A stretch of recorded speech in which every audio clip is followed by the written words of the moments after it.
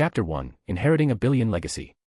In a luxurious seaside villa in California, USA, a teenager who looked about 15 or 16 was staring bewilderedly at several lawyers in front of him, who were in the process of finalizing contracts. At this moment, one could say that Zayn's heart was on the verge of collapse. Just a day ago, he was an ordinary young man in a mundane city on Earth. During his free time, he played games, visited bars, and flirted with girls. Although he didn't own a house or a car, he lived a relatively comfortable life. Who would have thought that, overnight, he would become a teenager in the United States? Most importantly, he wasn't in his original world anymore, he was in the famous Marvel universe. As for why Zayn knew he was in the Marvel world, one glance at the magazines on his desk revealed the answer. The cover displayed the charismatic Tony Stark, later known as Iron Man, a typical playboy, billionaire, and philanthropist, but noticeably younger in the photo than in the movies. Mr. Zayn, please accept our condolences. After the lawyers had Zayn sign a series of documents, they completed the handover and left, leaving Zayn alone in the living room, lost in thought. Suddenly, a memory surged into Zayn's mind. After absorbing the memories, he finally understood his current situation. Zayn, or rather Zayn Sai, was the sole heir of the Sai family. His parents, the previous owners of this body, had tragically died in a plane crash while on vacation. Consequently, Zayn naturally inherited their entire fortune, approximately a few $1 billion. After a while, Zayn slowly calmed down and began to organize his thoughts. Firstly, he was undoubtedly in another world. Looking at himself in the mirror, he appeared handsome with a hint of innocence, a completely unfamiliar face, confirming that it was a soul transfer, not a body transfer. Zayn was relieved to find that the blood flowing in this body still belonged to the Sai family. His parents were Chinese Americans. The grandfather of this body had built the group from scratch, and under Zayn's father, the group had thrived and become a giant in the fields of medicine, automotive, and computer industries. Zayn's current age was 16, and now, the entire Sai family only had him left.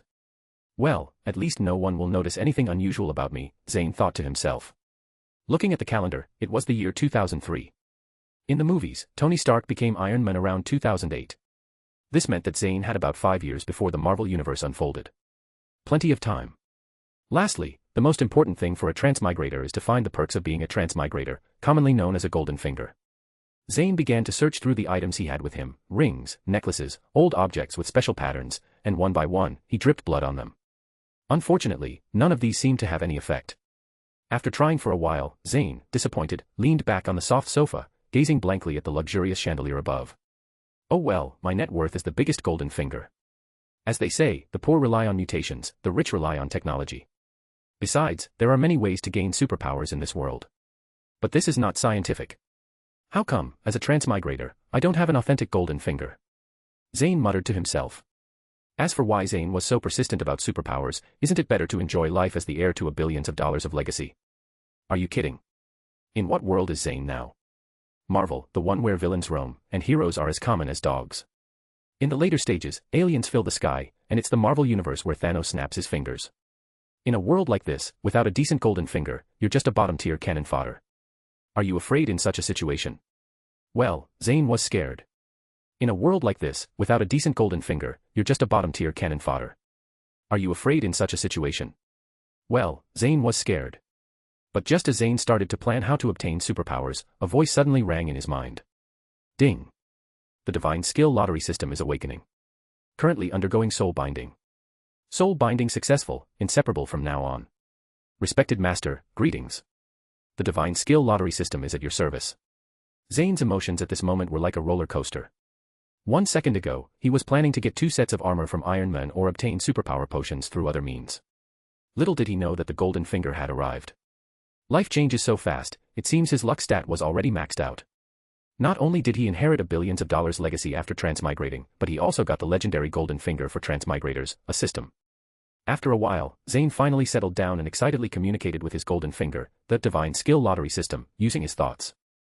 Where did you come from, why are you bound to me, and most importantly, what can you do? Dear Master, the system is an accidental product originating from the source of all worlds. Since its birth, it has been drifting in the spatial turbulence until it was enveloped by the Master's soul and arrived in this world. The system has only one function, which is to conduct skill lotteries. Ding, since the Master's emotions have stabilized, the transmission of system information begins. Zayn closed his eyes silently, beginning to accept the detailed information transmitted by the system. Unconsciously, the corners of his mouth curved up. Transmission complete. The system is officially open. Haha, this is great. I am now a true bona fide transmigrator. Open the character panel. Name, Zayn Sai. Age, 16. Active skills, none. Passive skills, none. Lottery draws, none. According to the different difficulty levels of the tasks, different levels of lottery chances are obtained. Ding, considering that the world the master is currently in is too dangerous, in order to ensure the master's safety, the system rewards a novice gift package. There's also a novice gift package, the system is exquisite. Quick, open it. Chapter 2, Lottery Draw. Ding, congratulations to the master for obtaining 3 indiscriminate lottery chances. Indiscriminate lottery. System, explain. Zayn asked with confusion. All right, master. The so-called indiscriminate lottery means that the master can obtain skills from C to SSS through the lottery, with the highest probability of obtaining C-level skills and the lowest probability of SSS-level skills, almost 0. System, let's negotiate. Look, the Marvel world is so dangerous. Can we change this indiscriminate lottery to an SSS-level lottery? If not, we can discuss SS-level as well. Does the master wish to proceed with the lottery? Tut. Zayn sighed in frustration. It seemed that his system lacked intelligence. It couldn't even negotiate. However, it was also good in a way. Zayn didn't want another consciousness living in his soul. All right. Zayn said with a tone of disdain, but the excitement in his eyes couldn't be suppressed. Does the master wish to proceed with the lottery? The system asked again. Okay, no, wait a moment. Zayn was about to agree subconsciously but seemed to remember something suddenly. He quickly stopped the system from proceeding with the lottery. Then, Zayn quickly ran to the bathroom, thoroughly cleaning himself. Zayn couldn't help but appreciate the enjoyment of the wealthy, as even the bathroom was almost as big as the rented room in his previous life. After taking a shower, Zayn changed into a new set of clothes, looking neat and tidy. But it didn't end there. Zayn began to pray to all the gods and Buddhas, doing everything possible to boost his luck, hoping to draw higher-level skills. After taking a shower, Zayn changed into a new set of clothes, looking neat and tidy.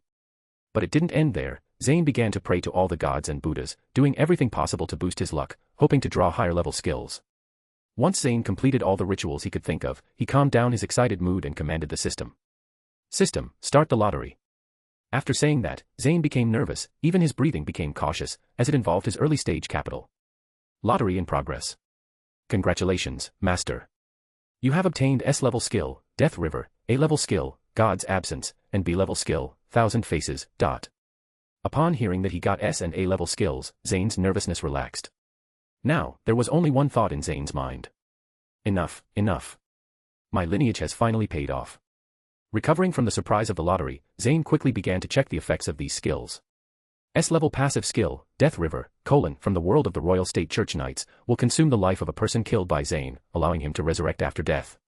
The more lives consumed, the more times he could resurrect. A-level active skill, God's Absence, from Hunter x Hunter, allows Zayn to eliminate his presence by holding his breath. Opponents couldn't see him, and even if they touched or attacked him, they wouldn't notice, with the maximum duration depending on the breath-holding time. B-level skill, Thousand Faces, from Chin's Moon, allows Zayn to transform appearances, change his appearance, voice, and dressing style, imitating the actions, expressions, and voices of others. After reading the introductions of these skills, Zayn suddenly realized that his system was more powerful than he expected. Even the Death River, a power bordering on immortality, was only an S-level skill. How formidable would the SS and SSS levels be? Detected that the master has a mutant ability. Rapid healing, compatible with S-level passive skill, Death River. Do you want to merge? Zayn hesitated for a moment. Having a mutant ability meant getting involved in the chaotic struggle of mutants. How could he develop low-key under such circumstances? System, what are the consequences of merging? Zayn pondered for a while and asked. Because the two are compatible, there is a high probability that the merger will develop in a direction beneficial to the master. However, there is also a possibility of failure, resulting in the master losing the mutant ability without any impact on the skill, Death River. The system replied promptly. So, whether successful or not, my mutant ability will disappear. Yes, the master's understanding is entirely correct. His eyes brightening, Zayn immediately gave the order to merge without hesitation. It's not that Zayn is timid, he is also helpless. Although his mutant ability is a life-saving choice, it's too hot to handle. As long as Zayn still has the X gene, he will inevitably be drawn into the battle of mutants and face the condemnation of most humans. Now, with the God-tier skill lottery system, why bother getting involved in unnecessary dangers for a mere mutant ability? Ding, starting the merge. Merge successful. Is it over? Yes, respected master, it's already successful. Zayn looked confused. He thought it would take longer, but it was all over in an instant. Regaining his senses, Zayn quickly checked the information of the new version of Death River. After all, it was the foundation for his early development. S-level passive skill, Death River, can consume the lives of people killed by Zayn to resurrect himself, allowing him to revive as many times as he consumes lives. After examination, it can also consume Zayn's resurrection times to resurrect others, as long as the time of death is within 24 hours, exceeding this time, even if Zayn consumes many resurrection times, it is useless. Phew, very good, very powerful. After reading it, Zayn breathed a sigh of relief and fell onto the soft bed. In this instant, Zayn's heart, which had been hanging since he arrived in the Marvel world, finally calmed down a bit. With these skills, as long as he developed cautiously, self-preservation was definitely more than enough. After inspection, the Master has understood the system. Issuing a task, Revenge. Task Introduction, the Master's parents' death is not an accident. Please find the murderer and end them. Task Reward, C-level lottery once. Task Punishment, none. Does the Master accept the task? It seemed like the system was afraid that Zayn wouldn't find the target, projecting a small map directly onto Zayn's retina the next moment. The map showed 6 red dots converging in the top floor meeting room of the corporation building. Chapter 3, I'll Remember You. Thank you MK6, or 3,999 for becoming my first patron. It seems to have been done by someone within the group, and to be able to create an accident without leaving any traces to avoid alerting my parents, it must be a high-ranking person trusted by the couple. Money does move people's hearts. Zayn muttered to himself. Accept. Immediately, Zayn accepted the task without hesitation. Even if the system didn't issue this task, Zayn planned to investigate the cause of death of the parents of this body. If it was an accident, it would be fine, but if it was intentional, Zayn didn't mind letting his hands get bloody for the first time. After all, Zayn crossed over and took possession of someone else's body, inheriting a fortune of billions. Zayn wasn't scum enough to enjoy the enormous wealth without doing anything. His conscience wouldn't allow it. Zayn took a deep breath and, based on the memories of this body, found a gun and several magazines in the bedroom drawer. Then, he activated the skill, Thousand Faces. Zayn's body was suddenly shrouded in black mist. When the mist dissipated, Zayn had transformed into a robust Caucasian man with a height of 190 centimeters. He looked completely different, and even his voice sounded different, gravelly and unsettling. Having tested it, Zayn found himself perfectly adapted to the changed body. He secretly praised the power of the skill. According to his memory, Zayn headed straight to the tower. Before leaving, he also activated God's Absence to prevent anyone from seeing him leave the villa. Half an hour later, Zayn skillfully arrived at the entrance of the building. In a concealed corner, he held his breath and activated God's Absence to check if anyone could see him. The security guard at the entrance seemed oblivious to Zayn's presence, allowing him to enter the building confidently. Once inside, Zayn walked into the shadows and deactivated God's Absence. He then followed a petite female employee into the elevator. Zayn took the opportunity to observe the young woman's appearance. Though not stunningly beautiful, she had a clean and pure look. Such women were rare in the open and direct culture of the United States. At the moment, she seemed like a frightened kitten, shivering in the farthest corner from Zayn, occasionally glancing at him and the elevator's display, afraid that Zayn might do something untoward. Anna swore that she had never felt time pass so slowly. She desperately wanted to escape from the elevator and put as much distance between herself and Zayn. The pitiful appearance made people involuntarily want to bully her. In reality, it wasn't her fault for being timid. Zayn's changed appearance was quite intimidating, with a height of 190 centimeters and bulging muscles, giving a strong oppressive feeling. Combined with the grim scar on his face, he exuded an aura of someone ready to commit violence at any moment. Zayn chuckled at Anna's uneasy demeanor. A mischievous inclination surfaced, and using his intimidating voice, he said, "What's your name?" Hearing Zayn's voice, Anna instinctively reacted, responding with a trembling voice, "Anna. Anna Pez." "Ah, just graduated this year?" "Yes, sir. I'm interning at the group." As if God had heard Anna's prayer, the elevator finally reached its destination. In the moment the doors opened, wearing high heels, Anna rushed out of the elevator at an Olympian sprint, as if there was a fearsome beast inside. Zayn watched her disappearing figure, unable to hold back a sly smile. Shouting after her, he said, "Anna, right. I'll remember you." Then, the elevator doors closed. Anna, who heard Zayn's words, froze in place. "He will remember me. He won't kill me, right? He is not a serial killer, right? No, he is terrifying but maybe not a serial killer, hopefully." In this state of fear, Anna stood still, tears swirling in her eyes. Her mind echoed with Zayn's words, "I'll remember you." Back in the elevator, Zayn retracted the smile on his face. Coldness appeared in his eyes as he glanced at the small map. The 6 red dots indicating the targets remained unmoved. It seemed that they wouldn't move for a short period, saving Zayn the trouble of running back and forth. Ding! With the sound of the bell, the elevator door opened, displaying the 65th floor on the screen. Planning to ascend the stairs to the 66th floor, Zayn decided to deactivate God's Absence. Although the skill could eliminate his presence, achieving an effect even more impressive than invisibility, opening the elevator door in front of others without anyone coming out would inevitably make people vigilant. Rapidly climbing the stairs, Zayn entered the 66th floor and, in an instant, held his breath to activate God's absence again. Then, he calmly walked past more than 10 armed guards, pushing open the door to the meeting room at the corner. Perhaps because the people inside were discussing confidential matters, the bodyguards kept a certain distance from the door. This conveniently worked in Zayn's favor. If the door suddenly opened without anyone coming out, Zayn would undoubtedly have to eliminate these guards, even if they were innocent. Entering the meeting room, Zayn saw 6 middle-aged men chatting animatedly. Glancing at their faces, he realized they were high-ranking executives from his own company, the individuals his parents had trusted the most. The couple is finally dead. Now, there's only that 16-year-old kid left. We can easily control him. Ha ha ha. That pair of assholes had been sitting on our heads for so long. I've wanted to get rid of them, but it's a pity we couldn't eliminate their child. Don't worry. Once that brat comes to his senses, we'll create an accident. The entire fortune of group will be ours. At that time, everyone here will have a wealth that can't be squandered in this lifetime. All right, everyone, let's toast to the success of our plan. After saying this, the 6 people raised their champagne glasses, excitedly envisioning their future loaded with wealth. It seemed these greedy beasts were discussing how to kill Zayn and legally obtain the enormous inheritance. Zayn stood nearby, looking at them with indifferent eyes, as if he weren't the person they had just planned to kill. There was no hint of anger in his eyes, as no one gets angry at a dead person. Chapter 4, Killing. Zayn took out the gun, walked behind one of the men, and with a loud bang, the head of the person who had been laughing a moment ago exploded like a smashed watermelon. Though Zayn had never used a gun before, aiming directly at his head made it impossible to miss. Zayn's execution skills were impeccable. In the instant the gun went off, the remaining 5 were splattered with blood, and their champagne glasses were tainted red. They were momentarily stunned, unable to believe that the person who had just been talking and laughing with them was now dead. Immediately, they cowered under the table.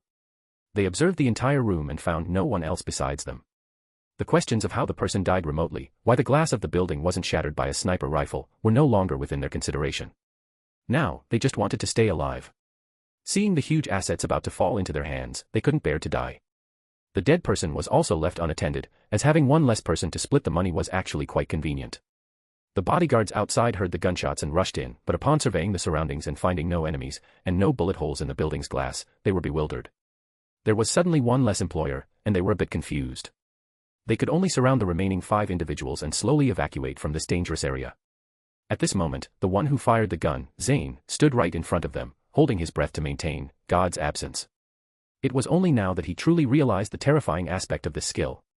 If it weren't for the necessity to hold his breath to activate the skill, this ability would not be merely A-ranked, it would undoubtedly be upgraded to S-ranked. This skill was undoubtedly an assassin's divine technique. Shooting someone in front of people, and no one can even notice you.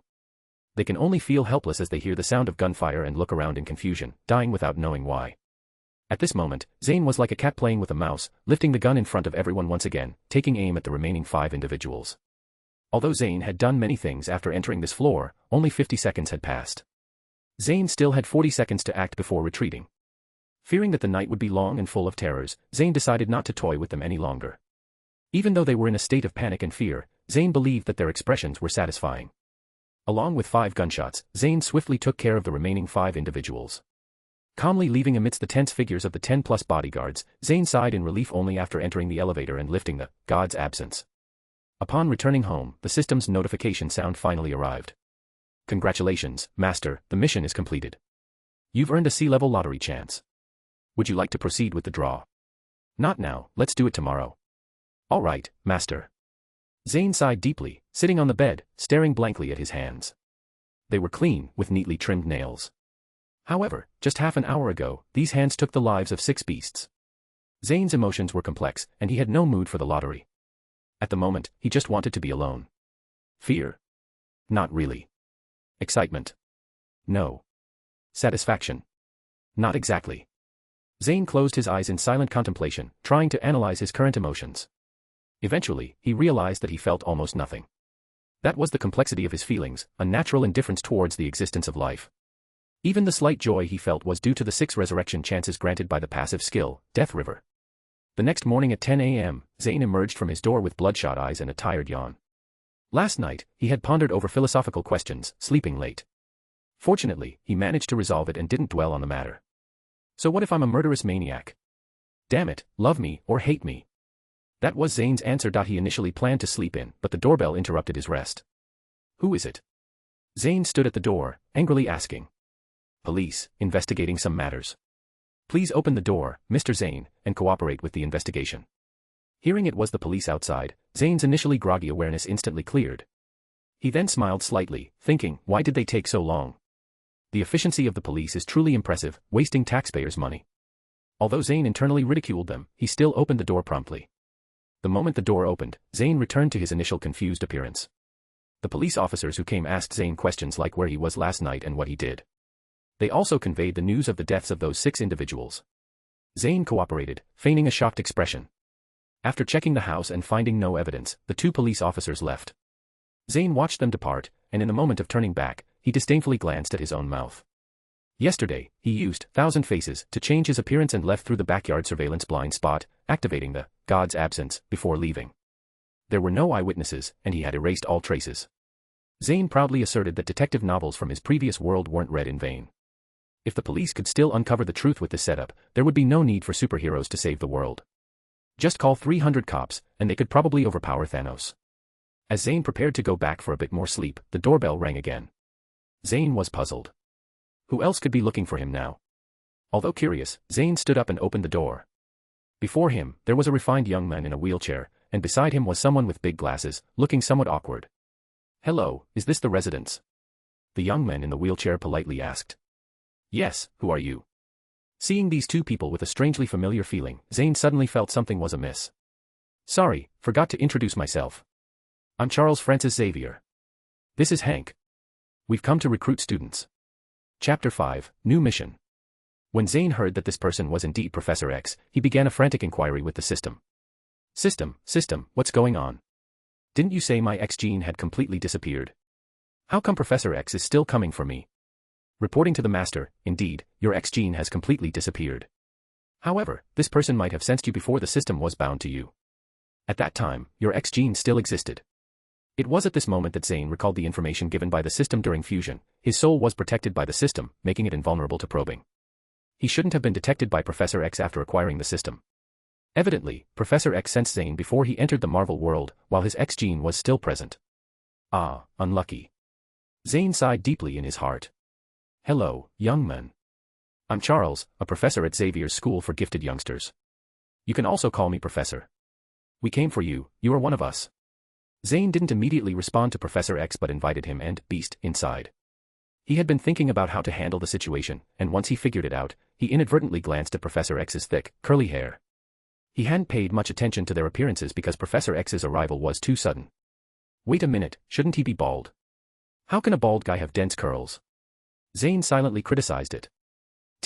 Professor X has experienced the reversal of the future plot, communicated across time with his future self. Seeing Charles like this, it should be after the Days of Future Past timeline, and next should be the Apocalypse plot. Zayn organized his words. Cough, Professor, you said I'm a mutant.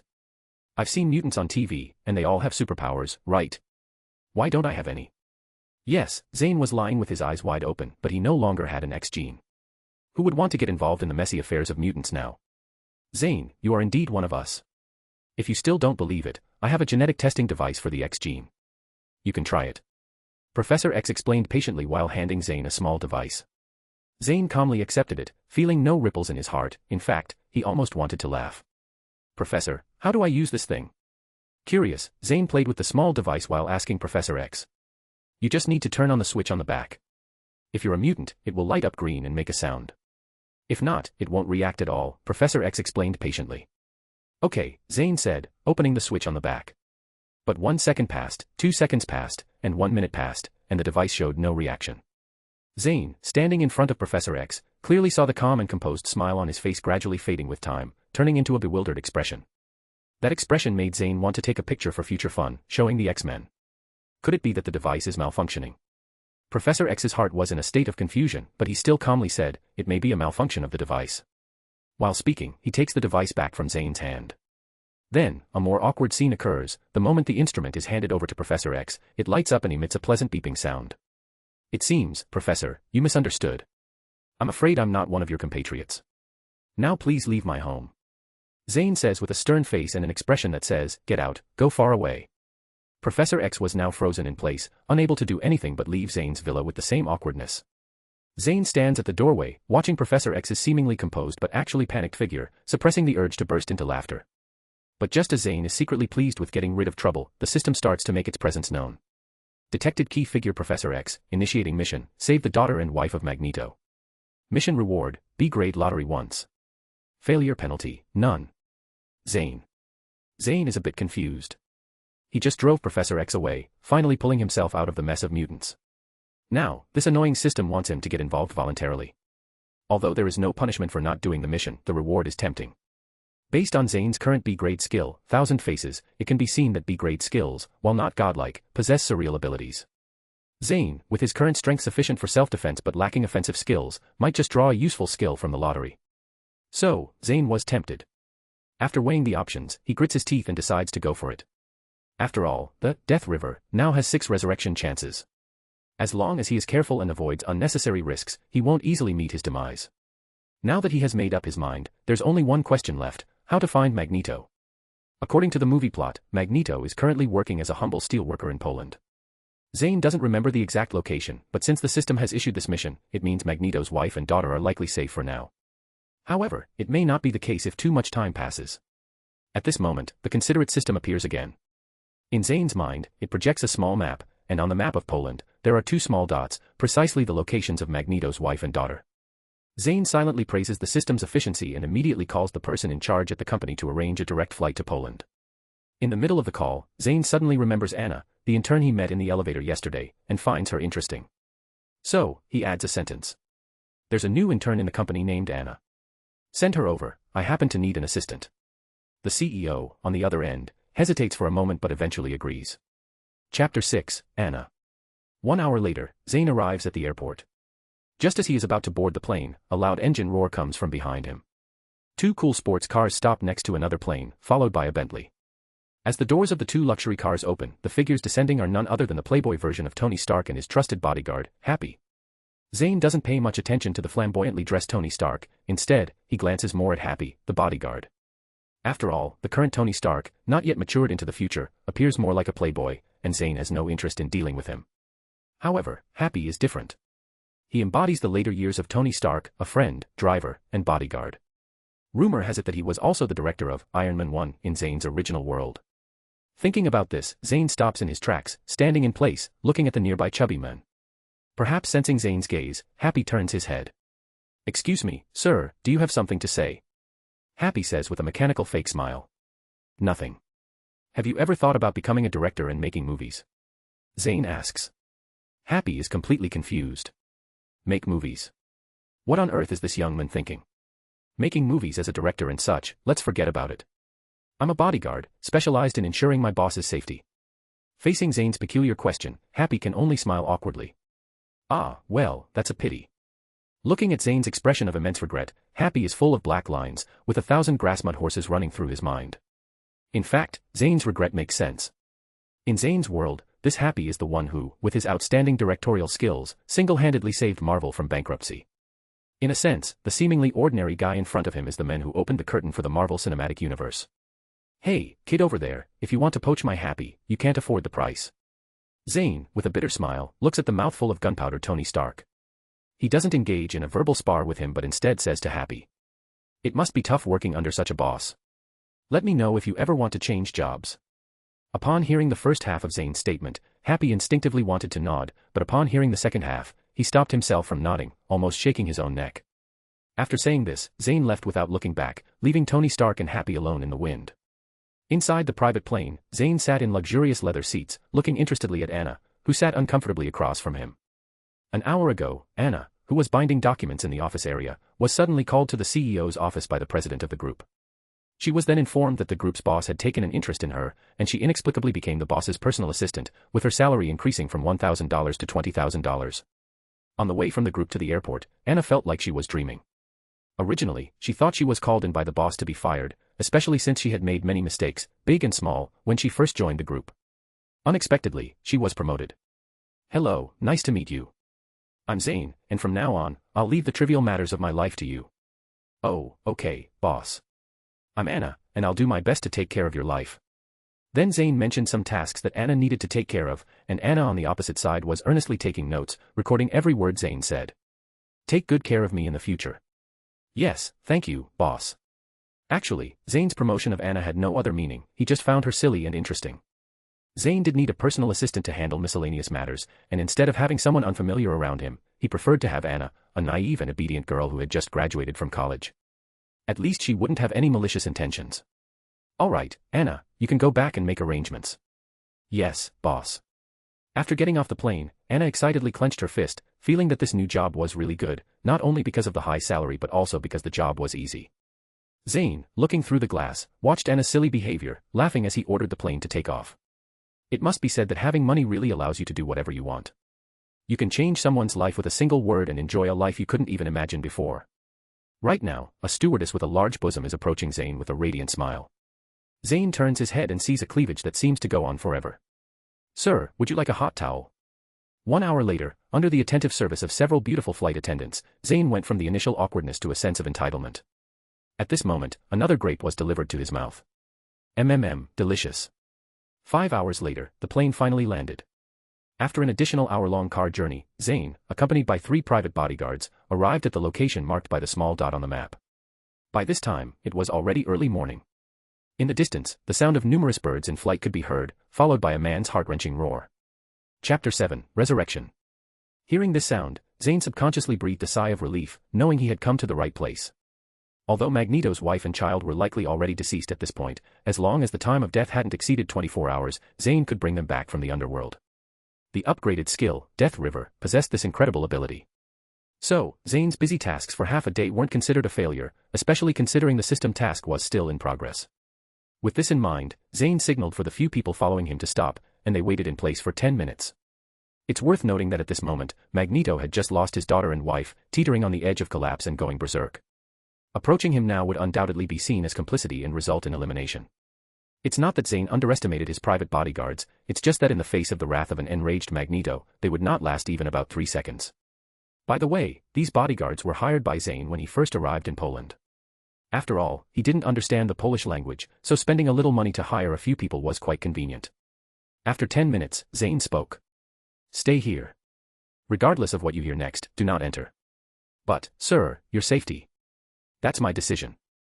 Zayn didn't wait for the bodyguards to object, he decisively entered the forest. The remaining bodyguards looked at each other in confusion. Crossing through the dense jungle, Zayn saw Magneto kneeling on the ground, holding his wife and daughter.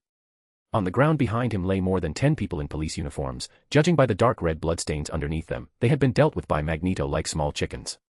Seeing this scene, Zayn stood silently in place, deliberately coughed twice. Cough, cough. Hearing the sound, Magneto suddenly raised his head, his eyes filled with despair and madness.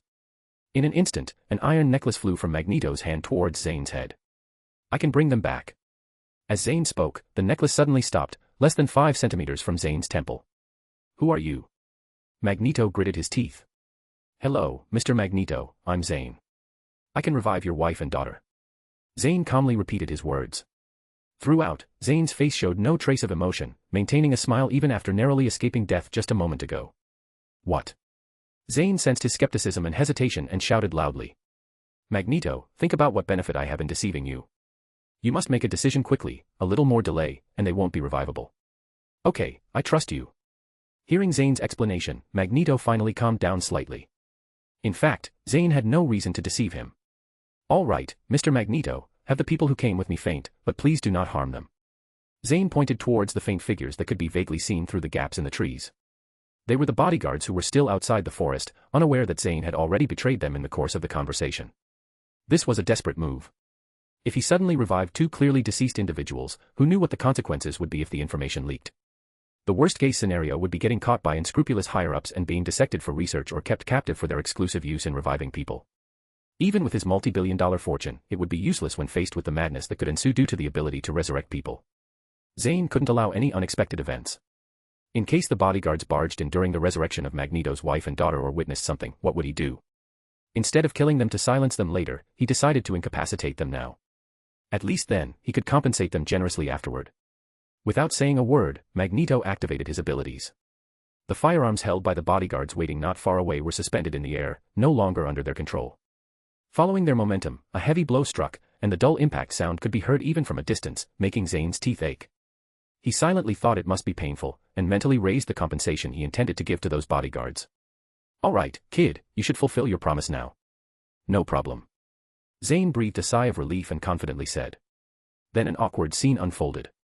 The bodies of Magneto's wife and daughter were pierced by an arrow, as if the arrowhead got stuck in some bone. Zayn was only 16 years old and didn't have much strength. He struggled for a while, his face turning red, but aside from enlarging the wounds on the two bodies, he couldn't pull the arrow out. Beside him, Magneto's veins bulged on his neck, looking like he was about to eat Zayn alive. Finally, unable to stand Zayn's futile attempts any longer, Magneto stepped forward, decisively pulled out the arrow, and gritted his teeth, saying, "Kid, you better resurrect them, otherwise, I won't let you off." Zayn awkwardly smiled, not saying much, and straightforwardly activated the Death River. However, during the resurrection, Zayn was stunned. When he was about to allocate the resurrection count, the Death River provided him with feedback. The number of deceased individuals in front of him was not 2 but 4. After being in a daze for quite some time, Zayn's brain finally turned the corner. It turned out that this woman was already pregnant before her death, and it was even twins. According to this setting, wasn't this Quicksilver and Scarlet Witch? P.S. Straightening out the timeline, or there might be several Quicksilvers.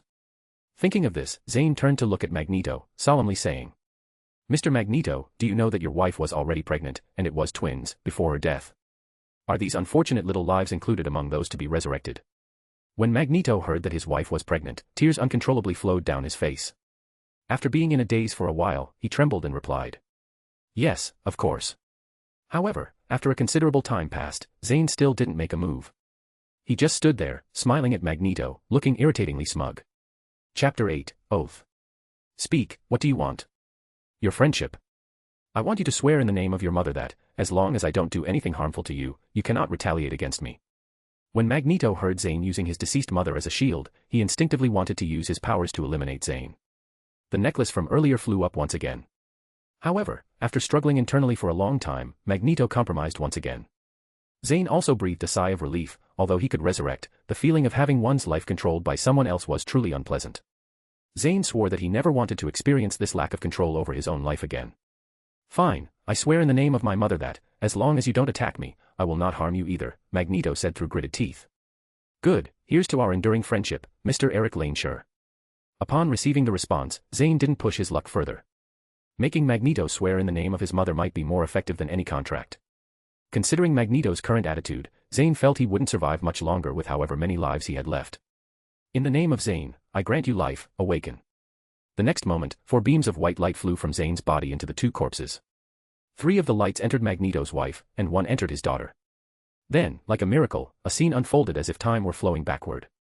The wounds on the 2 bodies rapidly healed, and even the clothing pierced by the arrows returned to its original state. Magneto joyfully watched this miraculous sight. "Daddy. Eric." Magneto heard his wife and daughter calling him again, their voices trembling as he hugged the 2 who had just been resurrected. The cautious manner seemed as if afraid this was a dream that would shatter with a touch. "Eric, how did we?" Magneto's wife spoke with confusion. It's nothing. You're back, that's what matters." Zayn smiled as he watched Magneto's family reunite. At this moment, he also received a notification sound from the system. "Congratulations to the Master for completing the mission. Due to the Master resurrecting the future Quicksilver and Scarlet Witch, you have exceeded the mission requirements and earned 1 A-level skill draw." Damn, surprises always come so suddenly. Indeed, being a good person has its rewards. Zayn shamelessly thought, completely forgetting how he had acted recklessly in front of Magneto.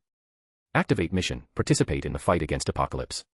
Mission rewards, depending on the level of participation, the highest is an S-level skill draw, and the lowest is a C-level skill draw. Mission penalty, none. Does the Master accept the mission? At this moment, Magneto held his resurrected wife and daughter, deeply looking at Zayn, who alternated between silly smiles and hesitation. This young boy who looked like he was only 15 or 16 completely overturned his understanding. This boy not only pulled his wife and child back from the hands of death but also calmly negotiated conditions with him. Magneto wasn't so fallen that not even a young boy could intimidate him. However, Zayn, at this moment, was not considering Magneto's feelings. He was torn between accepting the new mission issued by the system. Whether to accept the mission or not wasn't a dilemma for Zayn. After all, there was no punishment for failing the mission. Zayn's dilemma was that he had just confronted Professor X yesterday. Now, going enthusiastically to face Apocalypse, with Professor X's temperament, Zayn was sure to attract his attention. When that happened, many of Zayn's plans would be ruined. Even if he used the 1,000 Faces disguise to go to Cairo and participate in the battle against Apocalypse, it wouldn't work. 1,000 Faces could seamlessly disguise the outer appearance, but things like DNA and mental fluctuations couldn't change. Considering the background of the skill from the Qin's moon world during the Qin dynasty, there was no concept of DNA. And Professor X was a master of manipulating the mind. Zayn's disguise would be utterly ineffective in front of him. Zayn hadn't drawn any impressive attack skills yet, and even if he went, he would just be an ordinary passerby. In the end, Zayn thought of a solution that wasn't really a solution. Okay, master. After comforting his wife and daughter, Magneto walked up to Zayn with an awkward expression and said, Well, kid, thanks. Your name is Zayn, right? I'll keep my promise, and if you ever run into trouble, you can come find me. Zayn looked up at Magneto, who was in a somewhat sundress state. Indeed, the online comments about him being a Chinibu with a touch of arrogance were spot on. If he ever met his good buddy, Professor X, their combined Chinibu level would probably break through the sky. However, Zayn found Magneto's words fitting. All right, I'll follow you from now on. I have a feeling that interesting things happen when I'm with you. After saying this, Zayn smiled at Magneto, radiating a sunny atmosphere. Magneto, watching Zayn climb up smoothly, couldn't help but recall his outrageous words and actions earlier. His mouth involuntarily twitched. What about your people? Chapter 9, Magneto. Oh, right. Zayn suddenly realized and nodded, indicating that he understood. Magneto was utterly baffled. What on earth did you understand? Zayn cheerfully skipped over to the fallen bodyguards, took out paper and pen from their pockets, and wrote some words like, "Stay here, no need to look for me." He also grabbed a handgun and returned to Magneto. Let's go, I've made it clear. Magneto had a black line on his face but didn't refuse Zayn, letting him tag along. Hey, cute little sister, tell big brother your name. How old are you this year? Zayn noticed Magneto's daughter, who was looking at him with curiosity, her big eyes wide open. Unable to resist her cuteness, he took the initiative to speak. I am Nina, and I just turned 8 today. Uncle, who are you? Little Nina, I'm Zayn, also, call me big brother. Being called uncle left Zayn's face full of black lines. Damn it, he's only 16 this year, even though he mentally feels close to 30. Oh, by the way, Nina, do you want some candy? I have delicious lollipops. Indeed, for children, especially little girls, lollipops are the best temptation. Nina was now happily sucking on a lollipop, her face showing a happy smile as she called Zayn big brother. As for where the lollipops came from, isn't carrying lollipops a basic thing for a mature man? Magneto watched his precious daughter gradually succumb to Zayn's candy onslaught, resisting the urge to lift Zayn up and give him a beating. He picked up his daughter, separating her from Zayn. Zayn had a wicked smile on his face. He wanted to win over Nina right under Magneto's nose. On the side, Magneto's wife watched this scene, unable to suppress a chuckle. She felt that Zayn, who appeared young but exuded a mature and stable aura, was quite interesting. Her usually mature and stable husband seemed to undergo a complete transformation in Zayn's presence, sparking strong curiosity in her. However, she didn't proactively ask her husband about this young man and how she, along with Nina, had been resurrected. Eric hadn't taken the initiative to explain, and there must be a reason for that. Perhaps it was because of this understanding wife that Magneto never completely turned to the dark side. And so, Zayn and the Magneto family gradually moved away, seemingly forgetting that there were several fully armed bodyguards lying on the ground. The morning was already chilly, coupled with the dense moisture in the woods. Hopefully, they wouldn't catch a cold. Plop. A fresh bird dropping landed on the bodyguards' brand new suits. After returning to Magneto's residence, his wife efficiently packed some luggage. Following Magneto's arrangement, she left Poland. As for the destination, Zayn didn't know, and Magneto wouldn't let Zayn know. However, someone on the other side would surely take care of them. Although this self-independent woman was married to a somewhat Sundra and Chinibu individual, there was no denying that this guy had a charismatic personality, a natural leader. After waving goodbye to little Nina, Zayn and Magneto sat in the pickup truck in silence. Spill it. What do you really want to do? Magneto said coldly. Now calm, he couldn't believe that Zayn had resurrected his wife and daughter and 2 unborn children just for friendship and that vow. The reason was apparent, Zayn hadn't gained any substantial benefits throughout. You plan to go back and kill all those who betrayed the steel mill. Faced with Zayn's inexplicable words, Magneto remained silent for a while. Yeah, you plan to stop me. Ha ha ha, don't joke. What do they have to do with me? What benefit do I gain by stopping you? Magneto looked at Zayn, who was laughing, with a cold feeling in his heart. If an adult said something indifferent to human life, it would be normal, but hearing such words from a young man like Zayn was terrifying. All right. Since you insist on making a request, then I'll make 2. First, you must passively observe all my actions today. Even if someone wants to kill me, you should not intervene. Second, you must keep everything about me confidential, especially the fact that I can resurrect others. As long as you fulfill these 2 points, I consider the debt for saving your wife and children repaid. Of course, our friendship will still endure. Zayn had a faint smile on his lips, as if everything was under his control. Fine, I agree. And, thank you. Magneto fell silent for a moment, perhaps feeling that these 2 requests were too simple, so simple that he wondered if Zayn had some other plot, even though the first request was a bit strange. Upon hearing the thank you, Zayn was momentarily stunned, then grinned at Magneto. You're welcome. Perhaps the entire world didn't understand the inner struggles of Zayn at this moment. Suddenly arriving in a strange and dangerous world, the possibility of meeting a bad end if he didn't become stronger was very high. Zayn was just an ordinary person. He couldn't do what other transmigrators did, casually accepting and then flaunting their abilities in a new world. His heart was currently filled with confusion about his future, and all of this required time for Zayn to calm down. That's why Zayn wanted to seize every opportunity to become stronger. He needed to be strong enough to control his own future. Otherwise, why bother putting so much effort into completing missions? He could just lie at home, enjoying life as a second-generation rich kid. With the amount of money he had, he probably wouldn't be able to spend it all in his lifetime. He could buy luxury cars, mansions, and flirt with girls whenever he wanted. Wouldn't that be better? The 2 sat in the moving car, and since the beginning of their conversation, neither of them had spoken a word. Magneto couldn't help but recall everything that had happened since he encountered Zayn. It felt like this short half-day was as long as half a year. He had experienced betrayal from co-workers, the death and resurrection of his wife and daughter, and the addition of a pair of twins. Because of him, his family had to leave their home and go into exile. These events made even a resolute and strong individual like Magneto feel a wave of exhaustion. Suddenly, Eric was surprised to find that since Zayn appeared, he had been in a passive position. The initiative had always been firmly in the hands of this young man. Thinking about it, Magneto suddenly felt a somewhat ridiculous sense of gratitude for the vow he made to Zayn. He admitted that at this moment, he felt fear towards Zayn, not towards the current Zayn, but towards the Zayn who would grow up in the future. Who knows how formidable Zayn, with his current extraordinary mentality, political acumen, and abilities, would become in the future. In Magneto's eyes, Zayn would undoubtedly become a powerful figure in various senses. Now, he unknowingly regarded Zayn as an equal, not just a child. The requests Zayn made were also engraved in his heart. In Magneto's contemplation and Zayn's idleness, the pickup truck had unknowingly arrived at the entrance of the steel mill.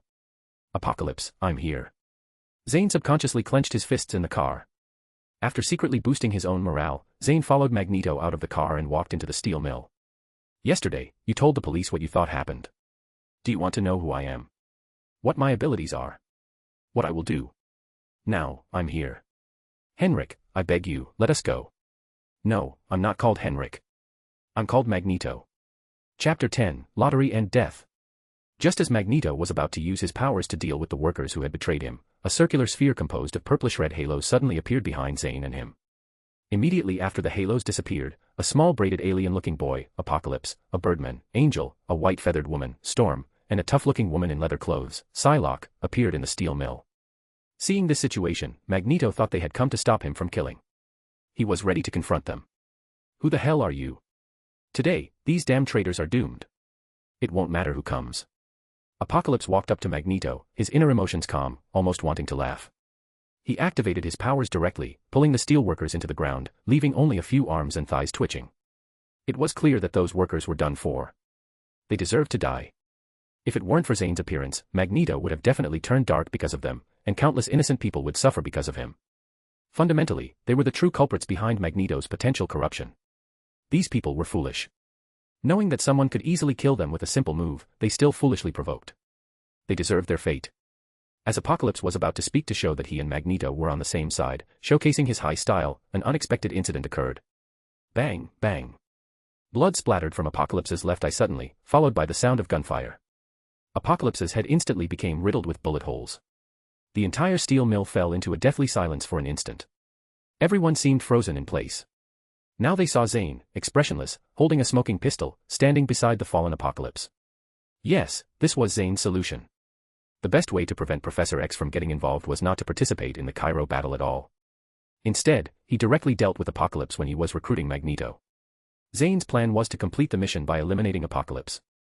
As soon as Apocalypse and the three horsemen were transported here by Apocalypse, Zayn activated his skill, God's Absence, holding his breath. Then, picking up the pistol he had taken while leaving a message for the bodyguards, he shot Apocalypse in the eyes until the entire magazine was empty, only releasing the skill in front of the three horsemen and Magneto. In the original world, even Mystique could slash a large opening in Apocalypse's neck with a knife, indicating that Apocalypse's body strength was still within the range of a normal person. That's why Zayn came up with such a plan to perfectly outsmart Apocalypse. However, Zayn wasn't naive enough to believe that he could solve the big boss Apocalypse just like that. Indeed, the moment Zayn released his skills and revealed his form, he was immediately controlled by the three knights who were already under Apocalypse's command. Then, at some point, Apocalypse, whose head had been smashed on the ground and was already in a terrible state, somehow returned to his original state. Apocalypse, expressionless, stood up, and in the next moment, countless yellow sand particles enveloped Zayn like a cocoon. Magneto, seeing this scene, just wanted to intervene, but Zayn's first request to him suddenly flashed in his mind. Within today, you must watch all my actions coldly, even if someone wants to kill me, you must not intervene. Just as Magneto hesitated about whether to take action, Apocalypse suddenly clenched his fist, and a Marvel version of Sandstorm Burial appeared, with the target being Zayn, who had taken the initiative to die. Let's go, my child. Apocalypse regained his composure, as if nothing had happened just now. Okay. Magneto, after looking at the body on the ground that was no longer human-shaped for a while, then walked into the halo with Apocalypse. He didn't believe that Zayn had died just like that, especially considering the miraculous resurrection that had happened before. He was only puzzled about Zayn's purpose in being so reckless. Sigh, incomprehensible, truly incomprehensible, Magneto muttered to himself. After Apocalypse left with his new 4 horsemen, the entire factory fell silent. In the next moment, countless splashes of blood seemed to be drawn by some kind of force, rapidly converging on Zayn's body, which was already riddled with wounds. 3 seconds later, Zayn, whose clothes were completely restored and undamaged, crouched on the ground, pale-faced, panting heavily. Who? Death was not scary for Zayn, it felt similar to waking up after a nap. The key was that Apocalypse's method of killing him was painfully brutal. After a while, Zayn recovered, went outside, returned to the small grove where he first encountered Magneto, and woke up the several bodyguards who were still in a state of unconsciousness. He settled the final payment for them, gave them a generous compensation, and told them to keep the trip confidential. Then he boarded a plane back to the United States. As he sat on the plane, Zayn organized his thoughts and silently said, "System, open the character panel. Name, Zayn Abs. Age, 16. Active skills, A level, proof of God's absence, B level, A thousand faces. Passive skills, S level, Death River, remaining resurrections, 1. Lottery entries, A level skill lottery 1 time, C level skill lottery 1 time. Regarding the mission to defeat Apocalypse, Zayn estimates that it will have to wait until Jean, who possesses the power of the Phoenix, takes down Apocalypse before it can be concluded. Only then can Zayn assess his completion and receive rewards. For now, he decides to use the 2 lottery chances. So, while on the plane, Zayn requested a hot towel from the flight attendant and meticulously wiped his hands to prevent any interference with the lottery results due to darkened hands. Phew, the system used up those 2 lottery draws for me. Zayn breathed a sigh of relief and commanded the system to start the lottery. Though not his first time, Zayn still felt the usual tension when it came to lottery draws. Commencing the lottery. Lottery completed. Chapter 11, New Skills. Congratulations, Master, on obtaining the C-rank passive skill, Culinary Master, and the A-rank passive skill, Son of Death. The A-rank skill, Son of Death, is from League of Legends, featuring the Metal Master Mordekaiser. When the owner kills a life, the soul is bound to the owner until it disperses, and the owner gains a small amount of soul energy to strengthen their own soul. The C-rank skill, Culinary Master, is from Cooking Master Boy, focusing on cuisine, with dishes emitting light. Zayn slumped in his chair, hands covering his face. Darn it, the system is toxic. Why have I drawn 5 times and not gotten a single attacking skill? While these skills were powerful, truly befitting the name of God-tier skill lottery, wasn't the most common thing in anime, games, novels, and movies attacking skills. Why didn't he get even one? He would have settled for a small fireball for style. Well, Son of Death is still a pretty awesome skill. As long as Zayn can kill enough people, future cosplay as the King's Force might not be impossible. As for Culinary Master, Zayn had no high expectations for a C-rank skill. But it's not bad, at least he won't have to eat the junk food anymore. Who knows how people manage to eat burgers, pizzas, and cola every day without getting tired of it. The moment he returned home, Zayn collapsed directly onto his bed, falling asleep without even taking off his clothes. These days had been exhausting for him, mentally and physically. However, hard work and rewards are directly proportional. His character panel now looked vastly different from the initial 3-blank interface. Name, Zayn Sai. Age, 16 years old. Active skills, A rank, God's Absence, B rank, 1000 Faces. Passive skills, S rank, Death River, remaining resurrection times, 1, A rank, Son of Death, C rank, Culinary Master. Lottery draws, none. Though Zayn couldn't directly confront any superhero or supervillain, he at least had basic self-defense capabilities. With the combination of his skills, he might even be able to outsmart specific individuals, like Iron Man and War Machine when they're not in battle attire. Zayn only woke up deep into the night, refreshed his face with cold water, and then went to the study to start writing down all the Marvel plot details from his memory, planning the path for his future. Rather than adapting to circumstances and dealing with situations as they come, Zayn prefers to plan ahead and keep all variables under his control. Just as Zayn was still in the planning stage, the system's notification sound finally came. Congratulations, Master, on completing the mission, defeating Apocalypse. Contribution evaluation is in progress.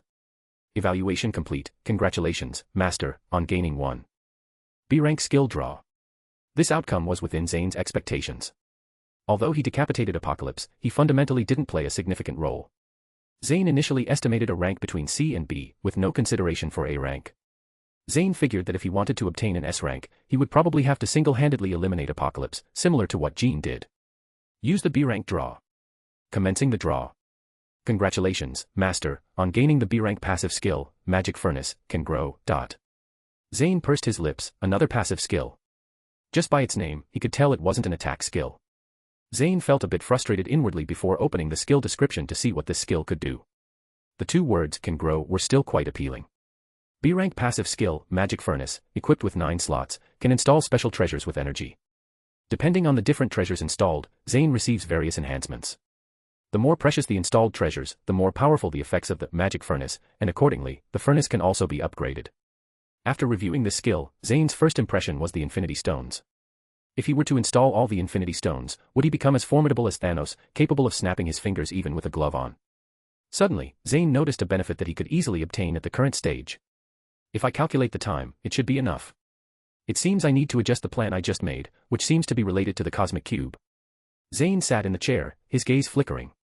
The darkness blurred his face, and at this moment, it was unclear whether the expression on his face was one of excitement or anxiety. The next day, Zayn drove a stylish Ferrari towards the abandoned site where Captain America's original military camp was located. As for why he was going there, Zayn was doing it for someone who had long been deceased. Zayn's target this time was a character who had made very few appearances in the Marvel Cinematic Universe but was an undisputed genius scientist. To directly call him a genius might not catch everyone's attention since Marvel is abundant with geniuses. To put it bluntly, this person's intelligence was on par with Tony Stark, making him an extremely impressive figure, despite the unfortunate twists of fate. This person is none other than Arnim Zola, the #1 scientist of Hydra 60 years ago. You might not have much of an impression with that name, so let's put it another way. He's the short guy who wore a white coat, had a small pair of glasses, and followed Red Skull around. More precisely, he's a dwarf. In the technological era 60 years ago, which was quite primitive by today's standards, this person managed to research various weapons powered by the energy of the cosmic cube in less than a year. It might sound ordinary, but Howard Stark, Iron Man's old man and recognized as even more of a genius than Iron Man, despite having the cosmic cube at his disposal, took the combined forces of S.H.I.E.L.D. 60 years to make any substantial progress in this technology. They couldn't even replicate it. From a scientific and technological standpoint, it wouldn't be an exaggeration to say that Zola was a man Howard devoted his entire life to trying to catch up with. The same man, 25 years ago, found out he had cancer and, in response, stored his consciousness in a computer. Considering the state of computers 25 years ago, even in such adverse conditions, Zola could achieve things that no one else can do even today. He could be considered a god-tier existence. Chapter 12, Skynet. Unfortunately, this god-tier ally was betrayed by Hydra and left with nothing but bones. By the time of Captain America 2, he was treated as little more than cannon fodder. It's no wonder Hydra, even today, can only exist in the shadows, like a rat in the sewer. They deserved it.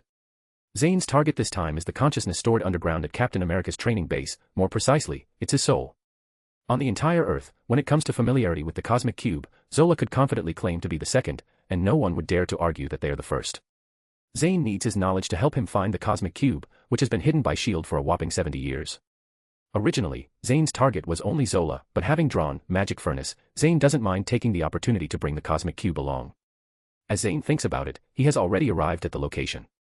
After cutting through the iron wire mesh with pliers on the passenger seat, Zayn headed directly to the secret lab underground, guided by the impressions from the movies. After opening the secret door, Zayn took out a password decoder prepared in advance from his backpack, effortlessly reaching his final destination. Zayn didn't open the computer storing Dr. Zola's consciousness. Who knows if it will attract a missile attack, similar to the plot of Captain America 2. Zayn isn't afraid, after all, he has the S-rank skill Death River as a safety net. However, if the computer storing Zola's consciousness is damaged, that would be a real waste. Seeing this, Zayn took out a few bottles of Molotov cocktails he had just made this morning from his backpack. After lighting them, he threw them towards the neatly arranged old-fashioned computer case. Then, he quickly retraced his steps, preventing himself from being affected by the fierce flames. Zayn stood outside, watching the entrance emit black smoke for about half an hour. Finally, a humanoid data stream suddenly appeared from the sea of flames in the secret base. This humanoid data stream seemed to be pulled by some unknown force and directly penetrated the ground, entering Zayn's body. At the same time, Zayn's mind felt a sudden clarity. Many things that were previously unclear now made sense. It must be the blessing of the soul energy brought by Son of Death. Zayn looked at the additional figure in the soul space of Son of Death and smiled triumphantly. So what if Zola was brainwashed by Hydra? Now, he had no choice but to obediently follow Zayn's command. Indeed, by burning down this base, Zayn, in a sense, killed the version of Zola living in the computer. As stated in the description of the Son of Death skill, the soul of the life killed falls under Zayn's control. The concept of life is broad, including not only living humans but also Zola's consciousness. So, under the effect of the Son of Death skill, Zola's soul now belonged to Zayn. Zola, what kind of existence are you now? Zayn summoned Zola, but Zola's soul was different from an ordinary person's. It was a humanoid computer data stream, with countless zeros and ones flowing over it. Master, you've saved me from the computer. Now, I can be considered an intelligent life. In the world of the internet, I am omnipotent. Good, good, good. You should say your goodbyes to the past. From now on, you'll be called Skynet, and don't forget to call me the boss. Okay, boss. Zayn repeated good 3 times, showing his excitement at this moment. After all, this was an intelligent life, essentially a god-level existence on Earth. Artificial intelligence is divided into 3 levels: weak artificial intelligence, strong artificial intelligence, and the highest level, intelligent life.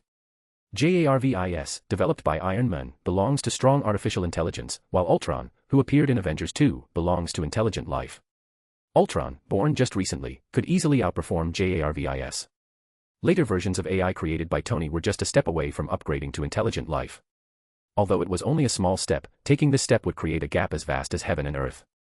From strong artificial intelligence to intelligent life, it still lacked one crucial factor: creativity. Yes, intelligent life possesses innovative abilities. Just like Ultron, who could discover the fusion of vibranium and cells, under the technical support of Helen Cho, he created a body for himself. Unfortunately, he was eventually defeated by Vision. Dr. Zola lacked nothing but creativity, and Zayn vaguely seemed to see countless mechanical armies waving at him. Boss, may I access the network? Skynet's words brought Zayn back from his thoughts. Looking at Skynet in front of him, everything seemed pleasing to the eye. Permission granted, but don't let anyone notice. Understood, boss. Zayn unhesitatingly opened the gateway for Skynet to connect to the outside world. From now on, wherever the internet exists, Skynet will be omnipresent. Moreover, after connecting to the network, Skynet will learn and evolve at a speed that humans cannot comprehend, eventually becoming a godlike existence in the virtual world. After finishing speaking, Skynet dove into Zayn's phone and, through the phone's network, uploaded itself to the internet. From now on, unless human society regressed to the Stone Age, Skynet would be an indestructible existence. If Zayn didn't impose any restrictions, Skynet could probably destroy Earth's civilization effortlessly. Of course, this was under the condition that the superhumans hidden on Earth didn't intervene. Otherwise, just someone like Professor X could wipe out Skynet. This was currently a weakness of Skynet: it lacked defense against mind and soul manipulation, and Professor X was an expert in this field. However, Zayn believed that this weakness would soon be addressed. The helmet on top of Old Man Magneto's head looked decent. If Skynet created a body for itself and developed corresponding technology based on the principles of that helmet, everything would be settled. Chapter 13, Lorna Dane. Thinking about this, Zayn suddenly froze. He realized that his current thoughts were surprisingly similar to Iron Man's, creating a countermeasure armor whenever faced with a formidable opponent. Why were his thoughts becoming like Tony Stark? Zayn shook his head, pushing away the stray thoughts, and ordered Skynet to first learn about robotics and artificial intelligence-related stuff. Afterward, Skynet carefully erased any traces of Zayn left in this secret laboratory. After all, this was not a place to stay for long. Zayn sat in the car, humming an unknown tune with a cheerful mood. This trip was indeed full of gains. Originally, Zayn only planned to bring Zola's soul under his control and then establish a laboratory for him to develop various technologies. As for why he wanted to develop technology, the reason was simple: for money. In the capitalist country of the United States, having money meant having the freedom to do anything. The magic of money was unleashed to the maximum extent in this country. As long as you had enough money, you could even directly influence the choice of the president. It could be clearly stated that in the United States, having money equaled having everything, including power. Zayn wanted to establish his own power, and money was indispensable for that. The assets of his group, with $1 billion, were still a bit insufficient, and most of the group's projects were civilian-oriented, giving Zayn less influence in government and military matters. Looking at Iron Man with assets of $100 billion, who dealt with weapons and later ventured into the energy industry, it was clear that he could ignore those senators. Although Tony Stark wasn't a great person, his methods were impressive. Zayn was striving towards the goal of accumulating $1 billion in assets. Unexpectedly, Zola's consciousness, under the effect of Son of Death, turned into intelligent life. Zayn's current mood was like winning the lottery, hoping to get back the invested $5 but unexpectedly winning $5 million, a pleasant surprise. The stronger Skynet became, the happier Zayn was. Zayn had absolute control over Skynet, and the A-level skill, Son of Death, was not just for show. Some people back in his world might have thought of letting Skynet control nuclear missile controllers, wouldn't they then be invincible then? Zayn could only say that those people had read too many novels. Strategic weapons like missiles and nuclear bombs had independent networks. Skynet couldn't connect to them at all. Even if it could, the last step of launching required manually pressing a button, fundamentally eliminating the possibility of being directly controlled by hackers. On the car, Zayn was thinking about going home to celebrate with the C-level skill, culinary master, and see what kind of luminous dishes he could create. So, he picked up his phone and called his assistant, Anna, instructing her to buy the ingredients. It must be said that having a personal assistant is really convenient. Anna takes care of the cleanliness of the villa and manages Zayn's travels, saving him a lot of unnecessary worries. Meanwhile, on the streets of the Queen's district, two burly men were beating a frail figure curled up on the ground. Through the fists and kicks, it could be seen that the small figure was using her body to protect 2 pieces of bread. The people around were just watching without any intention of helping, as if enjoying the spectacle. You little bastard, dare to steal bread. Watch me beat you to death.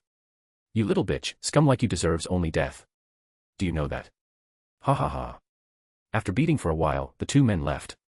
The 2 pieces of bread weren't worth much, and they were just venting their dissatisfaction with work and life. It wasn't worth actually killing her, otherwise, the police would definitely cause trouble. Zayn was originally passing by and had no intention of helping. After all, in a place like the United States, such incidents happen every day, and one can't intervene in everything. But when he unintentionally caught a glimpse of the defiant look in the little girl's eyes, Zayn seemed to see himself from a past life. Although he didn't suffer as much as she did in his previous life, their stubbornness was the same. Thinking of this, Zayn stopped the car on the street, walked to the still curled-up girl, and gently said, "Come with me." The noon sunlight pierced through the thick clouds, forming a beautiful beam that enveloped the pair of men and women, looking extremely picturesque. Lorna Dane looked at Zayn, who was smiling at her, and for some reason, placed her dirty little hand on Zayn's outstretched hand. The warmth from Zayn's palm made Lorna want to hug him tightly and cry, but her resilience held her back. Zayn lifted Lorna from the ground, noticing the bruises all over her body. He frowned but didn't say anything, just keeping it in mind. "What's your name?" Zayn asked with a friendly smile. Lorna Dane." "Okay, Lorna, are you hungry? I'll take you to eat something delicious. By the way, I'm Zayn." Lorna stood there in a daze, tears unknowingly streaming down her face. The tears cut through the thin layer of dirt on her face, revealing her snow-white skin. After a while, Zayn finally heard Lorna's voice. Lorna stood there, tears flowing down her face unnoticed. The tears cut through the thin layer of dirt on her face, revealing her snow-white skin. After a good while, Zayn finally heard Lorna's voice. "Okay." Many years later, Zayn teasingly told Lorna that she was so easily fooled back then, following him just for a meal. This led to an indignant Lorna chasing and hitting him for half the day. Chapter 14, Interesting Thing. In the car, Zayn looked at the restless Lorna fidgeting in the passenger seat, feeling somewhat puzzled. He couldn't shake off the strange familiarity with the name Lorna Dane, yet he couldn't place where he knew it from. In reality, the Lorna Zayn was familiar with wasn't the present Lorna. In the future, Lorna would have a resounding name, Polaris. But the current Lorna hadn't awakened her abilities, and her hair hadn't turned green yet. She was nothing like the future striking and formidable Polaris, making Zayn feel both familiar and unfamiliar. It must be said that Magneto was truly powerful. Not only did he operate without safety measures, but his children were scattered all over the world, each with formidable genetics, producing handsome and beautiful offspring, all with superpowers. Back home, Zayn found his assistant Anna waiting in the living room. "Anna, take her to freshen up and find some new clothes for her to wear." Anna, understanding without asking what had happened to Lorna, considerately took the bewildered Lorna into the bathroom. Meanwhile, Zayn went to prepare a meal. Although it wasn't mealtime, Lorna's appearance clearly indicated she had been hungry for a long time. In the bathroom, Lorna allowed Anna to wash her and she acted like a robot. Seeing Lorna being like a robot, Anna couldn't help but burst into laughter. "Miss, relax. We're not monsters, we won't eat you." "Aha." Lorna, like a startled rabbit, gave a timid response. If Anna hadn't been close, she wouldn't have heard it. In these few hours, Lorna felt like she was dreaming. First, she stole bread and got beaten up, which was nothing new for her. But then, like a theatrical performance, a handsome, sunlit man, like a prince, suddenly picked her up in a sports car and brought her home. Although she didn't know why, her intuition, developed from a long life in the lower strata, told her that Zayn had no ill intentions towards her, only genuine pity. Could it be that my good days are finally coming? Am I dreaming right now? Lorna pinched herself, feeling pain, definitely not a dream. The enormous contrast between the past and present made Lorna unable to help but burst into silly laughter. As she laughed, tears streamed down again, but this time they were tears of joy. Anna watched her, crying and laughing like a lunatic, without making fun of her. Seeing the injuries on the girl, Anna knew her past must have been terrible. Anna didn't know why Zayn brought her back, but looking at the girl, it truly made her heart ache. Leaving aside Lorna's cathartic release in the bathroom, Zayn, in the kitchen, had already prepared porridge. Judging by Lorna's appearance, he could tell she had been enduring hunger for a long time, alternating between being famished and full. It wasn't suitable for her to eat greasy food right away, she needed something light like porridge to nourish her body. Zayn himself was puzzled. Honestly speaking, he wasn't a good person at heart, so why did he feel a pang of pain seeing Lorna like this today? In the end, he brought her home without even understanding who she really was. Had he lost his mind? Setting aside these thoughts, some accounts needed settling. Zayn was not one to delay revenge. Skynet, those two who attacked Lorna earlier are in your hands, Zayn muttered as if talking to himself. Okay, boss. Do you want me to kill them, ensuring no evidence is left behind? Zayn's phone in his pocket suddenly made a sound. Although Skynet now roamed freely in the ocean of the internet, Zayn always kept a close eye on it, never letting his guard down. No, no, no. Killing them directly would be too cheap for them. Skynet, do it like this, and like this. Zayn's eyes flickered with a chilling cruelty as he tirelessly instructed Skynet. Skynet's thought patterns were still too naive, but Zayn couldn't blame it. After all, it was originally just a scientist, and its emotional intelligence was practically non-existent, overshadowed by its incredible intellect. Therefore, Zayn felt obligated to mold Skynet into a pillar of talent. That night, a string of lawyers found those two men. After various calculations and reports, the two men successfully went bankrupt. Strangely, they also became undocumented immigrants, turning into the three no's: no job, no identity, and no housing. But that wasn't the end. Shortly afterward, the two men, in a fit of rage, assaulted some lawyers and were taken into custody by the police. Inside the prison, there were guards bought off by Skynet, waiting for them. Can one do anything with money? Zayn expressed that in the United States, money truly gives you the power to do anything. The total cost of all these actions didn't even add up to $200,000, an amount that Zayn would spend on a single tire for his Ferrari. However, it was enough to ruin the lives of two people who had irked Zayn. Zayn stated that if you annoy him and don't possess the strength to make him take you seriously, he would make your life worse than death. There was no concern for justice, no consideration for cruelty. Skynet, based on the knowledge you've gathered about the cosmic cube, find out where S.H.I.E.L.D. has hidden it. They've kept it for 60 years, and it's time to change its nest. Okay, boss. Meanwhile, at Calvert University in Virginia, USA, in a laboratory, the instrument measuring gamma rays automatically activated. After inputting a series of parameters into the computer, the instrument displayed coordinates. Boss, the cosmic cube has been located. I also found something interesting. What interesting thing? Let me see. Chapter 15, Urge. Zayn washed his hands and took out his phone, where a video was playing. A frail middle-aged person gradually transformed into the Hulk, emitting a violent aura of green under intense green light. The Hulk then went on a rampage in the laboratory, finally lifting a cabinet and smashing the camera. The video ended. Has the Hulk been born? Looks like I need to step up my pace, Zayn pondered while sitting on the sofa. Skynet, I entrust the cosmic cube to you. Get it from me at all costs. And, of course, be discreet, don't let anyone discover it was my doing. Anyone who obstructs, kill without mercy. Okay, boss. Zayn finally breathed a sigh of relief. He believed that with Skynet's capabilities, it could surely get its hands on the cosmic cube. Originally, he had thought about adopting a conciliatory approach, creating some kind of accident to make S.H.I.E.L.D. voluntarily transfer the cosmic cube, allowing him to strike from an unexpected angle. But now that the Hulk had appeared, the arrival of characters like Quicksilver, the Hydra Army, and others was not far off. The Marvel Universe was about to unfold, and Zayn couldn't afford to be so leisurely. Although Skynet didn't have a physical form, Zayn believed that with Skynet's learning abilities, it could surely create something like a robot. Wasn't that what Ultron did? If worse came to worst, Skynet could also hire those mercenaries who cared more about money than principles to snatch it. While Zayn was still contemplating how to reap all kinds of benefits before the plot began, the bathroom door opened. Anna emerged with Lorna, who was now wearing Zayn's white shirt. She had on oversized boxers and looked nothing like the beggar-like appearance from earlier. The freshly cleaned Lorna appeared like a delicate porcelain doll, her exquisite features appearing exceptionally charming beneath the snowy white skin. The only flaw was that Lorna seemed particularly frail, as if a gust of wind could blow her away. Zayn's shirt hung loosely on her, 2 sizes too big, and the bruises from the recent beating made Zayn particularly distressed. Yet, this highlighted Lorna's vulnerability, evoking an impulse to protect her. "Boss, there weren't any clothes for this girl in your house, so I borrowed your clothes." "Aha, no problem." Zayn expressed that he didn't mind at all. Moreover, women wearing white shirts had a unique charm. Although Lorna was still young, her alluring temperament had already begun to take shape. "Cough, what about pants?" Zayn coughed a couple of times to cover up his earlier perverted thoughts. "The pants are too big, I can't wear them." Lorna looked at Zayn with shyness, lowering her head. However, she felt a hint of joy in her heart. After all, making oneself pleasing to others was a woman's art. "All right, let's have dinner first. I didn't prepare today, but tomorrow I'll take you shopping for clothes." "Okay. By the way, Anna, have you eaten?" Anna rolled her eyes at Zayn, then cleverly mentioned that she had already eaten before leaving. Zayn secretly praised himself for choosing the right assistant. Meanwhile, Lorna had no interest in watching Zayn and Anna's banter. She eagerly skipped to the dining table and, without delay, picked up the already prepared porridge, pouring it into her mouth. Since leaving the bathroom, Lorna had followed the fragrance to the target. If it weren't for the consideration of the girl's shyness, she would have pounced on it earlier. Who knows how long it had been since she had eaten something warm. Watching Lorna devour the food, Zayn, with a still youthful face, displayed a small smile. "Take your time, there's plenty more in the pot." It's delicious." After enjoying 3 big bowls of porridge, although Lorna was still unsatisfied, her long-starved stomach began to protest. She could only reluctantly glance at the remaining porridge in the pot. Lorna vowed that this was the most delicious thing she had ever eaten in her life, surpassing even the fresh pizza.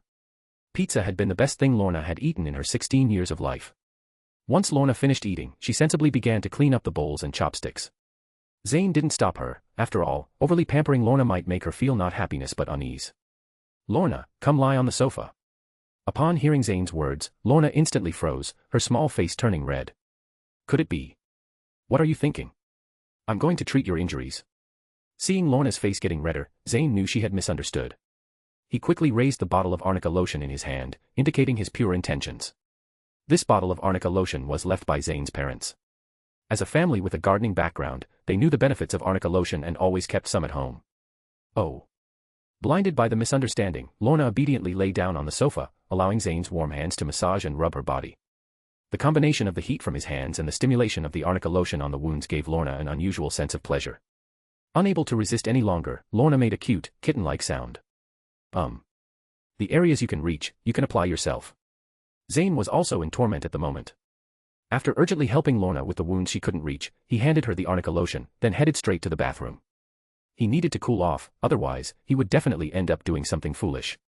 Considering Lorna's age, just 16, and her frail body due to prolonged malnutrition, it was really difficult to take action. If he did, Zayn would surely regret it and want to slap himself many times. Chapter 16, Father-in-Law. Watching Zayn's somewhat embarrassed figure, Lorna, who was initially in a shy state, couldn't help but burst into laughter with a poochie sound. She silently placed down the kitchen knife she had been hiding in her hand.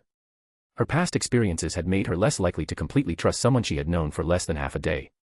Although her inner self told her that she could fully trust Zayn, it required a transitional period. Zayn had long noticed Lorna's little actions but didn't mention them. He even thought that Lorna's behavior was normal. Reality wasn't like a novel. It wasn't so easy for a woman who had just met you to completely trust you, even though the threat level of the kitchen knife to Zayn was close to 0. By the time Zayn had cooled down with a cold shower, Lorna had already taken her medicine and was waiting for him on the sofa, seemingly wanting to ask Zayn something. Zayn also noticed Lorna's peculiar behavior and took the initiative to inquire, "What's wrong? Why are you so good to me?" Zayn looked at the uneasy Lorna, suddenly smiled warmly, and rubbed Lorna's head. "Would you believe me if I said I find you pleasing to the eye?" Zayn's sudden head patting made Lorna's face turn red again. She looked into Zayn's clear eyes and smiled. "I believe you, after all, I'm so cute and pretty." Zayn was amused by Lorna's teasing. Laughing heartily, at the same time, the distance between the two disappeared completely at that moment. It was still early, and neither of them felt sleepy. They sat together in the living room and watched TV. As time passed, at some point, Lorna had already nestled into Zayn's arms and fallen asleep. Gently watching Lorna peacefully sleeping in his arms, Zayn felt that his heart was filled with something indescribable. Unable to resist, he lowered his head and kissed Lorna's forehead. Lorna, seemingly aware of something, smiled sweetly in her dream. In his previous life, Zayn didn't believe in love at first sight at all. He thought it was just a superficial attraction based on appearances. However, now he was starting to believe. Finally, Zayn turned off the TV, carefully picked up Lorna, and placed her on the bed. Tenderly covering her with a blanket, he turned and went back to his room. Sleeping together. Sleeping together is impossible. What if one's beastly instincts take over? If they decide to sleep together, it should be when both are adults. On this matter, Zayn's awareness is quite high. However, in the middle of the night, a petite figure sneakily crawled into Zayn's bed, lying on Zayn's broad chest, enjoying a deep breath. Seeing that Zayn was still asleep, Lorna let out a relaxed sigh. Then, she hugged Zayn's arm and peacefully fell asleep. However, she didn't see the smirk forming at the corners of Zayn's mouth. Both Lorna and Zayn slept better than ever tonight. After all, sleeping alone in a bed can be a bit chilly. The next day, Zayn first took Lorna to get her hair done, then bought a bunch of clothes and miscellaneous items. Afterward, he went to the government building to help Lorna obtain a green card. In the United States, life can be challenging without legal status. It's difficult to find a decent job or rent a place to live. If not for her, Lorna would have no choice but to resort to stealing. A part-time job could easily provide her with enough to eat and wear. As for identity information, Zayn had asked Skynet to take care of it last night, a piece of cake for Skynet. Finally, Zayn took Lorna to the high school he was currently attending and helped her with the enrollment procedures. With Zayn's monetary assault, Lorna was decisively placed in Zayn's class. Yes, Zayn is currently in high school. He had taken a few days off to inherit his parents' legacy. Zayn was quite willing to attend this high school. In his previous life, even though Zayn was an orphan, with the country's support and his own efforts, he completed the entire process from elementary school to university. He deeply understood what the greatest wealth discovered by humanity over thousands of years was. It was the beliefs and knowledge passed down by generation after generation of ancestors. These beliefs might seem similar to inspirational quotes at first glance, but over a decade, this precious wealth handed down by ancestors could help shape the right worldview and broaden one's horizons. Although Zayn is currently pursuing power, he sincerely believes that power is nothing compared to these beliefs. Mindlessly pursuing power would only make oneself a slave to power. Without a strong worldview and beliefs, a person would gradually become nauseating, even to themselves. This is why Zayn decided to go through the student experience again. Moreover, American education is quite different from that of his family. He can learn a lot, and according to his memories, he also has a classmate named Peter Parker. If they meet, who knows if it will trigger some missions. Looking at Lorna's appearance, Zayn knew that she had never been to school. Fortunately, her personality hadn't gone awry. If she turned into something like Magneto with advanced Chinibu, Zayn would have no place to cry. This is why Zayn wanted Lorna to go to school. Zayn is blissfully unaware that the Magneto he's poking fun at is Lorna's biological father and his future father-in-law. Of course, Zayn is a bit reluctant to leave Lorna, but just a bit. It's genuinely just a bit. There's absolutely no ulterior motive to provide dog food for single dogs. After taking care of everything for Lorna, the two returned to the mansion together. Lorna, still in a daze, looked at the beautiful and slightly icy youth in the mirror, wondering if it was really her. While Lorna was still lost in thought, Zayn hugged her from behind. In the future, please take care of me. Sure. Chapter 17, Cosmic Cube. Flowers bloomed, each representing a branch. While Zayn and Lorna were displaying their affection, Skynet, somewhere unknown, had already prepared a body for itself, resembling the liquid metal Terminator T-1000 from Terminator. No one knew how Skynet created this body. When Zayn received the message, he was completely bewildered. In the end, he could only marvel at the brilliance of Dr. Zola. The combination of extraordinary intelligence, unique learning abilities of intelligent life, and the explosive creativity exceeded Zayn's imagination. Not long after, Skynet had arrived at the secret base where the cosmic cube was being researched. It transformed into a small-sized drill, directly drilling into the ground. 10 minutes later, accompanied by faint metal friction sounds, Skynet's drill-shaped body slowly came to a stop. Facing the metal outer wall, nearly capable of withstanding a nuclear bomb, if Skynet had expressions, it would undoubtedly be disdainful. Skynet immediately simulated a large mouth and started gnawing at the alloy wall. Yes, Skynet's created body possessed the ability to devour metal and assimilate it. As time passed, Skynet's volume increased, and its drilling speed became faster. In the end, the 3-meter-thick alloy wall, capable of resisting missile bombardment, was breached by Skynet in just 1 minute, and Skynet's volume had tripled. Of course, Skynet's blatant invasion had triggered the base's alarm. Numerous armed guards rushed from all directions to Skynet's location, but it was futile. With a thought, Skynet's body, originally as tall as a person, instantly collapsed, dividing into countless particles the size of rice grains. These particles dispersed along the cracks in the wall and ventilation ducts. Although Skynet could confirm that the cosmic cube was in this base, the specific location required careful searching. Skynet divided itself into countless individuals, implementing a carpet-style search. S.H.I.E.L.D., through hidden cameras in the base, also detected Skynet's intentions. Although they didn't know what Skynet was, they promptly dispatched multiple agents to guard the cosmic cube, ready to move it if necessary. Phil Coulson, known as Marvel's good guy, happened to be on duty at this secret base. At this moment, the perpetual good guy smile on his face had been replaced by anxiety. Realizing the urgency, he quickly pulled out a secret communicator and dialed the direct line to Nick Fury, the current director of S.H.I.E.L.D. "Director, the cosmic cube is under threat."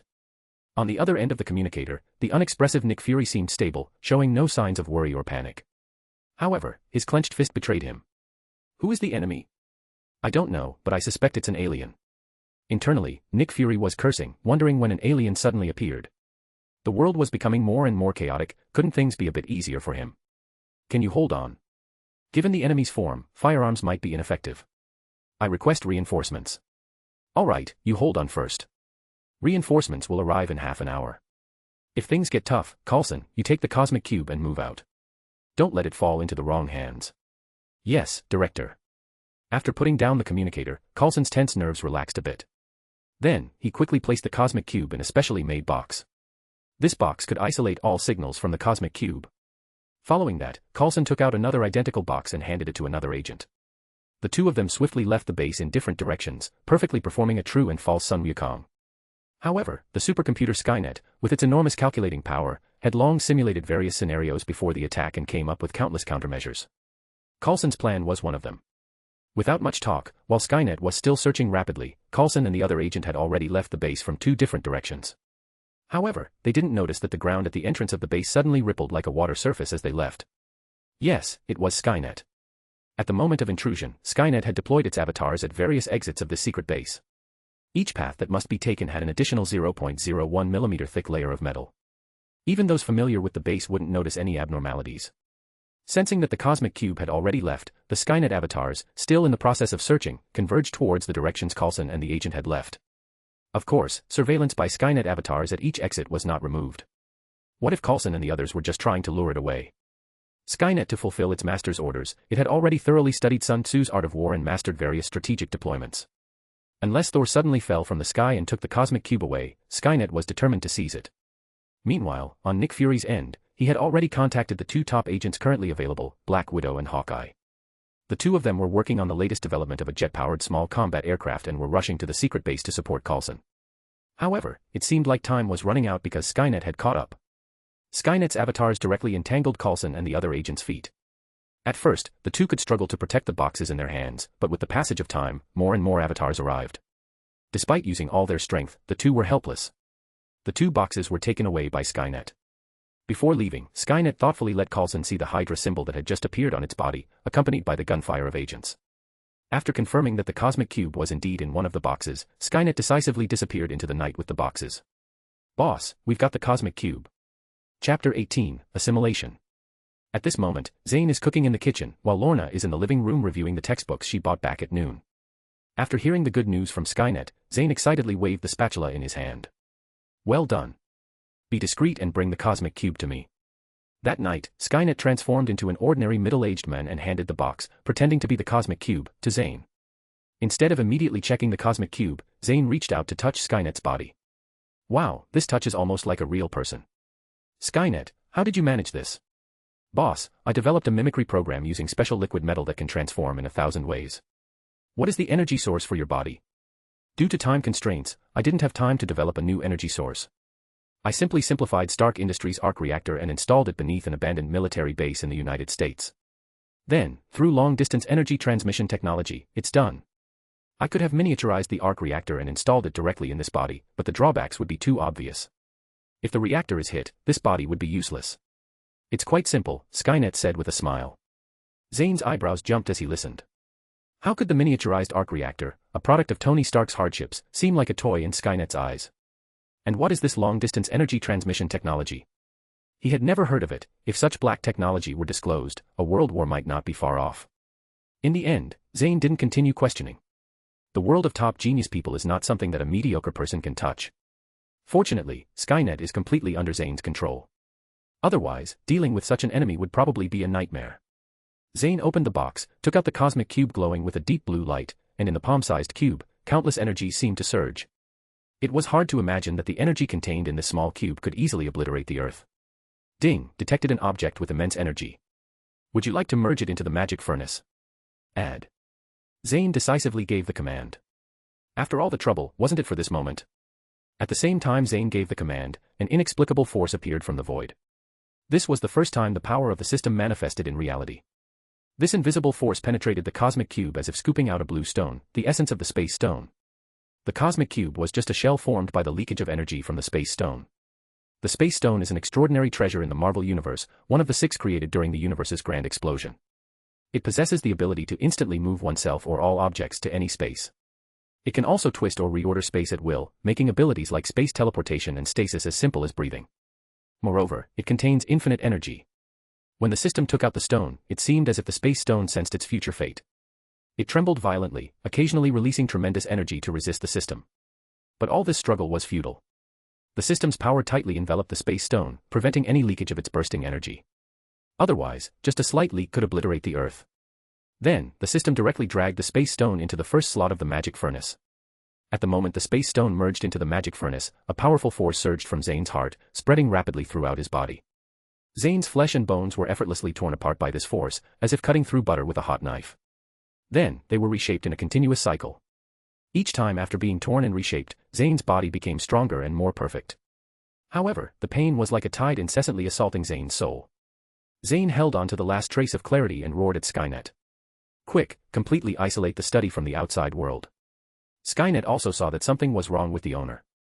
Without a word, it transformed into liquid metal at the fastest speed and enveloped the entire study. Then, it differentiated into 2 layers, creating a vacuum layer, blocking all sound and light inside the study. Seeing that Skynet had completely isolated the study from the outside world, Zayn, who could no longer hold back, roared like a wild beast. He vented by smashing various furniture in the study, but the pain continued like an endless tide. Finally, Zayn, in a relief-like manner, passed out. However, his body was still undergoing energy transformation, convulsing like a sheep having seizures. After 2 hours, the transformation finally stopped, and Zayn woke up.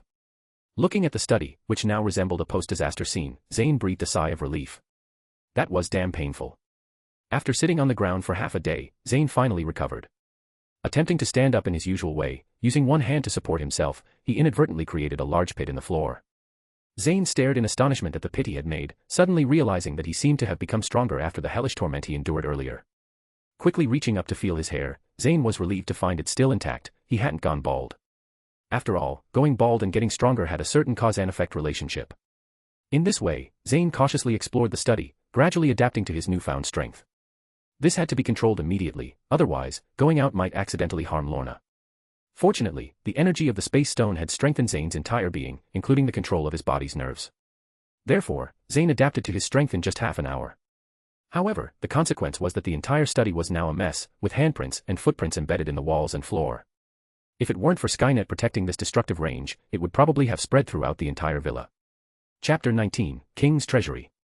Seeing the cosmic cube left on the ground, Zayn said to Skynet, "Skynet, do you have information on the Hydra-based distribution in your database? Just randomly pick one and throw this empty shell at them." "Sure, boss." Yes, the cosmic cube was still there. Zayn had only fused with the space stone. The cosmic cube, serving as the outer shell of the space stone, still existed, albeit with a slightly dimmer glow. However, the energy contained inside was still astonishing. With the power of S.H.I.E.L.D., Zayn believed they would quickly locate it. In other words, Hydra was in for a surprise. Zayn couldn't believe that Hydra would remain indifferent if he threw the cosmic cube at their doorstep. After instructing Skynet to lift the protection, Zayn pushed open the door and saw Lorna still sitting on the sofa, studying textbooks earnestly. He breathed a sigh of relief inwardly, it seemed she hadn't noticed what had just happened. Approaching cautiously, Zayn gently embraced Lorna, closing his eyes. "What's wrong?" Lorna obediently leaned against Zayn's shoulder, asking. Unfortunately, all Zayn responded with was his long and deep breaths. He had fallen asleep. The 2 hours of enhancement had already exhausted Zayn physically and mentally. Holding Lorna in his arms, he unconsciously drifted off to sleep, not even checking the changes in the magic furnace after merging with the space stone or the new messages from the system. Unnoticed by the sleeping Zayn, Lorna raised her head, finding him already asleep. Without waking him up, she took a blanket from the side and covered Zayn. Then, she leaned against his broad chest and continued reading her book. Today, when they went out, Zayn had bought textbooks for Lorna from elementary school to high school. As she had never attended school, studying these was challenging for her. However, in order to help Zayn in the future, she made an effort to learn, hoping to stand by Zayn's side. The next morning, Zayn woke up. Just as he was about to rub his eyes with his hand, he found that his hand seemed unable to move. Turning his head, he saw Lorna sleeping on his hand, still dreaming. The sweet sight made Zayn couldn't help but give her a kiss. Then, he carefully withdrew his hand and replaced it with a pillow. Half an hour later, Lorna, with sleepy eyes, walked to the kitchen, following the fragrance. When will we eat? Wait a moment, it'll be ready soon. Go freshen up. Zayn freed his hand to rub Lorna's hair, making her previously messy hair look like a beehive. Annoyed, Lorna shook her head and went to freshen up as instructed. Watching Lorna's drowsy appearance, Zayn smiled contentedly.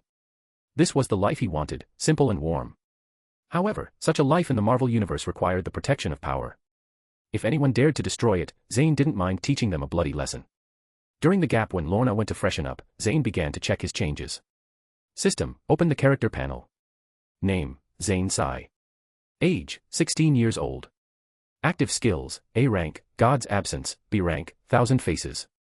Passive skills, S rank, Death River, Remaining Resurrections, 1, S rank, Magic Furnace, A rank, Son of Death, C rank, Culinary Master.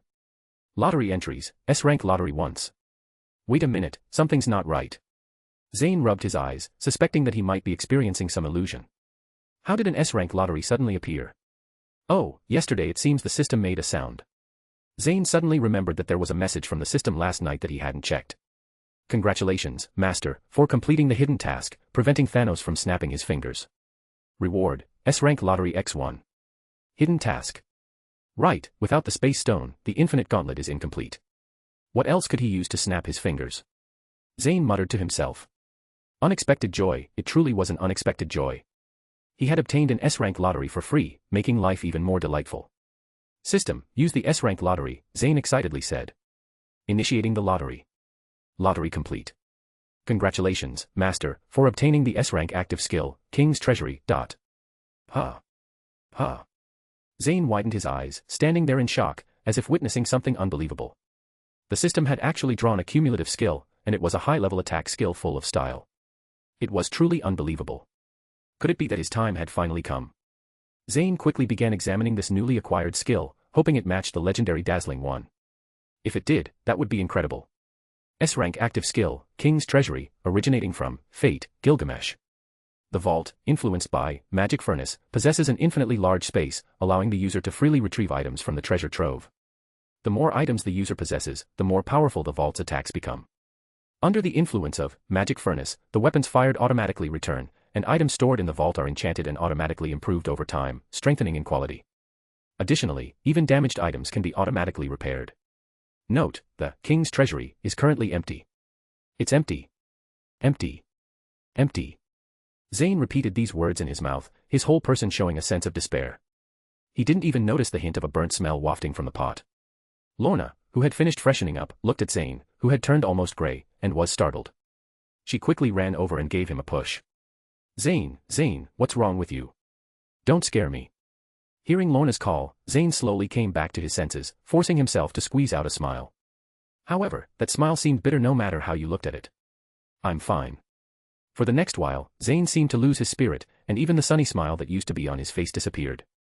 It wasn't until they reached the school gate, carrying Lorna, that he finally snapped out of it. Chapter 20, Magic Furnace. Actually, thinking about it, the complete version of the King's Treasury wouldn't be S-rank. The full King's Treasury is a repository of all prototype noble phantasms, the origin of human wisdom itself. Moreover, each item in it, if released with its true name, has immense power, such as the Spiral Sword, the Eternal Spear, and so on, each capable of destroying nations. How could it be only S-rank? SS rank would be more appropriate. But thinking and accepting were two different things. Zayn still felt a bit unwilling. Perhaps this was a flaw in human nature. Seeing Zayn, who had already recovered, Lorna breathed a sigh of relief. His appearance just now had scared her. However, after shifting her thoughts away from Zayn, she couldn't help but become nervous as she looked at the once distant school gate. At the moment when Lorna was getting anxious, her hand was suddenly held. Don't be afraid, I'm here. Looking at Zayn's smiling face and feeling the warmth in her palm, Lorna's initial nervousness melted away like winter snow, replaced by a quick smile. Yeah, with Zayn around, I'm not afraid. Everyone, please quiet down. This is the new transfer student, Lorna. She'll be your classmate from now on. Now, Lorna, please introduce yourself. The originally noisy classroom fell silent for a moment upon hearing the teacher's words, then began to buzz with whispered conversations. Wow, this girl is so pretty. I wonder if she has a boyfriend. These were the boy's words. TSK, I thought it was a handsome guy. These were the girl's words. Once again confirming the age-old truth that similar attracts similar and opposites attract. Hello, everyone. I'm Lorna. Please take care of me from now on. Lorna politely said. As soon as Lorna finished speaking, enthusiastic applause erupted from the classroom. Most of the applause came from the boys, who seemed determined to clap until their hands turned red, while the girls just clapped as a formality. After all, a delicately beautiful girl was fundamentally not popular among the same sex. All right, Lorna, find a seat.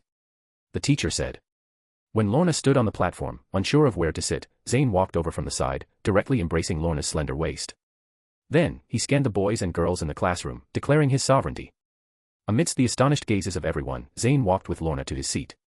There happened to be an empty seat to Zayn's right, and as for Lorna, she remained shy, lowering her head throughout, and her ears turned red.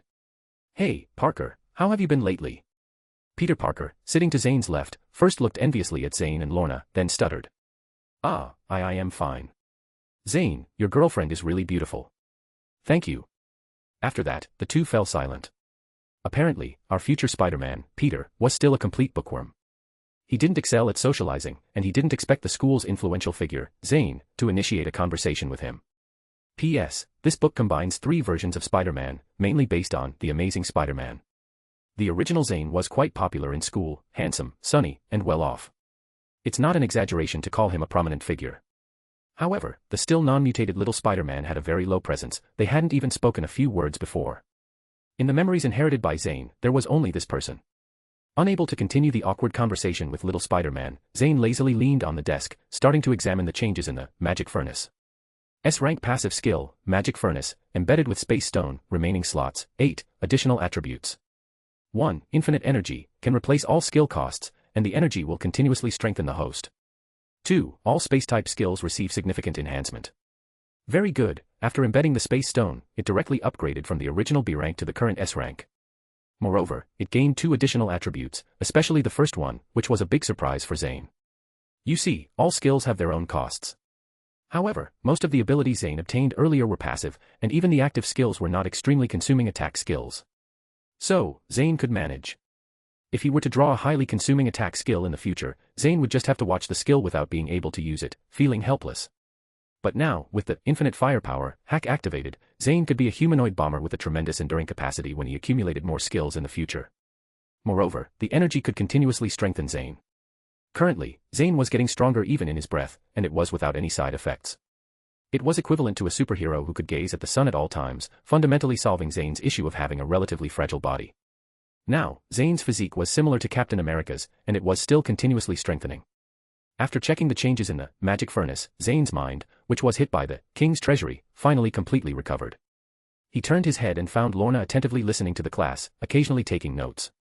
Zayn didn't want to disturb her, so he could only play with his phone idly. Listen to the class. It's impossible to listen to the class in this lifetime. Unable to solve the exercises, only playing with the phone during class can maintain life. I really like playing with the phone during class. Then, after graduation, let those who study seriously work for themselves. Yes, as a rich second generation, that's how arrogant I am. Zayn wouldn't admit that he had the attribute of getting sleepy during class as a poor student, especially when the teacher on the podium lectured like a robot. Once Zayn sat down, it felt like listening to a 360-degree sound hypnosis melody. To maintain his high-profile image in front of Lorna, he could only play with his phone to stay awake. Little did he know that Lorna, beside him, had rolled her eyes countless times seeing Zayn playing with his phone.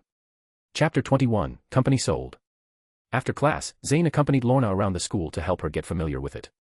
Then, he let Lorna be surrounded by a group of girls, listening to their discussions on cosmetics, clothes, and school gossip. Zayn's mouth twitched involuntarily. It seemed that girls from different worlds were quite similar, even in Marvel. However, seeing Lorna gradually joining their ranks from her initial reserved and somewhat introverted state, Zayn finally felt relieved. The original Lorna was somewhat self-conscious and even tended to be a bit introverted. This was also the reason why Zayn brought her to school. Although high schools were a bit chaotic, most students were still naive before entering society. Zayn believed that Lorna could make friends here and complete the magnificent transformation from self-doubt to self-confidence. It was truly well-intentioned. Lorna, did you have a good day? Zayn asked on the way home from school. It was great. It's different from what I imagined. My classmates are nice to me, and a few of them even invited me to go shopping together on the weekend. Lorna said excitedly. That's good. By the way, what do you want to eat tonight? I want to eat meat, but your body can't handle too much meat now. Let's have porridge tonight. Why do you even ask me then? I have to consult your opinion, making me look more democratic. Zayn looked at Lorna's pouting expression, feeling very happy. Isn't a girlfriend meant for teasing? After dinner, Zayn returned to the study alone, which had been redecorated. It must be said that the efficiency of the Marvel World's decoration team was really high. Zayn had almost dismantled the study yesterday, and it was repaired in just one day. No wonder the frequently disaster-stricken New York could recover and prosper in such a short time. The decoration team was the biggest contributor. Zayn sat in the study, holding a company report obtained from Skynet's investigation. The more he read, the more furrowed his brows became. After contemplating for a while, he finally picked up the phone. Hello, Jonas, it's Zayn. I'm here.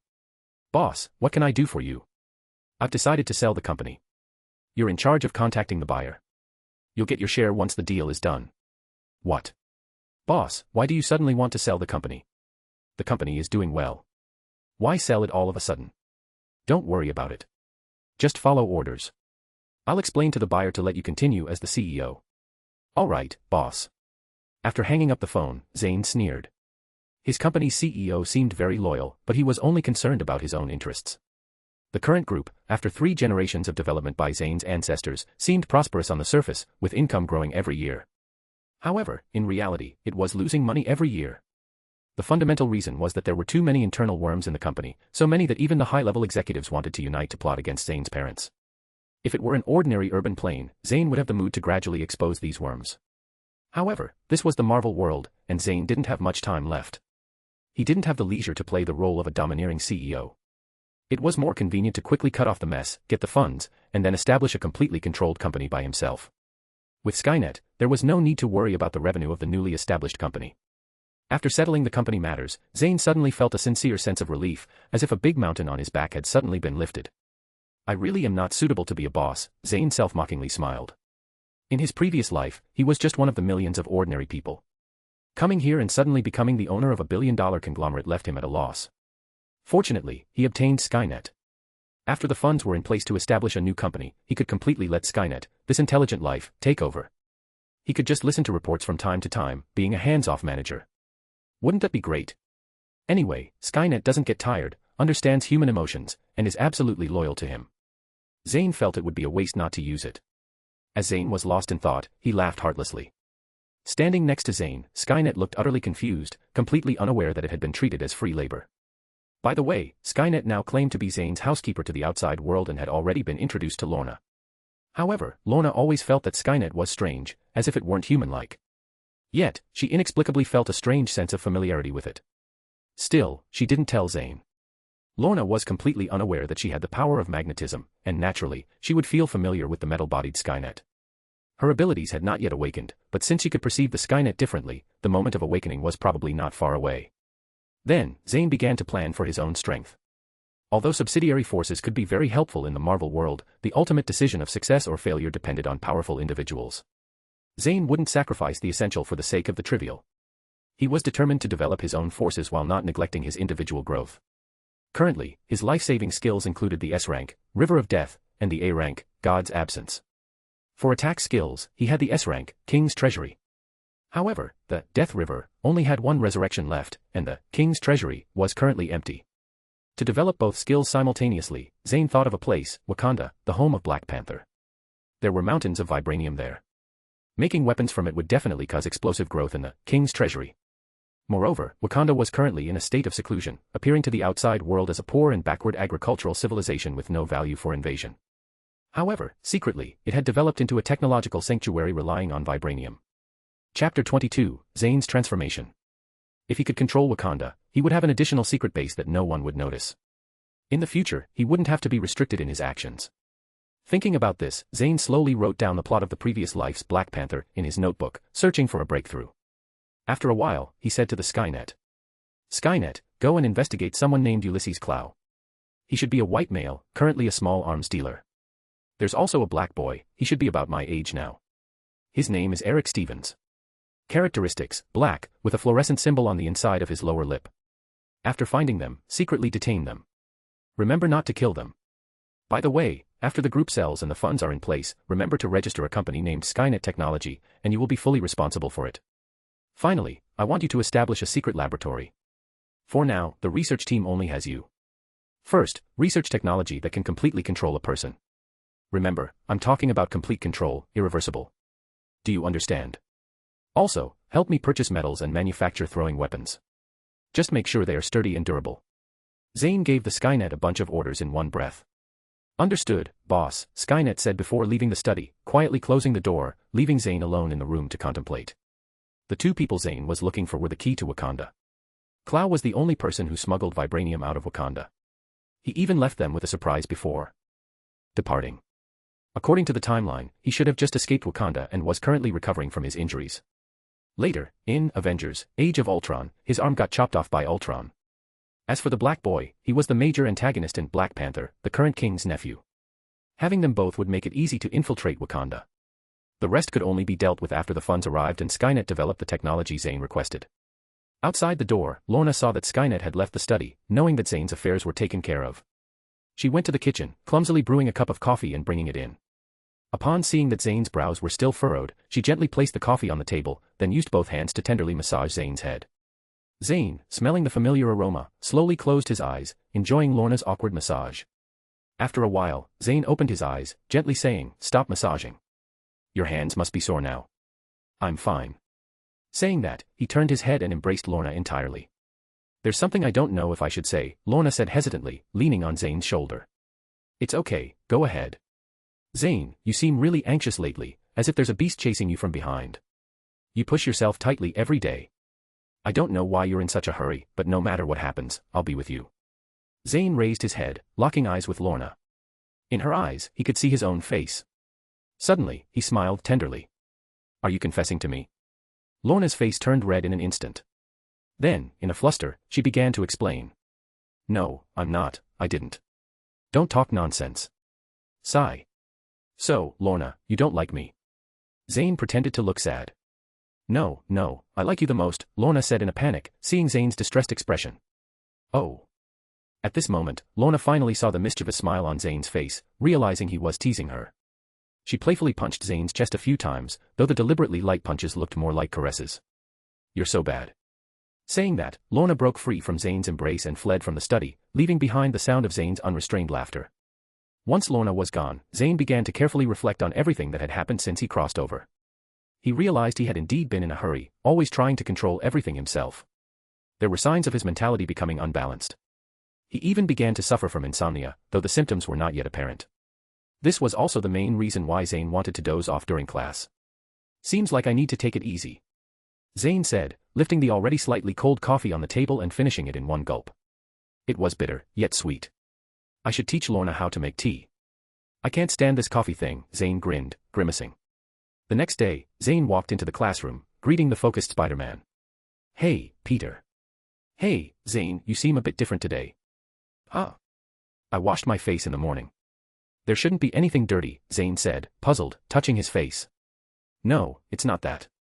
I mean, your aura seems to have changed," Spider-Man clarified, realizing Zayn misunderstood him. "I used to feel you were like the sunlight in the Arctic, dazzling but ice-cold. Now it's like the warm autumn sun, making people want to get close to you." Hearing Spider-Man's words, Zayn's radiant smile instantly froze. Subconsciously, he pulled Lorna back a few steps. Then, realizing it might not be appropriate, he stepped forward and patted Peter's shoulder. He spoke with profound meaning. "Don't worry, I won't discriminate against you. I just don't like men. You should find someone else. I think Jack is a good choice. He's big and strong, sure to give you a sense of security." Before Peter could finish his sentence, Zayn burst into laughter, hugging Lorna and leaving. However, in Peter's eyes, that laughter seemed malicious. From this, one could see the changes in Zayn overnight. The old him didn't have the mood to play such low-level jokes with Peter. The old Zayn was calculating every step, doing everything with a specific purpose. Now, Zayn felt an unprecedented relaxation. After all, a person should make themselves happy. What's the difference between living uncomfortably and being dead? This was Zayn's answer. However, it didn't mean he would stop planning. He decided to slow down, to enjoy this world thoroughly, otherwise, wouldn't it be a waste to come here? "Everyone, calm down. I have an announcement. This afternoon, the school is organizing a trip to the arthropod exhibition at Oscorp. I hope everyone will pay attention to safety and not wander off. Chapter 23, No More Spider-Man. Arthropod Exhibition. It seems like a turning point in Spider-Man's destiny. What role should I play in this? Zayn sat in his chair, contemplating. After a while, he seemed to have made a decision, looking at the adjacent Peter Parker with a sly smile. At that moment, Peter turned his head. The two locked eyes, and the atmosphere became somewhat awkward. Is Zayn interested in men? Is Lorna just covering him up? Peter thought. Oh no, I've been discovered for playing such tricks. How embarrassing. Zayn thought. Then, both of them naturally turned their heads, staring straight at the blackboard. However, since the class had just started, there was nothing on the blackboard, and no one knew what they were looking at. In the afternoon, on the school bus, it seemed like Spider-Man suddenly remembered something. He turned to Zayn, who was engrossed in conversation with Lorna. Zayn, you haven't told me why you changed so much overnight, Peter asked. Zayn turned his head, looking at Peter with a smile.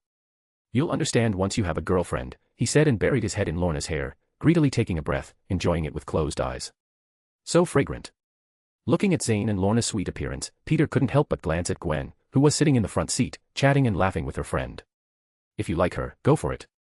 Zayn, who appeared next to Spider-Man at some point, followed his gaze and saw Gwen. No, I don't. Peter was about to retort, but the words "don't like" were on the tip of his tongue, and he couldn't say them. In the end, he could only sigh helplessly. Zayn patted his shoulder in comfort and then turned to continue showcasing affection with Lorna. As for helping Peter pursue Gwen, that's a joke. Zayn wasn't a saint. Why bother with someone else's business? In summary, it's none of my damn business. Inside the exhibition hall, the staff was explaining various genetically engineered products, super spiders. Students, look here. These super spiders are the latest research results of Oscorp Industries, using synthesized ribonucleic acid to create an entirely new genome, combining the abilities of several spiders to produce these 15 super spiders. However, there are only 14 here. A girl beside them counted several times, realizing there were only 14. But there are only 14 here. A girl next to them looked at the exhibition cabinet several times and found only 14. Well. I guess the researchers must have taken one for further study. No one delved deeper. After all, it was just a spider, and losing one wasn't a big deal. However, what everyone didn't see was that the missing spider was descending from the ceiling along a silk thread, following the trajectory of fate, crawling towards Peter Parker. Just as it was about to land on the back of Peter's neck, a hand with gloves directly grabbed it and quickly placed it in a small glass jar. Zayn, what's going on? Nothing. Peter felt the movement behind him and turned to look at Zayn with a puzzled expression. Yes, Zayn was the one preventing Peter from becoming Spider-Man. As for the reason, Zayn simply felt that it was a waste for Peter to become Spider-Man. Everyone was blinded by Spider-Man's superpowers, not realizing that his mind was top-notch in the entire Marvel universe. Moreover, in a parallel world, he established the Parker Group, which surpassed the Stark Group through his scientific research abilities. So, Zayn decided to replan a better life for Peter. Becoming Spider-Man was a bit burdensome for him. First, he lost family, then friends, and finally, his beloved. The first half of his life could be described as impoverished. He could only take pictures of himself to earn some living expenses, completely wasting his genius mind. As for the secret base left by Peter's father at Roosevelt Station, Zayn had already instructed Skynet to destroy it at noon, copying the technology of gene grafting in the process. The paper documents and clues left by Peter's family at home had also been erased without a trace by Skynet. From now on, Peter embarked on a completely new path, a path Zayn had carefully planned for him. As for the subsequent villains like the Green Goblin, the Lizard, and Dr. October, Zayn believed that there were always big shots in the Marvel world. SHIELD is not just for show, they may not be good against beings like Hulk, but dealing with these small fries should be doable. Thinking this way, the only trace of guilt left in Zayn's heart disappeared without a trace. He even felt like he was Peter's father, worrying about his future. Peter looked at Zayn, and the increasingly kind gaze made him feel uncomfortable. He felt like he had seen this kind of gaze somewhere until he saw his uncle in the evening and realized that this was the gaze of a father looking at his son. But now Peter still couldn't understand Zayn's gaze. He just felt uncomfortable all over, and in the end, he couldn't stand it. Zayn, what do you mean by looking at me like this? Peter said through gritted teeth. He felt that yesterday's Zayn was more reliable. Now, this guy is full of bad taste, occasionally going crazy. What the hell happened to him yesterday? Peter, summer vacation is coming. What are you planning to do? Zayn asked nonchalantly. Peter, who was still a simple student, was easily led away by Zayn's change of topic. Well, I plan to find a summer job to help with the family expenses. My uncle is getting old. Good, Peter. I knew I didn't read you wrong. You're truly a filial child. Zayn patted Peter's shoulder, expressing his satisfaction. Filial child. What the hell, do you really think I'm your son? Peter silently complained in his heart, but on the surface, he just rolled his eyes. Without superpowers, he was still a reserved bookworm, and there was still a long way to go before he became talkative. Peter, I have a summer job here with excellent pay, social insurance, and meal subsidies. Would you like to consider it? Zayn turned into a pyramid scheme salesman, handing Peter a business card. The card read, Skynet Technology, and below it was a series of phone numbers. Chapter 24, Skynet's Issue. Peter decisively accepted it. Smart as he was, he instantly understood that this was a reliable job. With Zayn's status, there was no need to deceive him. Moreover, even if they did deceive him, what could they get from him? Zayn was helping him. Thank you. Thank me for what? We're like brothers. In the blind spot view of Peter, Zayn revealed a conspiratorial smile. No wonder so many big villains like to talk big and deceive people. It turned out that selling someone and having them count money for you felt so satisfying. Leaving the exhibition hall, Peter looked back inside. He always felt like he had lost something important, like a train off its tracks. His destiny seemed to become somewhat unpredictable from today. However, for some reason, Peter didn't dislike this feeling. On the contrary, he felt a sense of relief. Returning home in the evening, Zayn once again entered the study. Skynet was already standing there, waiting. Have you copied Peter's father's research results? Yes, boss. Can we create super soldiers with animal genes as described in the data? Zayn asked expectantly. But unexpectedly, he was instantly rejected by Skynet. Sorry, boss, we can't. Huh, why? Is the data incomplete, or is the cost too high? No, the data is complete, and the cost is not high. It's our own problem. Our issue. Zayn was even more confused by what Skynet said. Yes, boss. I can't understand this data, and I believe you might. Skynet didn't finish the sentence, showing great insight by saving face for Zayn, who wasn't proficient in studies. You can't understand? Aren't you an intelligent life form?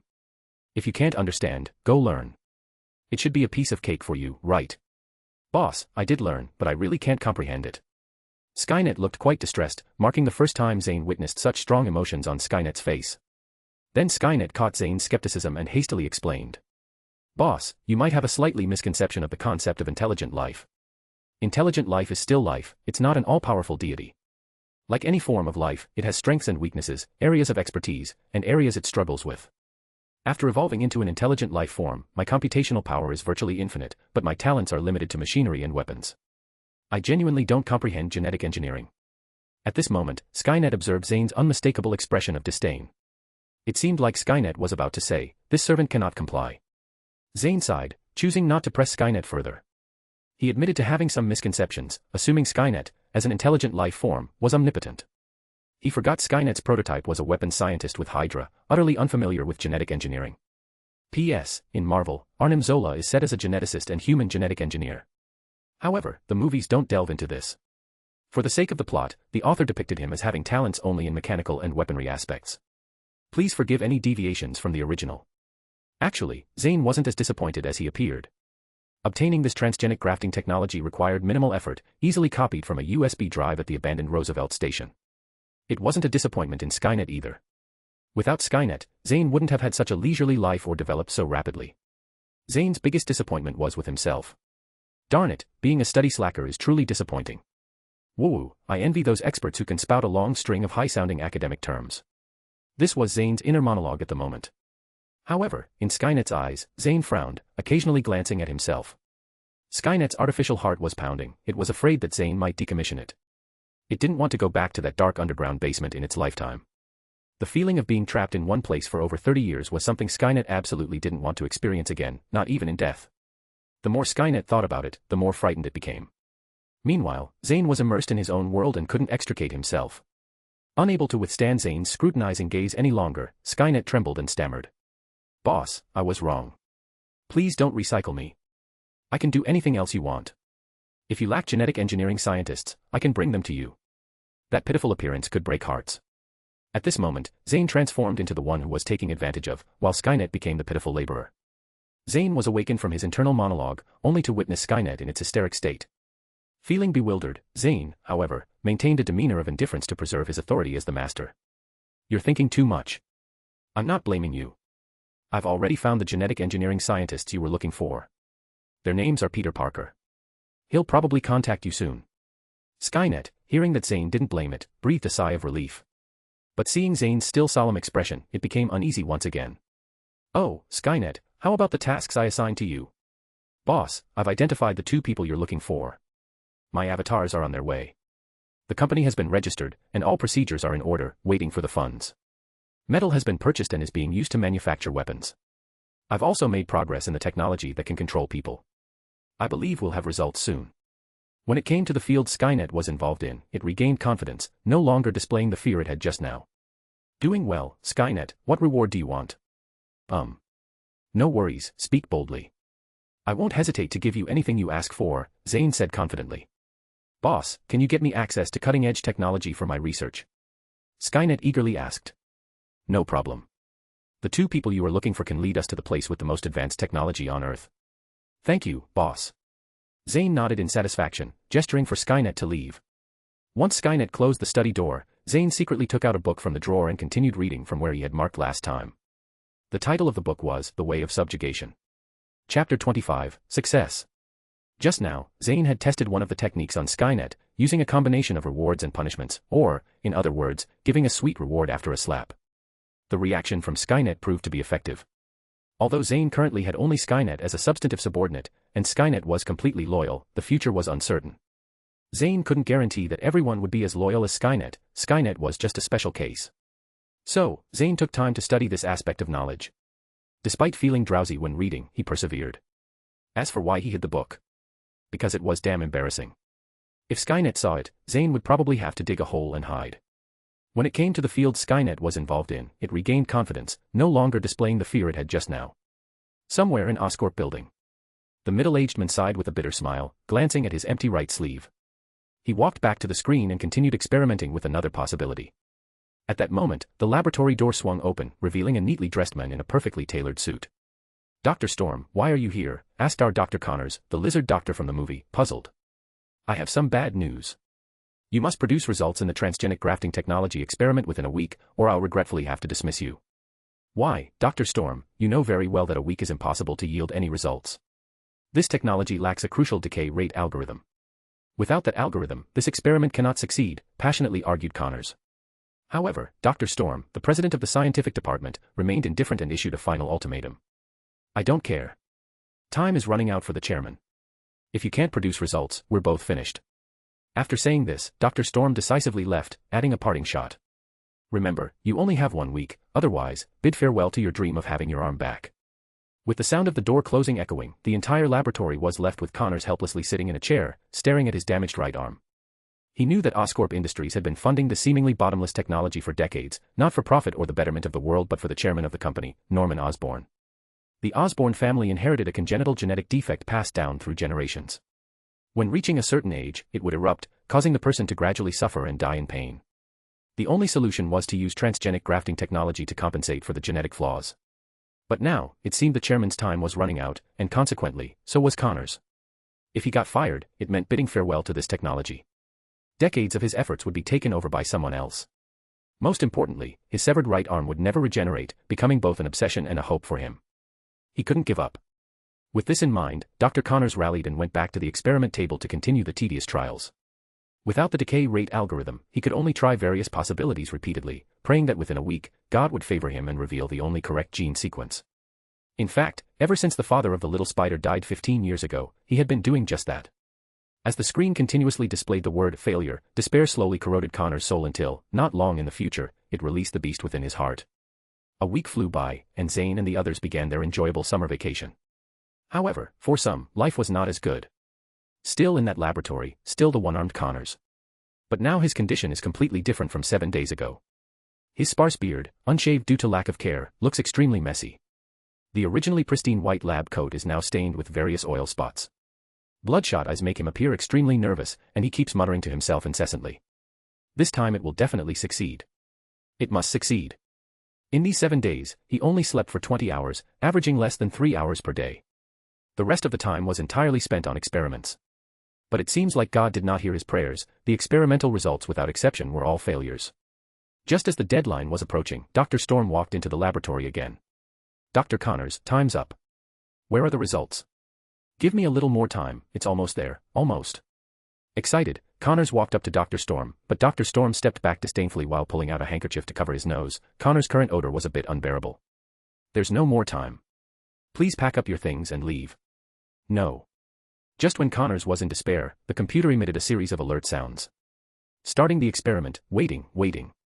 Failure, the experimental subject has died. Failure, the experimental subject has died. Failure. Success, regeneration completed, vital organs normal, blood pressure normal, limbs regenerated. Suddenly, a joyful smile appeared on Connor's face. Dr. Storm, did you hear that? The experiment has succeeded. We've made progress in human experiments again. Just give me a little more time, and we'll have the finished product. Dr. Storm's face brightened upon hearing the news of the successful experiment. No, his time is running out. We must start human experiments immediately. Despite experiencing ups and downs just now, Connors, exhausted to the point of collapse, refused Dr. Storm's proposal without hesitation, driven by his inner conscience. No. Absolutely not. You have no say in this, Dr. Connors. Now that you're fired, pack up and leave. Dr. Storm said, then activated the instrument to produce several reagents based on the just successful formula. Without hesitation, he walked out of the laboratory, apparently heading for human experiments. As for volunteers, just find any hospital for retired soldiers and say it's for a flu vaccine, right? The laboratory fell silent again, with only Connor's rapid gasps echoing in the space. After a while, Connors, whose eyes were already bloodshot, seemed even redder. His temperament was no longer calm as before. If one had to use an adjective, it would be hysterical. You can't take away everything from me, Osborn. Chapter 26, Decline Quest, Martial Law. After saying this, Connors directly picked up a syringe and jabbed it into his maimed right arm. Inside was the recently developed lizard serum. What Connors didn't know was that responding to his prayers was not God but a demon from hell. With intense pain from the genetic level, the lizard, oh no, should be renamed now. Because Peter Parker, who was supposed to provide him with the decay rate algorithm, had been convinced by Zayn to work for Skynet Technologies. So this time, after injecting the serum, the lizard did not, like the original, grow out his arm first before mutating into the lizard. Instead, he directly grew dark green scales. His arm only grew out after he mutated into the lizard. Terrified, the lizard stared at the monster in the mirror, unable to believe the new image of himself. Meanwhile, the primitive beastly instincts from the lizard genes slowly corroded his once human soul. His originally calm eyes also unknowingly took on a violent and bloodthirsty gleam. The more the lizard looked at his new appearance, the more satisfied he became. The internal rejection gradually disappeared with the passage of time. At this moment, a crazy idea suddenly sprouted in his mind. Why should I cling to the human form? I've dedicated my whole life to building a world without defects, a world where no one is ostracized for their shortcomings. Isn't my current appearance the best answer? Stronger, more agile, smarter, no illnesses. Humans are fragile, pathetic, and low-intelligence creatures. Why should I continue to be human? I am the future. With intense psychological activity from the lizard, his human soul gradually disappeared, replaced by the lizard. Now the beast has been unleashed. At this moment, Zayn is accompanying Lorna on vacation in the Maldives. Unlike his past self as a small loser, Zayn, now wealthy, has no intention of spending his holidays quietly at home. With such a fortune, not going out for some fun would be a disservice to himself, and he could also cultivate his relationship with Lorna. It's a blissful life. The company has already been sold, and with Skynet managing other matters on his behalf, Zayn is now enjoying a carefree life. Perhaps even the heavens can't stand to see Zayn continue to be so leisurely. The system suddenly issued a task at this moment. Start mission, assassinate the lizard. Mission reward, 1 sea-level skill lottery. Failure penalty, none. Does the master accept the mission? Zayn lay lazily on the beach chair, took a sip of the ice juice handed over by Lorna, glanced at the system interface, and then unhesitatingly rejected it. No, I don't accept. Sea-level lottery is not enough to make Zayn end his vacation. If it were a B-level, that would be a different story. As for the casualties that may occur after the lizard's riot, Zayn's attitude remains the same. It's not my concern. Be glad that I'm not causing trouble for New York City. You shouldn't expect me to become a superhero just because of a sea-level lottery. Kids, you're thinking too much. Meanwhile, the first thing the lizard did after completing his transformation was to run out of the laboratory and head straight to where Dr. Storm was. Smart as he is, he easily deduced that if Dr. Storm were to go to the hospital for retired soldiers, he would have to cross the sea bridge in New York City. Due to his lizard appearance, he couldn't travel by conventional means, so once he left the Osborn building, he began sprinting on the road. Feeling the strong wind in his face, the lizard keenly realized his current strength, and his inner conviction grew stronger. But first, Dr. Storm must die. To be honest, Dr. Storm is the one who forced him to this point. The lizard was not happy with him being alive. The night in New York City was brightly lit, and countless people, after a busy day of work, were out seeking some fun for themselves. Everything seemed so harmonious. However, this harmony was soon shattered. A green figure was moving at an extremely fast speed on the streets of New York City, causing countless car alarms and people's screams. Oh, God, a monster. Oh. Help me. But there are always daredevils, like a young man dressed like a punk, excitedly taking photos with his phone, and using the flash. The lizard, who was still running, blinked, then turned his head and used his tail to whip the reckless man away. Considering the elegant trajectory, he would probably have to lie in bed for a few years even if he survived. As expected, the lizard found Dr. Storm on the bridge and tore him into 8 pieces. Then, just before the arrival shield and the military, he jumped into the sea and disappeared from public view. When they arrived at the scene, all they saw was devastation. They had no choice but to act as firefighters, rescuing the injured citizens. The vanished lizard returned to the laboratory through the sewer, packing the equipment capable of producing the lizard serum. The New York City sewer system was like a giant maze, making it nearly impossible to find a hidden person. This was one of the crucial reasons why the lizard hid here. Another reason was that, as a lizard, he preferred the damp and dark environment of the sewer. So, he continued his mechanical work here, manufacturing the serum. When the ingredients ran out, he would go out and plunder. Though the police and military found him several times, the lizard always escaped unharmed, thanks to his powerful regenerative abilities. 5 days passed like this. During this time, the military had already identified the lizard's origin and knew the entire process of his transformation through laboratory surveillance. The purpose of robbing special materials was also exposed. Now, the entire New York City was under martial law, and the city was filled with tension. Chapter 27, New Mission. Although the military sent many teams into the sewer to search for the lizard, each mission either had no results or ended with casualties. They could only passively defend and prepare to face the lizard. At the same time, military scientists were trying to reverse engineer an antidote for the lizard serum based on the lizard's research data. However, it was practically impossible. Numerous experiments proved that once injected with the lizard serum, the entire transformation process was irreversible. Moreover, most injectors were overwhelmed by their animal instincts, turning into bloodthirsty beasts. Connors himself was just a special case. At this moment, the lizard was triumphant. Unlike his initial solitary state, he now had over 60 lizard people behind him, former soldiers who had been transformed. The lizard didn't kill them, instead, he turned them into his kin. For some unknown reason, once they turned into lizard people, they all obeyed Connor's commands. Perhaps it was a biological instinct, treating the first creature they saw after rebirth as their mother. Go, let us change this flawed world. Lizard people will never be slaves. The lizard stood on a high place and spoke, but now his mutation was even more thorough. His voice was as cold and bloodthirsty as a cold-blooded animal. Lizard people will never be slaves. Lizard people will never be slaves. The numerous lizard people below responded to Connor's call. However, only a few of them could speak human language, the rest emitted beastly roars, making people's scalps tingle. After boosting their morale, the lizard ordered all lizard people to disperse, then released the lizard serum into the ventilation systems of each building. Half an hour later, sporadic roars could be heard in the late-night New York City. Behind each roar was the birth of a lizard person. By the time the military noticed, it was already too late. The lizard people had already spread out, infecting the city at an alarming rate. Moreover, the infection efficiency of the lizard serum was much higher than that of zombies. Each infection meant a whole building of people. When the military established defenses, the number of lizard people had already reached tens of thousands, and they were spreading at an astonishing speed. At the same time, in the Maldives, the system's prompt sounded again.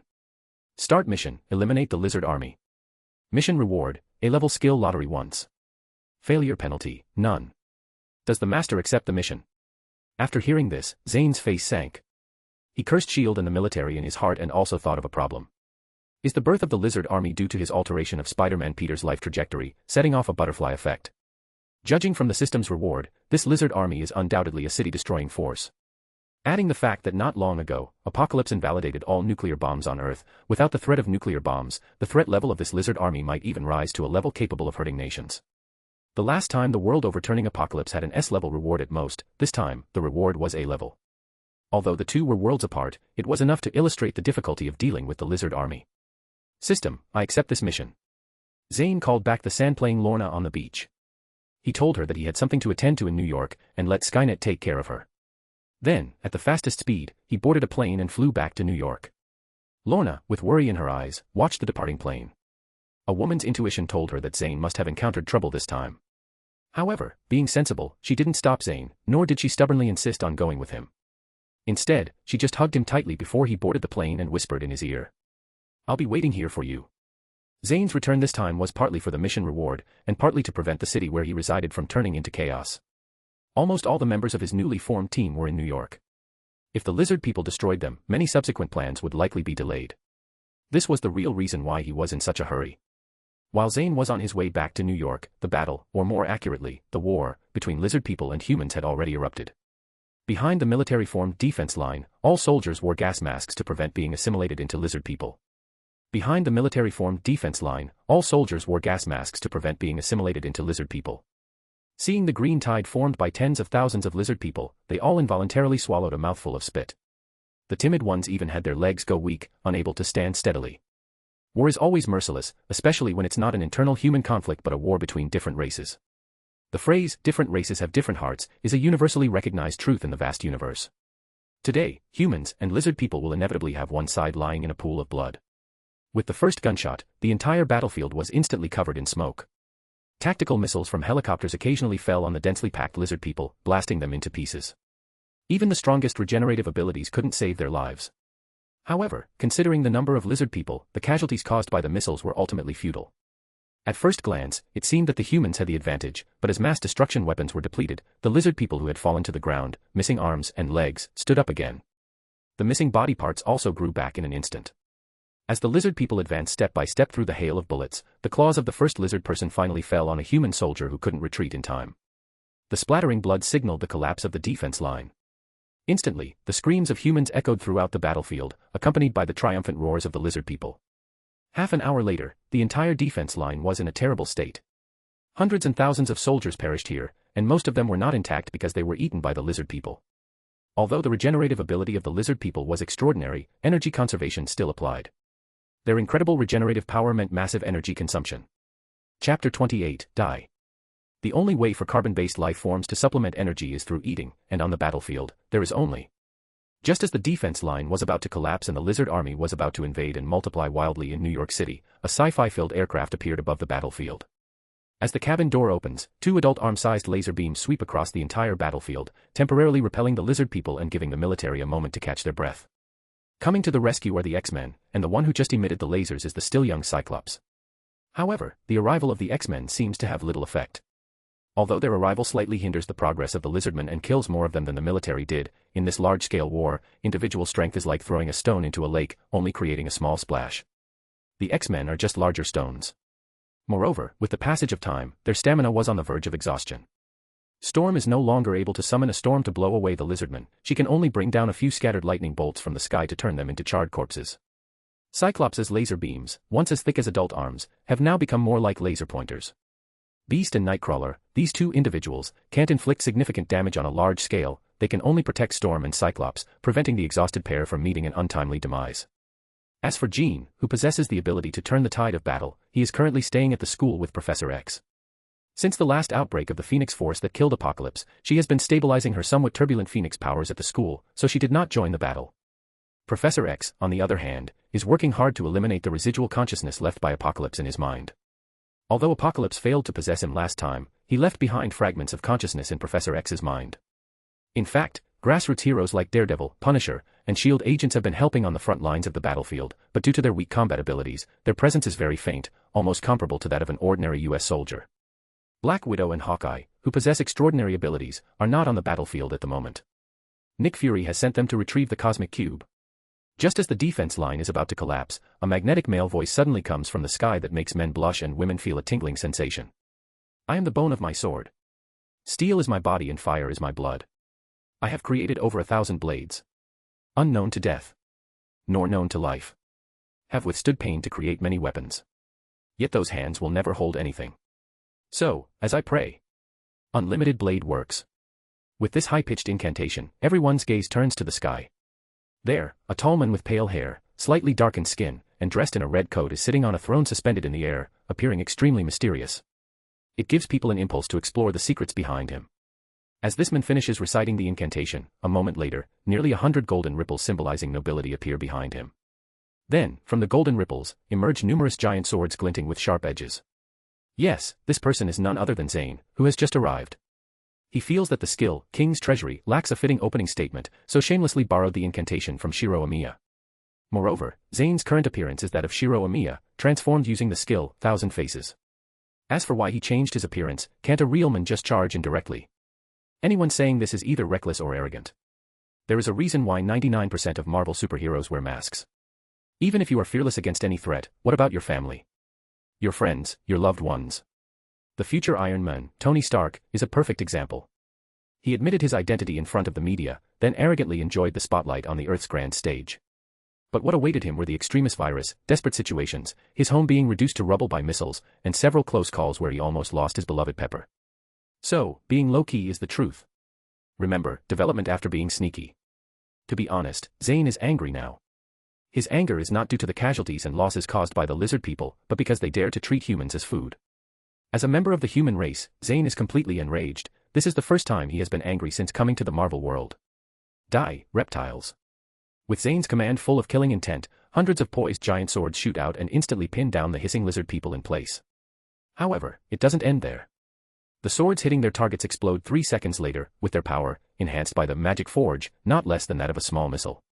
In an instant, the entire battlefield is engulfed in flames, and hundreds or even thousands of lizard people perish in the blaze. Everyone is stunned by the destructive power caused by Zayn. The damage he has inflicted in this wave is almost catching up to their total from before. These giant swords, including the throne Zayn is currently sitting on, were all created by the Skynet in less than half a month. The terrifying aspect of technology is evident here. As long as there is mature technology coupled with ample resources, anything can be mass-produced. Zayn is not sure how many weapons are currently in his treasury, but roughly estimating, there should be over 10,000. Moreover, the hundreds of giant swords initially shot out are almost fully repaired under the endless energy of the Space Stone. At this moment, the King's Treasury reveals its ferocity to the world for the first time, and Zayn shows off his muscles for the first time. Although the humans are already stunned, the lizardmen, with their minds dominated by instincts, do not stop their murderous advance. With a roar from Lizard standing on top of a car in the rear of the battlefield, wearing a white coat, the war continues. Die. Zayn's eyes flash with cold light. Hundreds of ripples appear again in the void behind him, and countless giant swords continuously shoot out from the treasury towards the lizard people. This time, however, Zayn does not stop.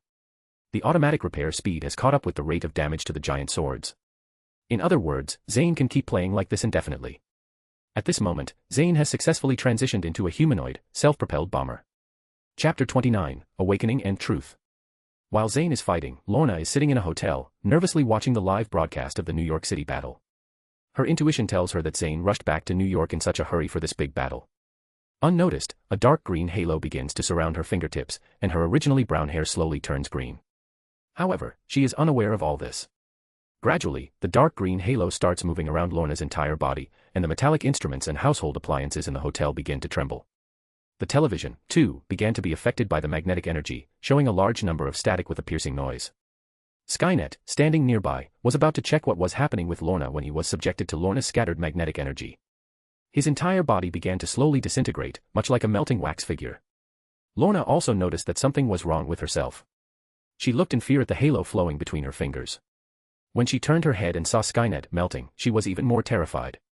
She screamed, then fainted without saying a word. With Lorna unconscious, all the surrounding anomalies instantly disappeared. Skynet slowly returned to normal. He immediately checked Lorna's condition and, after finding that all vital signs were normal, he picked up the dropped heart and put it in his place. Who knows how Zayn would handle it if he found out that something happened to Lorna under Skynet's protection. Through the time spent with Zayn, Skynet doesn't consider Zayn to be an easygoing saint. If he had to pick sides, Skynet would categorize his master into the neutral and evil faction without hesitation. Normally, he avoids trouble, appearing like a well-behaved young man. But to achieve his goals, he won't hesitate to use any means. If someone provokes him, it's a matter of life and death. Haven't those two people who bullied Lorna ended up in prison, being violated? On the battlefield, after Zayn's uninterrupted bombardment for half an hour, the entire block has been leveled, and only Lizard remains among the lizardmen. Zayn didn't kill him immediately but played with him like a cat toying with a mouse, only aiming at the ground around Lizard Doctor, watching him dodge in a pathetic manner. One must admit that this crushing behavior is really morbid. Not letting someone die quickly, but making them suffer, is really satisfying. Just when Zayn was playing enthusiastically, the communicator in his arms lit up. Zayn was startled. This communicator was the latest development by Skynet, capable of real-time communication across the entire Earth. Skynet wouldn't contact him unless it was an emergency. Taking out the communicator, there was only one line of small text. "Madam is in trouble, please return quickly."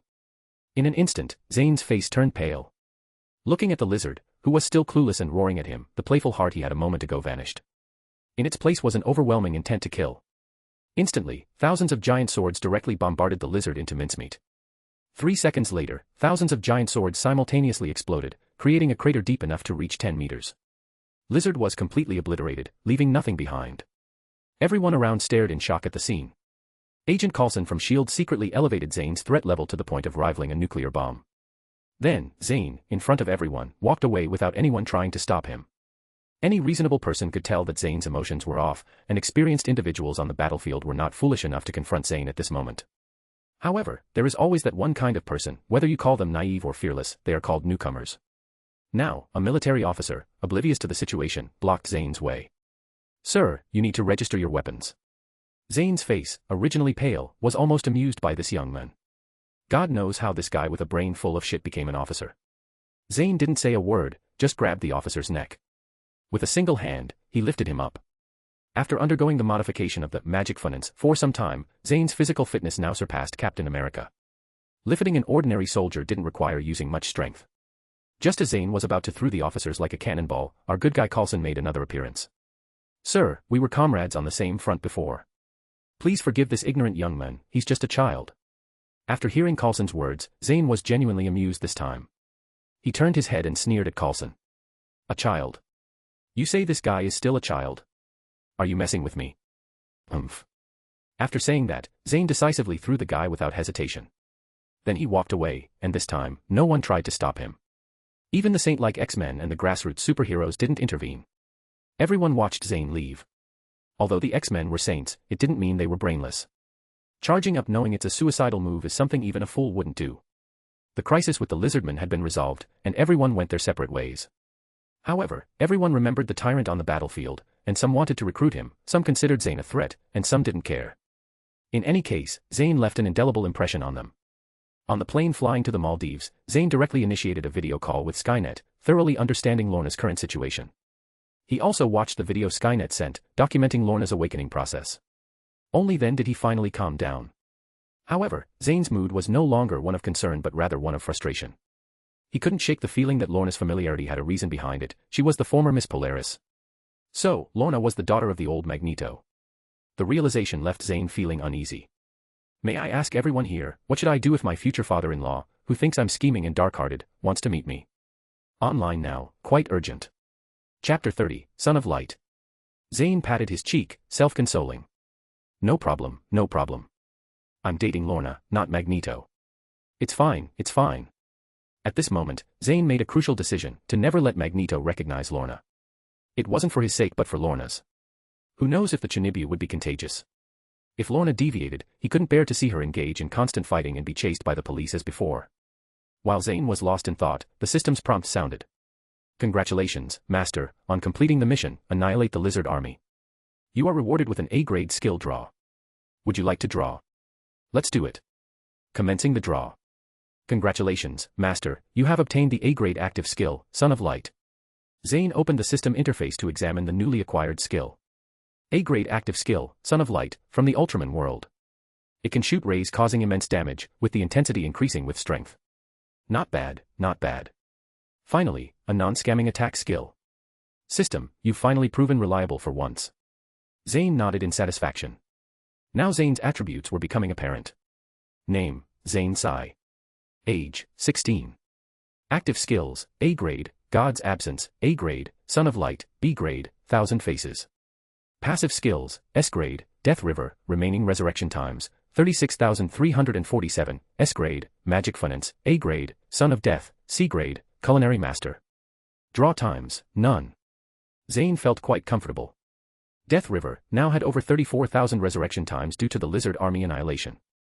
Additionally, the Son of Death brought forth a soul space with over 30,000 lizardmen stationed. Now, with the new single-target attack skill, Son of Light, Zayn's survival skills, AoE skills, and single-target attack skills were top-notch. An unexpectedly powerful combination.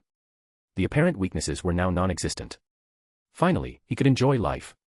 However, he had to first comfort Lorna to prevent her from doing anything silly once she woke up and learned she was a mutant. Previously, when Apocalypse appeared, he controlled the world's nuclear missile launchers through Professor X.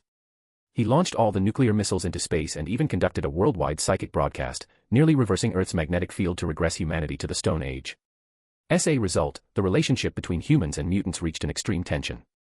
The higher-ups of various governments didn't tolerate the existence of mutants, seeing them as a sword of Damocles hanging over their heads. However, acting recklessly would surely lead to their own demise. There was only one solution: sow discord between the masses and mutants through the media. Turn mutants, whether good or bad, into universally despised pariahs.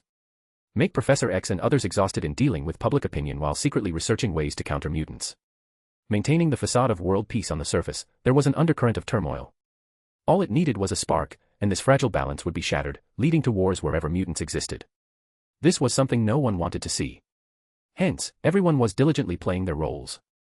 Like the two mutant leaders, Professor X and Magneto, one playing the good cop, and the other playing the bad cop.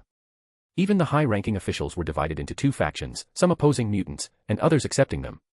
So, initially, Zayn had decided to decisively abandon his X gene. But unexpectedly, with the emergence of Lorna, it seemed that he had no choice but to wade into this muddy water. Pray that she won't be affected, otherwise. Through the glass containing red wine, Zayn's eyes looked enchanting and ruthless. When Zayn arrived at the hotel, Lorna was still unconscious.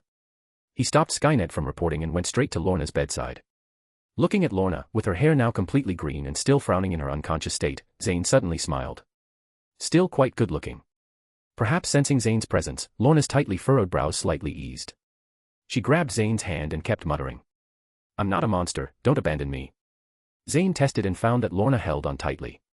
So, he asked Skynet to bring a chair and sat quietly by the bed, watching the person on the bed. "It's okay, go out," Zayn said softly. Skynet nodded, walked out of the hotel quietly, and carefully closed the door. Lorna, still murmuring in her sleep, and Zayn were the only ones left in the room. In the evening, as Lorna made a sudden noise in her bed, Zayn, who had been sitting by her side all along, finally spoke. "Hungry? What do you want to eat?" "Zayn, I." As Lorna opened her eyes and saw Zayn, she first showed joy, then remembered what happened before she fell into a coma, and her expression darkened. "We'll talk about all that later. Eating is the most important thing right now." Zayn interrupted her before she could finish. "Speak up, what do you want to eat?" "Anything is fine. I like anything you cook." "Okay, today I'll make an exception and let you eat meat." Zayn smiled, got up, and went to the kitchen. Lorna quickly got out of bed and ran to the kitchen, barefoot, standing by the kitchen door, watching Zayn cook. Half an hour later, Zayn, who had finished cooking, turned his head to look at Lorna at the door, smiling slightly. "Girl, come over and help serve the dishes." After the meal, the two sat on the sofa. Zayn watched Lorna, who was still struggling in his arms, and suddenly said, "Now we can talk." After hearing Zayn's words, Lorna, who was leaning against him, suddenly trembled. After a long silence, she spoke in a trembling voice. "Zayn, have I turned into a monster?" After saying this, she activated her ability, and the emerald green glow lingered on her hand like flowing water. This was the first time Zayn had witnessed such a scene live. To be honest, it felt quite cool. If this were the Middle Ages, Lorna would definitely be considered a witch and burned to death. Thinking of this, Zayn couldn't help but smile inwardly. His face suddenly became serious, staring silently at the anxious Lorna. As Lorna became more and more uneasy, she finally lowered her head, afraid to look into Zayn's eyes. "I can't hold back anymore, ha ha ha." Chapter 31, Cringe. Finally, unable to resist any longer, Zayn burst into laughter instantly, breaking the solemn atmosphere. "Are you silly? You just awakened mutant abilities, nothing more. Why are you panicking like it is a matter of life and death?" Hearing Zayn's words, Lorna slowly raised her head, her eyes already filled with teardrops. However, seeing Zayn's appearance, she instantly felt that this man deserved a good beating. Without saying a word, Lorna pounced directly, opened her big mouth, and took a bite on Zayn's arm. Hee hee, men are all big dummies. Seeing Lorna's frustrated appearance, Zayn felt that he had played too big. He quickly relaxed the muscles of his arm, making it easier for Lorna to bite. Allowing Lorna to toss around for a while, Zayn knew that she was venting her inner panic and uneasiness. "I hate it, you scared me. I thought you didn't want me anymore." With her head buried in Zayn's arms, Lorna soon heard her faintly sobbing voice. Zayn abandoned his previous playful image and lifted Lorna's head seriously. Without saying a word, he kissed her immediately, completely ignoring Lorna's futile resistance. Slowly, the small fists that had been hitting Zayn's body weakened, and in the end, they directly wrapped around Zayn's neck. This was their first kiss, lasting a full minute before they stopped. Zayn gently pressed Lorna's head against his shoulder. "Don't worry, I've got everything under control." The two held each other like this. At this moment, Lorna felt a peace she had never experienced before. How she wished this moment could last forever. However, there was already a rod slowly pressing against her below, followed by Zayn's dry voice. Lorna, can you come down first? It's a bit hot." Blushing, Lorna lifted her head and suddenly laughed when she saw Zayn's expression. Mischievously, she leaned close to Zayn's ear and blew a breath of warmth. Instantly, half of Zayn's body felt numb. "I'm fine, you can continue." Silence, silence was the theme of tonight on the New York bridge. At this moment, two little figures were arguing in Zayn's heart. "Angel, she's still underage. Can you really go through with this?" "Devil, she said she's okay with it. Are you hesitating between being a beast or a less than beast?" "Angel, why the rush? Anyway, she'll be yours sooner or later. What's the harm in waiting a few more years?" "Devil, the tender sound of your body makes it easy to knock down, and once the lowly is gone, there's no turning back. Understand?" "Angel." "Devil."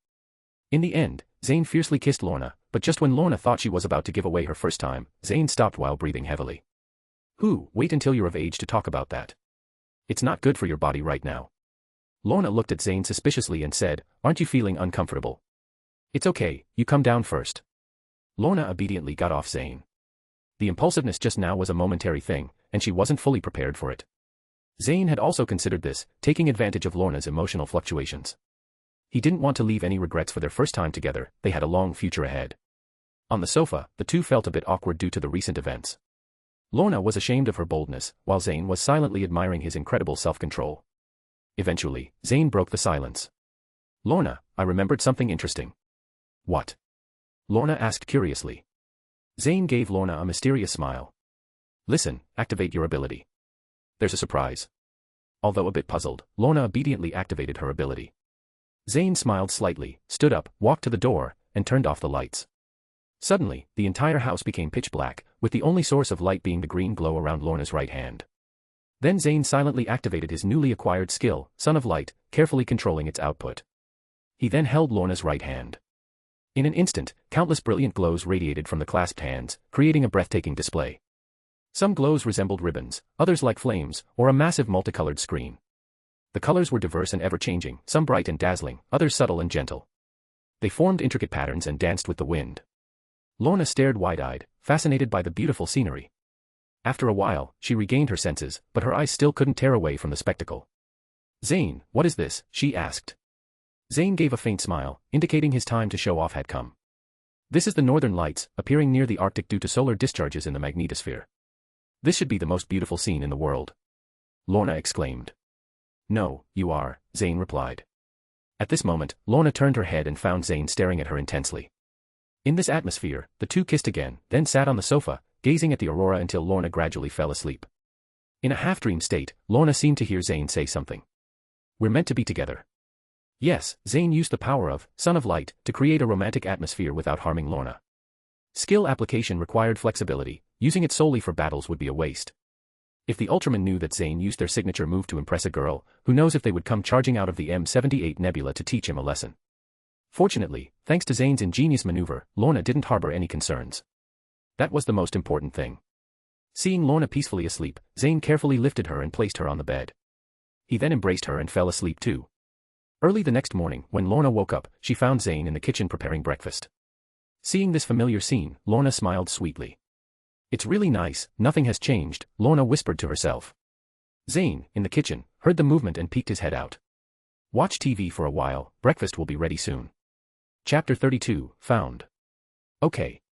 Lorna happily ran to the sofa and turned on the TV. They were replaying yesterday's fierce battle in New York. Even though Zayn had returned, Lorna still felt nervous watching the intense scenes. She didn't even notice when Zayn sat beside her. "What's wrong?" Zayn asked with concern. Only then did Lorna realize that Zayn had taken a seat beside her. "Zayn, I have a question to ask you." "Of course, it's okay if you don't answer." "Sure, go ahead. There's nothing we can't talk about between us." "Were you on this battlefield yesterday?" Lorna pointed to the TV. "Yes, I was there." Zayn straightforwardly affirmed, as he had mentioned before, there was nothing to hide between them. With many days ahead of them, Lorna would eventually discover these things. Acknowledging it openly now was the best choice.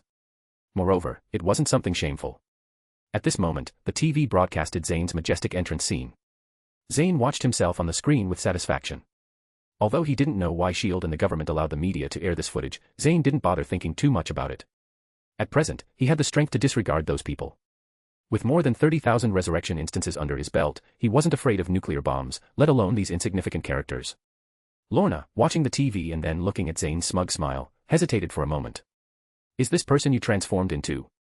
Ah. Now Zayn was confused. He looked at himself on the TV, transformed into the iconic Red A, completely different from his current appearance. The only similarity was that they were both men, and both looked handsome and imposing. Lorna's imagination had to be quite expansive to link them together. How did you know? Zayn asked in confusion. Guessing. Hee hee. Lorna smiled triumphantly. Zayn felt a chill down his spine. Women's intuition was truly terrifying. In those stories from his previous life, it was said that women were like Sherlock Holmes in love, possessed the writing skills just below Mo Yen when heartbroken, and had combat power second only to Ultraman when angry. Zayn used to take those as jokes, but at this moment, he was starting to believe it. The fact that someone with completely different characteristics could guess the truth made Zayn a bit unnerved. Now, even if Lorna said aliens were about to invade Earth, Zayn would probably have to consider whether it was true or false. Lorna's smile disappeared quickly, her eyes complex as she watched Zayn's unparalleled prowess in slaughtering lizard people on TV. Zayn, can you tell me in advance next time? Zayn was about to speak when Lorna's small hand covered his mouth. I'm not asking you to take me, I know you'd be distracted if I went. But I need to know where my man went and who he's fighting.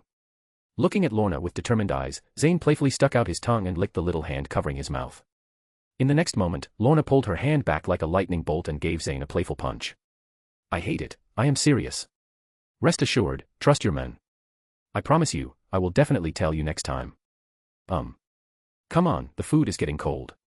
While eating, Skynet pushed the door open. Lorna looked at Skynet like an ordinary person. In her memory, this entity seemed to have melted yesterday, and Lorna quietly activated her own ability to find that Skynet is made entirely of metal. Zayn also noticed Lorna's discomfort and took the initiative to introduce her to Skynet. Lorna, this is Skynet, the first intelligent life on Earth, now serving me. You two, get acquainted. Hello, Skynet. Hello, ma'am. Lorna was delighted by Skynet's polite address, accepting the fact that Skynet was not a human. After dinner, the two flew back to New York.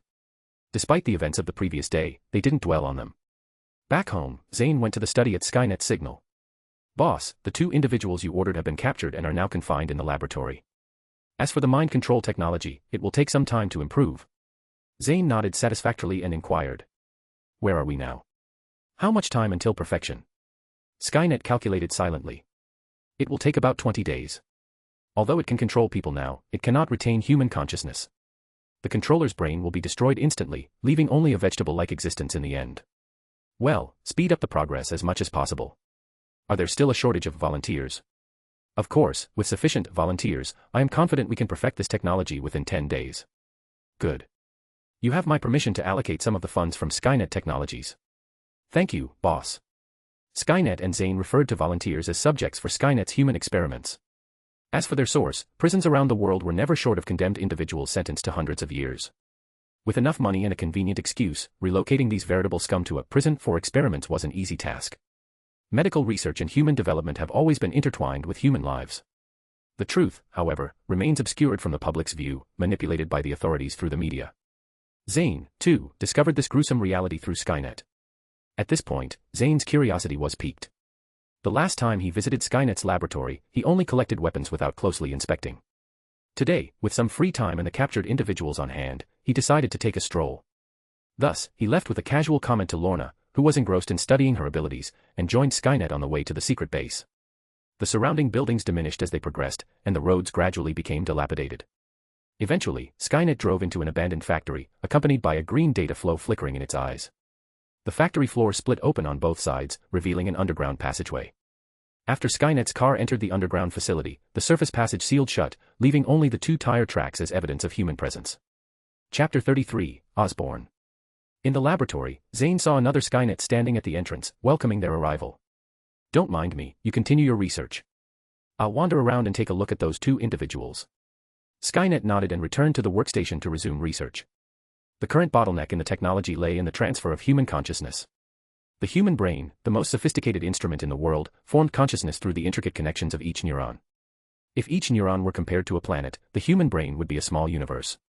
Even if Skynet researched for thousands of years, it would be impossible to fully understand the human brain. Fortunately, Skynet had grasped this truth when it converted its own consciousness into computer data.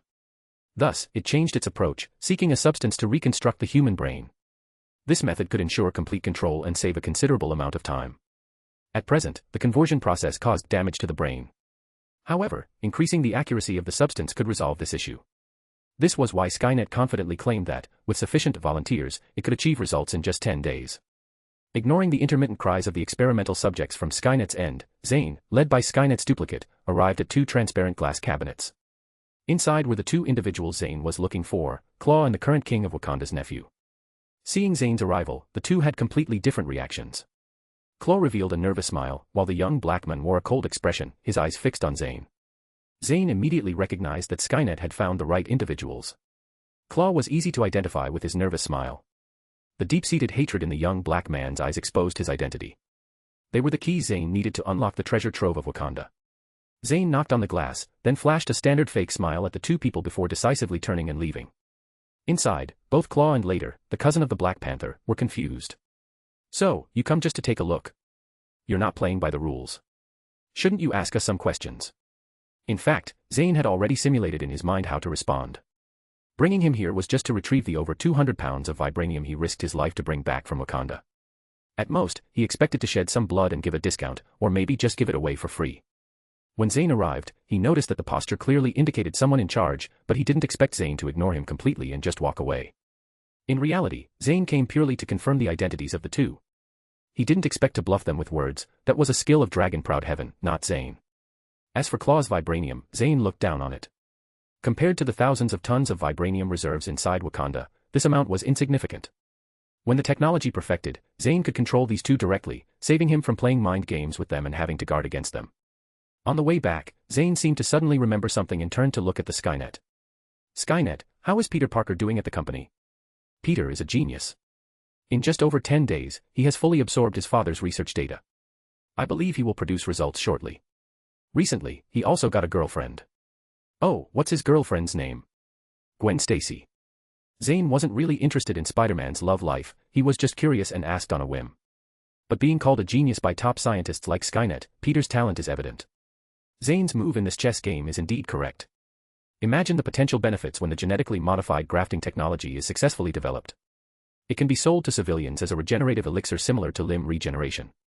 It can also be customized for the military to create a superhuman serum. The hidden value of this technology may exceed everyone's imagination. If Zayn were more generous, even a nationwide superhuman phenomenon wouldn't be impossible. However, Zayn is not that generous. If he decides to sell it in the future, it will be a neutered version. For example, limb regeneration must be injected periodically, otherwise, the newly grown limbs will disappear. Zayn won't engage in killing the goose that lays the golden eggs, a continuously laying hen is Zayn's pursuit. Meanwhile, in a dark room at the Osborn mansion, a gloomy-looking young man is locking eyes with an aging man on the verge of decay. After a while, the young man slowly speaks. Dad. I never thought I would die like this, watching my own son like a stranger. Norman Osborn on the sickbed looks pale as if already dead. His speech is intermittent, indicating that his end is near. But his son, Harry Osborn, Spider-Man's close friend, suddenly smiles desolately. When I was 11, as a father, you threw me into a boarding school. Last year, you had your assistant send me a birthday card. I still vividly remember the cold words on it. With the sincerest regards, Norman Osborn. Moreover, since I entered boarding school, I haven't seen you again, not even a phone call. Harry becomes more and more agitated as he speaks, eventually roaring at the dying Norman on the sickbed. After Harry calms down, Norman continues to speak. I don't expect and don't need your forgiveness. You absolutely can't understand what I've done for you. Harry, your hand is already cramping, right? While you lie flat, the illness hidden in your body is slowly devouring your life. Norman, supporting himself, rises from the bed. His eyes, already murky, resemble a devil, staring directly at the uneasy Harry. Reverse transcriptase virus proliferation, a congenital genetic defect. I never told you, it's hereditary. It's a curse from God to the Osborns. The disease starts at your age. Give me your hand. After saying so much, Norman Osborn is already out of breath, but he still firmly grabs Harry's trembling right hand and places a chip in Harry's palm. Chapter 34, Peter. This is the greatest legacy I can give you, and my life's work. I hope you can succeed where I failed. Go, find Peter Parker. My son. Norman tightly holds Harry's hands. After weakly saying these words, he collapses onto the sickbed. At the same time, the instruments monitoring Norman's electrocardiogram emit a piercing beep. In that instant, Harry feels as if the air has become silent. He can no longer hear the medical staff's resuscitation efforts. Now, all he sees in his eyes is the monstrous figure of his father Norman, tortured by the virus, and his eyes that never close even in death. At this moment, an emotion rushes through his soul like a flood. It's not sadness, not mourning, but fear, bone-chilling fear, the fear of life being beyond one's control. It's like setting a countdown timer for his own life. He can only watch himself march toward the grave, helpless. When the room is already empty, and everyone has left, Harry crouches in a corner, holding his head, tears uncontrollably streaming down his face. I'm only 17. I still have plenty of years to enjoy. Why does fate treat me like this? Why? Why? No, wait, Father said to go find Peter. He must have a way to cure me. Harry, tormented by fear and on the verge of collapse, suddenly remembered the words Norman said to him before his death. Harry immediately contacted his subordinates to search for Peter's whereabouts, putting aside everything related to Osborn Enterprises. Soon, Harry learned that Peter is currently interning at a recently established company called Skynet Technologies. He casually put on a coat and rushed to the location of Skynet Technologies. However, Peter is currently oblivious to this. He has been experiencing a period of success, feeling confident and satisfied. His talent has been fully utilized at Skynet Technologies, and he has regained his composure, eventually winning over his dream goddess, Gwen Stacy. Recently, he was even invited to dinner at Gwen's house. Although it was awkward at first, Gwen's parents were pleased with him. Honestly, the person Peter is most grateful to right now is Zayn. Without the business card Zayn gave him, he wouldn't have been able to escape his loser status so quickly. Moreover, he is extremely satisfied with Skynet Technologies. Not only is the salary generous, but there are also not many troublesome political intrigues. He enjoys working here. Peter has already decided that he will join Skynet Technologies after graduation. However, today, when he bid farewell to his colleagues with a smile and left the company's entrance, he saw a figure waiting for him, both familiar and unfamiliar. Harry? Peter asked uncertainly, as it had been several years since he last saw Harry. Peter, long time no see. Harry forced a smile when he saw Peter. It's really you, Harry. It's been almost 5 years since we last met. Peter said joyfully, reuniting with an old friend always brings joy. Come, get in the car. Let's find another place to talk. I have a lot to say to you. Harry wanted to give Peter a smile, but the anxiety and fear in his heart made it impossible for him to do so. At this moment, even if Peter is a bit slow, he senses Harry's unusual mood. So, without saying anything, he gets into Harry's car. 10 minutes later, the two arrive at the entrance of a bar. At this time, the bar, usually bustling with people, is deserted. While waiting for Peter, Harry has already booked the entire bar. Inside, Harry tugs at his collar, as if he is being strangled and can't breathe. Then, he picks up a bottle of strong liquor and pours himself a full glass, ignoring the burning sensation in his throat and stomach caused by the fiery alcohol. He drinks it all in one gulp. Peter, standing by, looks at him with a complicated expression but doesn't stop him. Harry seems to be on the verge of a breakdown due to some bad news. Let him vent a bit for now, Peter thinks to himself. Peter, do you know what just happened? My father died just now, Harry says in a flat tone, as if someone unrelated has died, displaying an icy indifference. What? Mr. Osborn passed away. Peter exclaims in disbelief, receiving a glass of strong liquor handed to him by Harry. Filled with incredulity, Peter mechanically takes the glass and, almost subconsciously, brings it to his lips for a sip. Cough, cough, cough. Until he choked on a sip of the strong liquor, Peter regained his composure, but still felt incredulous. After all, Norman Osborn was not yet 50 years old, with assets close to $1 trillion, enjoying the most sophisticated medical and security teams. His sudden death was shocking. Peter couldn't think of any comforting words and could only pat Harry's shoulder. My condolences. Harry took a sip of the liquor and shook his head. It's okay. After all, you know the relationship between him and me.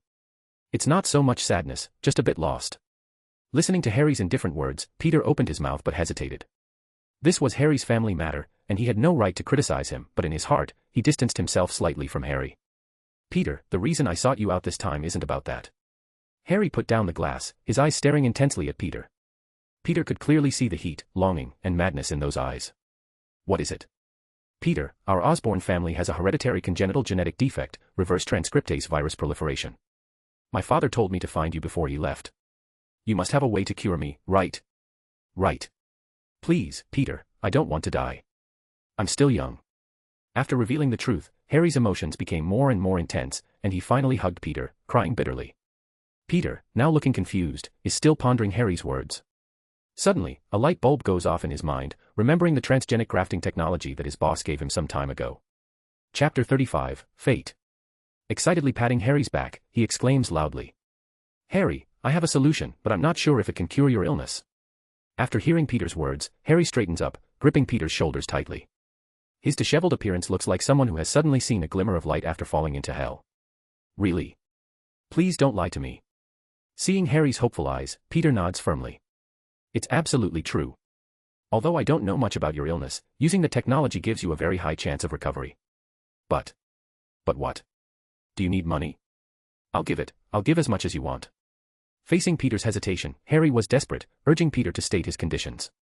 It's not like that, Harry. How could I use your life as a threat?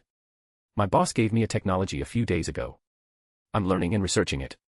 It will take some time to produce results. Peter saw that Harry misunderstood him and quickly explained. But Harry, overwhelmed by fear, couldn't wait. After learning about his family's hereditary disease, he felt his body decaying every moment. He didn't want to experience this eerie feeling anymore. Peter, give me this technology. Name your price. In Harry's mind, Peter was just a smart student. Waiting for him to produce results would probably be too late for him. So, he wanted to take control of this life-saving technology, hire many researchers, and quickly solve his genetic defect. However, Peter met his request with a resolute refusal. No, Harry, this technology belongs to the company. I can't give it to you. Even revealing it to you is not good. I'll give you 10 million. No. 50 million. No. 1 billion. Harry gritted his teeth. $1 billion was all he could produce now, considering he hadn't fully taken over Osborn Industries. Absolutely not, Harry. Believe me, I'll be able to produce results soon. Peter shook his head firmly. While Harry's offer seemed tempting, Peter had a promising future at Skynet Technologies. He couldn't jeopardize that for some money that would be easily accessible in the future. Why? Why? Why won't even you help me, Peter? Clearly, you have the means. Why won't you save me from my impending death? Maybe it was the last glimmer of hope extinguished in his heart, or maybe it was the effects of the alcohol, but Harry suddenly stood up, grabbed Peter's collar, and began screaming hysterically at him. Peter, frightened by his behavior, forcefully broke free from his grip, grabbed his backpack, and ran out of the bar. Before leaving, he said to Harry, "Harry, calm down. You just need to wait a while. Trust me." With that, he left without hesitation, ending this unpleasant reunion with an old friend. Peter Parker. Watching Peter walk away, Harry gnashed his teeth. Then he smashed the glass in his hand, and the splintered glass cut his cheek.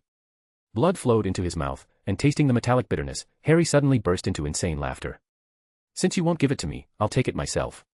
Don't blame me, Peter Parker." At this moment, Harry's low voice sounded just like his father Norman Osborn, sinister and cold, like a serpent waiting to strike. Meanwhile, Peter, concerned about his friend, called Uncle Ben and Aunt May, then returned to the company to continue his research.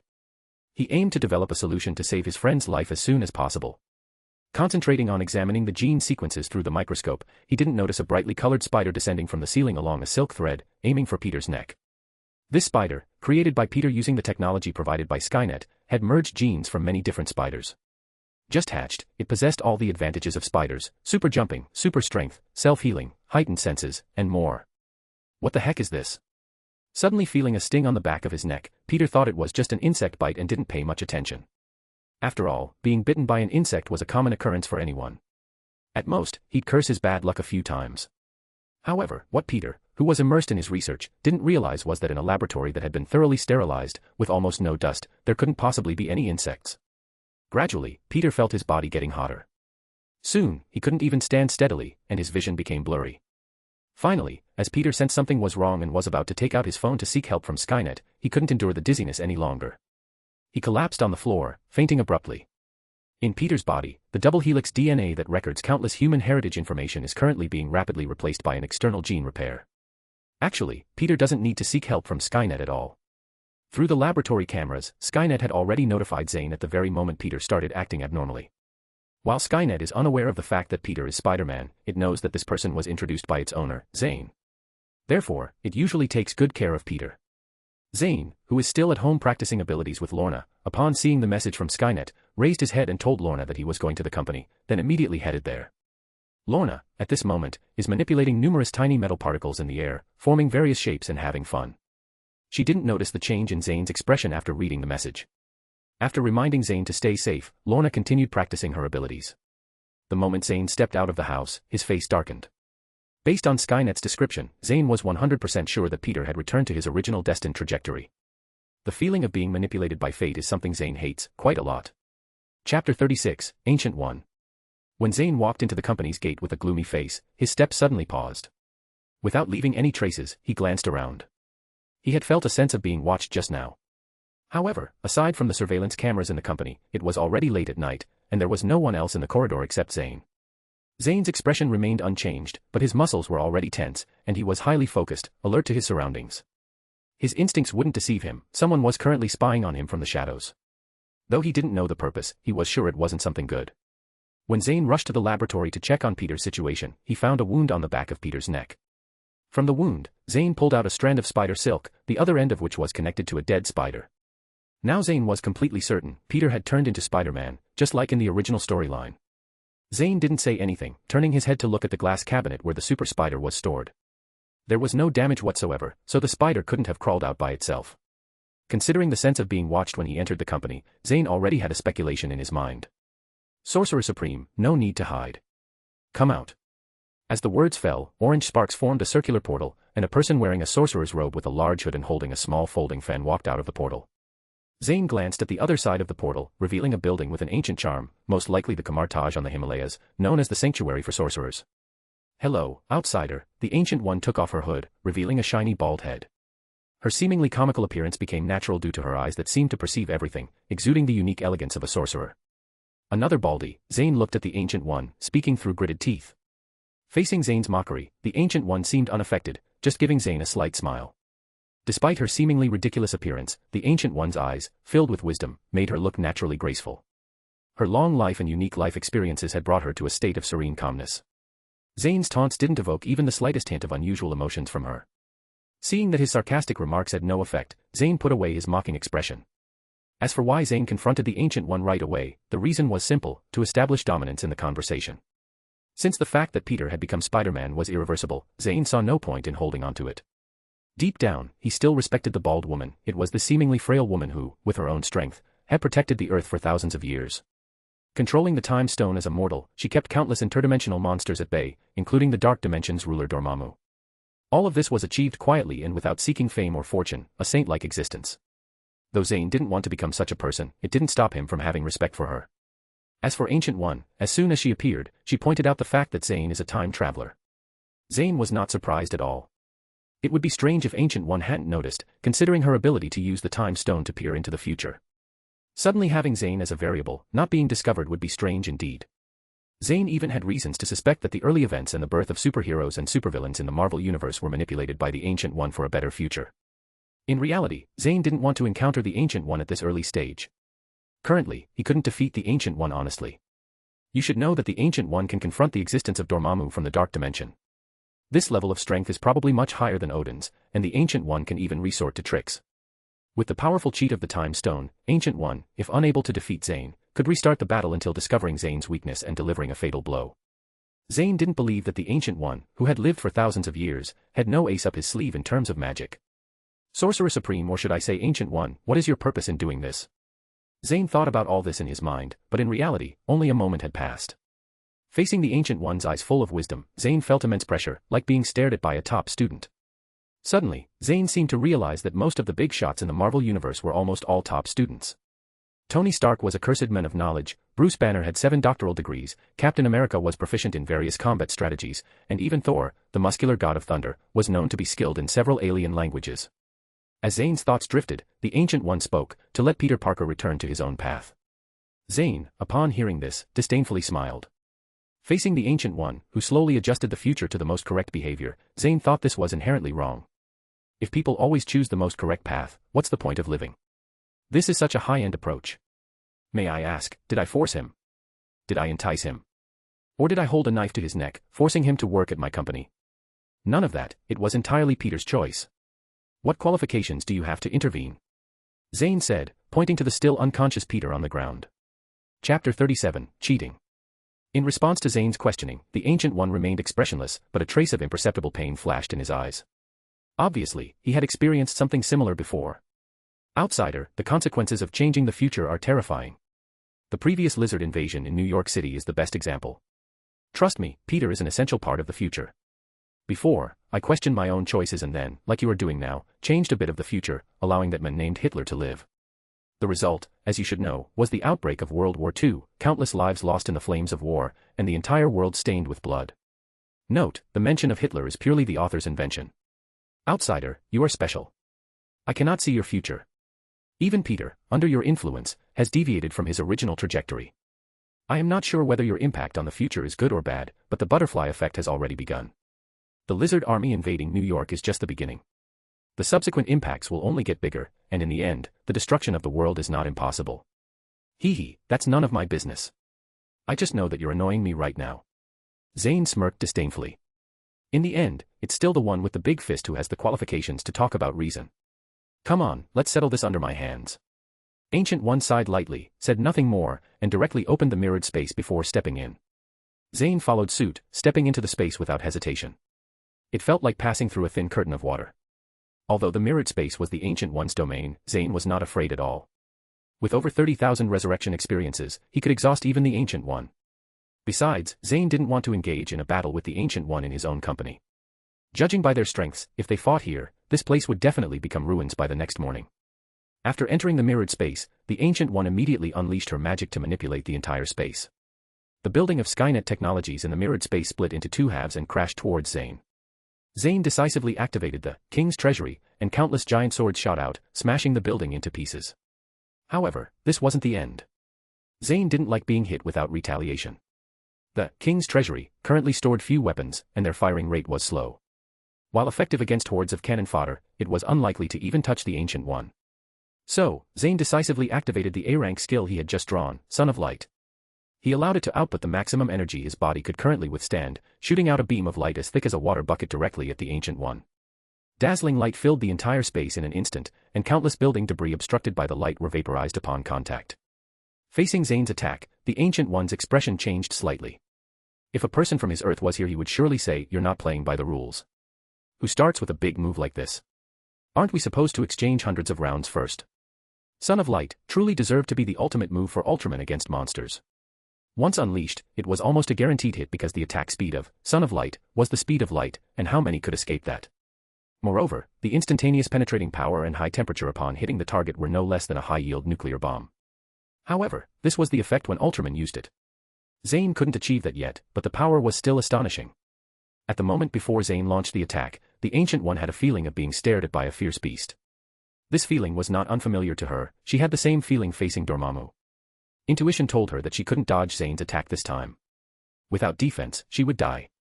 Without hesitation, Ancient One made use of the infinite magical energy in the mirrored space to construct the most powerful magic shield she could currently build. However, when the shield was halfway constructed, the attack had already arrived. The magic shield was instantly shattered and reverted to the most basic magic particles. But more than half of the Son of Light beam was still intact. The physical body of a magician was fragile in all worlds, and this was a universally acknowledged truth. Gandalfin, the Lord of the Rings, who used a wand to whittle away people was, after all, an oddity among magicians. Unsurprisingly, Ancient One's chest was instantly blasted with a transparent large hole. Even from a distance, Zayn could smell a nauseating scent of roasted flesh, the result of Ancient One's internal organs being instantly cooked by the high temperature. However, even after being pierced through her chest, the Ancient One's face showed no panic or fear. A green light flashed, and the Ancient One appeared unscathed in her original position. Even her clothes had returned to their original state. Seeing this scene, the corners of Zayn's mouth twitched uncontrollably. "I want to report that someone is using rollback cheats here, disrupting the game balance." Zayn complained inwardly. But the battle had to continue. Zayn couldn't give up just because Ancient One was playing unfairly. As Ancient One, who had just died once, was hit by Zayn's beam, she directly folded the mirrored space, smashing not just a building this time, but the entire Queen's district. Watching this apocalyptic scene, veins bulging on Zayn's forehead, he pushed the King's Treasury to the extreme. In the space behind him, nearly 2,000 ripples appeared directly. The intense outbreak seemed to make the air tremble. Zayn's eardrums burst instantly. This was not the end, countless debris followed gravity and fell. Zayn had to stay focused and continue using the King's Treasury to shatter these remnants. Just when Zayn cleared the entire sky and was about to breathe a sigh of relief, Ancient One, holding a fan made of magic, teleported through space folding, appearing next to Zayn. At this moment, Zayn was at the end of his old power and the new power had not yet emerged, equivalent to the cooldown time of his skills in modern terms. Chapter 38, Two Cheaters. Having no ability to counter Ancient One's attack, the magic fan cut a long wound on Zayn. Although Ancient One deliberately avoided fatal areas, the intense pain was inevitable. With new wounds on his body, Zayn's eyes became redder. The clarity in his eyes was gradually replaced by madness. Enduring the intense pain, Zayn seized the opportunity to grab Ancient One's arm, allowing the magical fan in her hand to leave visible scars on her own body. Let's die together. With Zayn's hoarse voice, golden ripples densely surrounded both Zayn and Ancient One, including the sky, the ground, and everything in between. Giant swords pierced through them, connecting both like a blood puppet. Ancient One looked at Zayn in disbelief. Not understanding why Zayn chose such a mutual destruction strategy, knowing well that they wouldn't die, Ancient One couldn't continue her thoughts. Before Ancient One could ponder further, the delayed explosion within the giant swords occurred. Both of their consciousnesses fell into boundless darkness. The next moment, the Death River and the Time Stone activated simultaneously. Both of them returned to their original state, fully resurrected. Even the dust on their clothes from the previous battle had disappeared. If not for the debris of buildings floating around, indicating the intense battle that had taken place, Zayn and Ancient One seemed untouched by the fight. Having died once, both of them had vented their anger. They also realized that their strengths were on par, and neither could overpower the other. However, Ancient One was unaware of the limitations on Zayn's resurrection. In a prolonged battle, Zayn would eventually lose. This was the fundamental reason why Zayn admitted he was not as good as Ancient One at the beginning. Ancient One, I won't hold it against you this time. But if I find out next time, I will destroy your 3 sanctums. You should understand, I have the power to do so. Zayn said coldly, his eyes revealing determination, warning Ancient One that he was not someone who cared about the bigger picture. If Ancient One dared to provoke him again, he would drag the entire world down with him. After contemplating for a while, Ancient One suddenly said something unrelated. Do you want to learn magic? Huh. Zayn looked puzzled. He had just defeated Ancient One twice, and now Ancient One was asking if he wanted to learn magic. Was she crazy? When we were fighting just now, I noticed you have a high affinity for magic. If you learn magic, you will surely achieve great success. Maybe you could even inherit my position and gain the Eye of Agamotto. How about it? Looking at Ancient One's sudden enthusiasm, Zayn felt a chill. Ancient One's actions were more uncomfortable than fighting her for hundreds of rounds.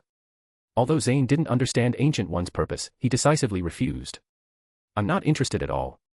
Find someone else to inherit your position. Facing Zayn's straightforward rejection, Ancient One, despite maintaining a calm appearance, felt a moment of disappointment deep inside.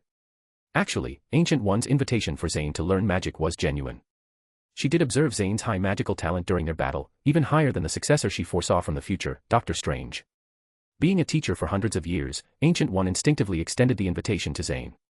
On the other hand, Ancient One also wanted to keep Zayn, this uncertain factor, close to herself. She hoped to properly guide Zayn and persuade him to follow the right path, eventually succeeding Ancient One as the new Supreme Sorcerer. Having protected Earth for thousands of years and experiencing countless battles, despite consuming dark energy to extend her life, Ancient One's soul was exhausted. She yearned for the peace after death, but other dimensions were constantly peering into Earth. She couldn't rest yet. As for why Zayn had such high magical talent, it wasn't innate. It was thanks to the A-rank skill, Son of Death. The so-called magical talent was simply the strength of the soul.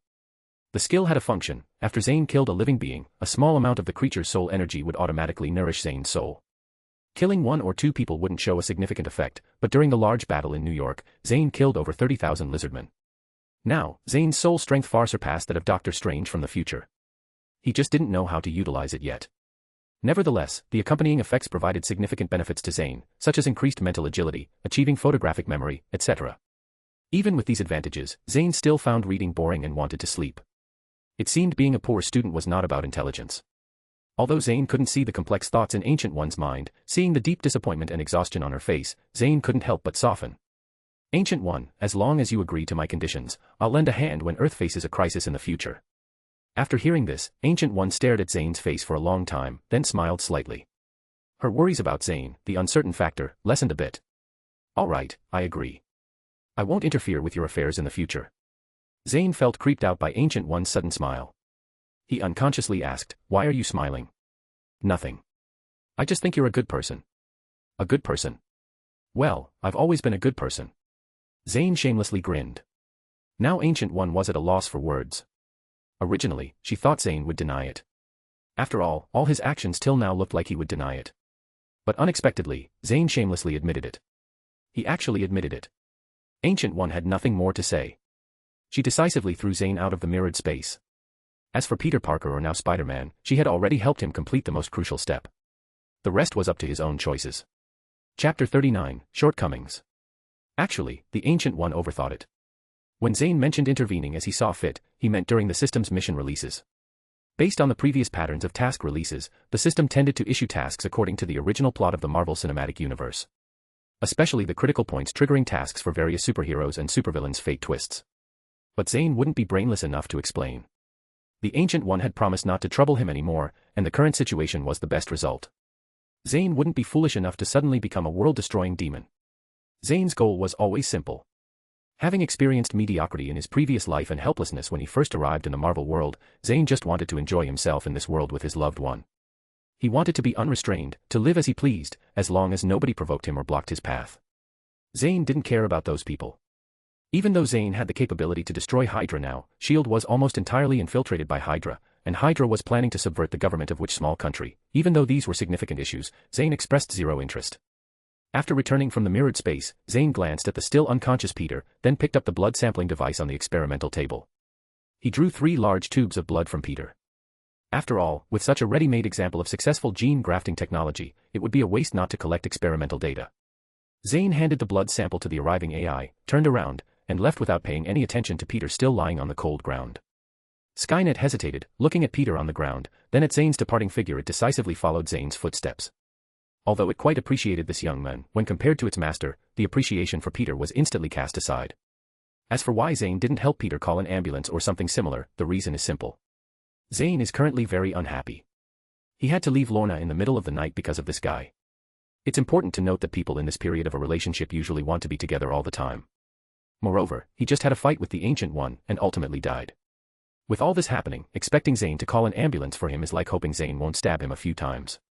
Zayn considers not stabbing him a few times as already showing consideration for their friendship. As for what Peter will do when he wakes up, whether he will eventually return to his original trajectory, Zayn's decision is the same as the Ancient One's. It's entirely up to Peter. If he chooses to continue working at Skynet Technologies, Zayn welcomes it and might even give him a raise. But if he decides to become the friendly neighborhood Spider-Man in New York City, Zayn won't intervene either. As long as Peter doesn't provoke him, that's the end of it. After all, Zayn has researched gene grafting technology enough. Various experimental data is also synchronized and saved by Skynet. Any slightly competent genetic engineering scientist can continue the subsequent experiments. It would only delay the results a bit, and Zayn is patient enough to wait for that. On the way home, Zayn reflected on his fight with the Ancient One. This was the first time he found himself in a disadvantaged position since coming to the Marvel world. The previous battle with the lizard people was more like bullying. It couldn't be considered a real fight. This battle not only made Zayn clearly recognize his current power level but also exposed several flaws in himself. First, lack of combat experience. Zayn didn't seize any of the Ancient One's vulnerabilities. The entire rhythm of the battle was controlled by the Ancient One. Zayn only mindlessly used skills, without coordinating their use properly. Even the time he injured the Ancient One was simply because she wasn't familiar with his abilities. If he had activated God's Absence as a surprise attack on the Ancient One as soon as they entered the mirrored space, it would have been much simpler. However, Zayn subconsciously considered this skill as a support skill and didn't think about it during the fight. Second, no knowledge of any martial arts skills. Once the Ancient One got close, despite having great strength, Zayn didn't know how to use it. Throughout the battle, he couldn't even grab the Ancient One's clothes, only managing to catch her in the end by risking his own life. Third, lack of a decisive weapon in the King's treasury. If there were a nuclear bomb inside, things wouldn't have been so complicated. Zayn could have started by bombarding the Ancient One with a few big-level attacks to see how she would react. Fourth, lack of movement skills. During the fight, Zayn could only stand in place, subject to the Ancient One's various attacks. He couldn't dodge even if he wanted to. If there was a teleportation-like skill, it would have been great. By the way, why couldn't the spatial gem in the magic furnace have an additional teleportation ability? In fact, Zayn hadn't fully understood the nature of the magic furnace skill. It wasn't like the Infinity Gauntlet, allowing the wearer to use the abilities of the embedded items. Instead, it turned the embedded items into buffs for the host. It couldn't generate any new skills. Moreover, the spatial gem's greatest value had already been acquired by Zayn, the infinite energy. This was a unique ability of the spatial gem. It could connect to an infinite number of dimensions to absorb energy. Compared to this, teleportation seemed insignificant. Now that the attribute, infinite energy, was already turning Zayn into a humanoid artillery, in the future, when Zayn possesses even more powerful skills, destroying the universe and breaking through dimensional walls might just be a matter of time. Chapter 40, Black Widow. After summarizing his shortcomings, the next step for Zayn is to find solutions. Currently, Zayn can only address the first 3 points, increase his combat experience, learn some martial arts skills, and add weapons to the King's Treasury, similar to crowd-clearing nuclear bombs. As for the movement skill, Zayn can only hope to acquire something useful in the future. Upon returning home, Zayn immediately hired a private martial arts coach who provides home services. Luckily, Zayn's villa has a spacious gym, which had been unused until now. It's worth mentioning that the coach turns out to be a woman.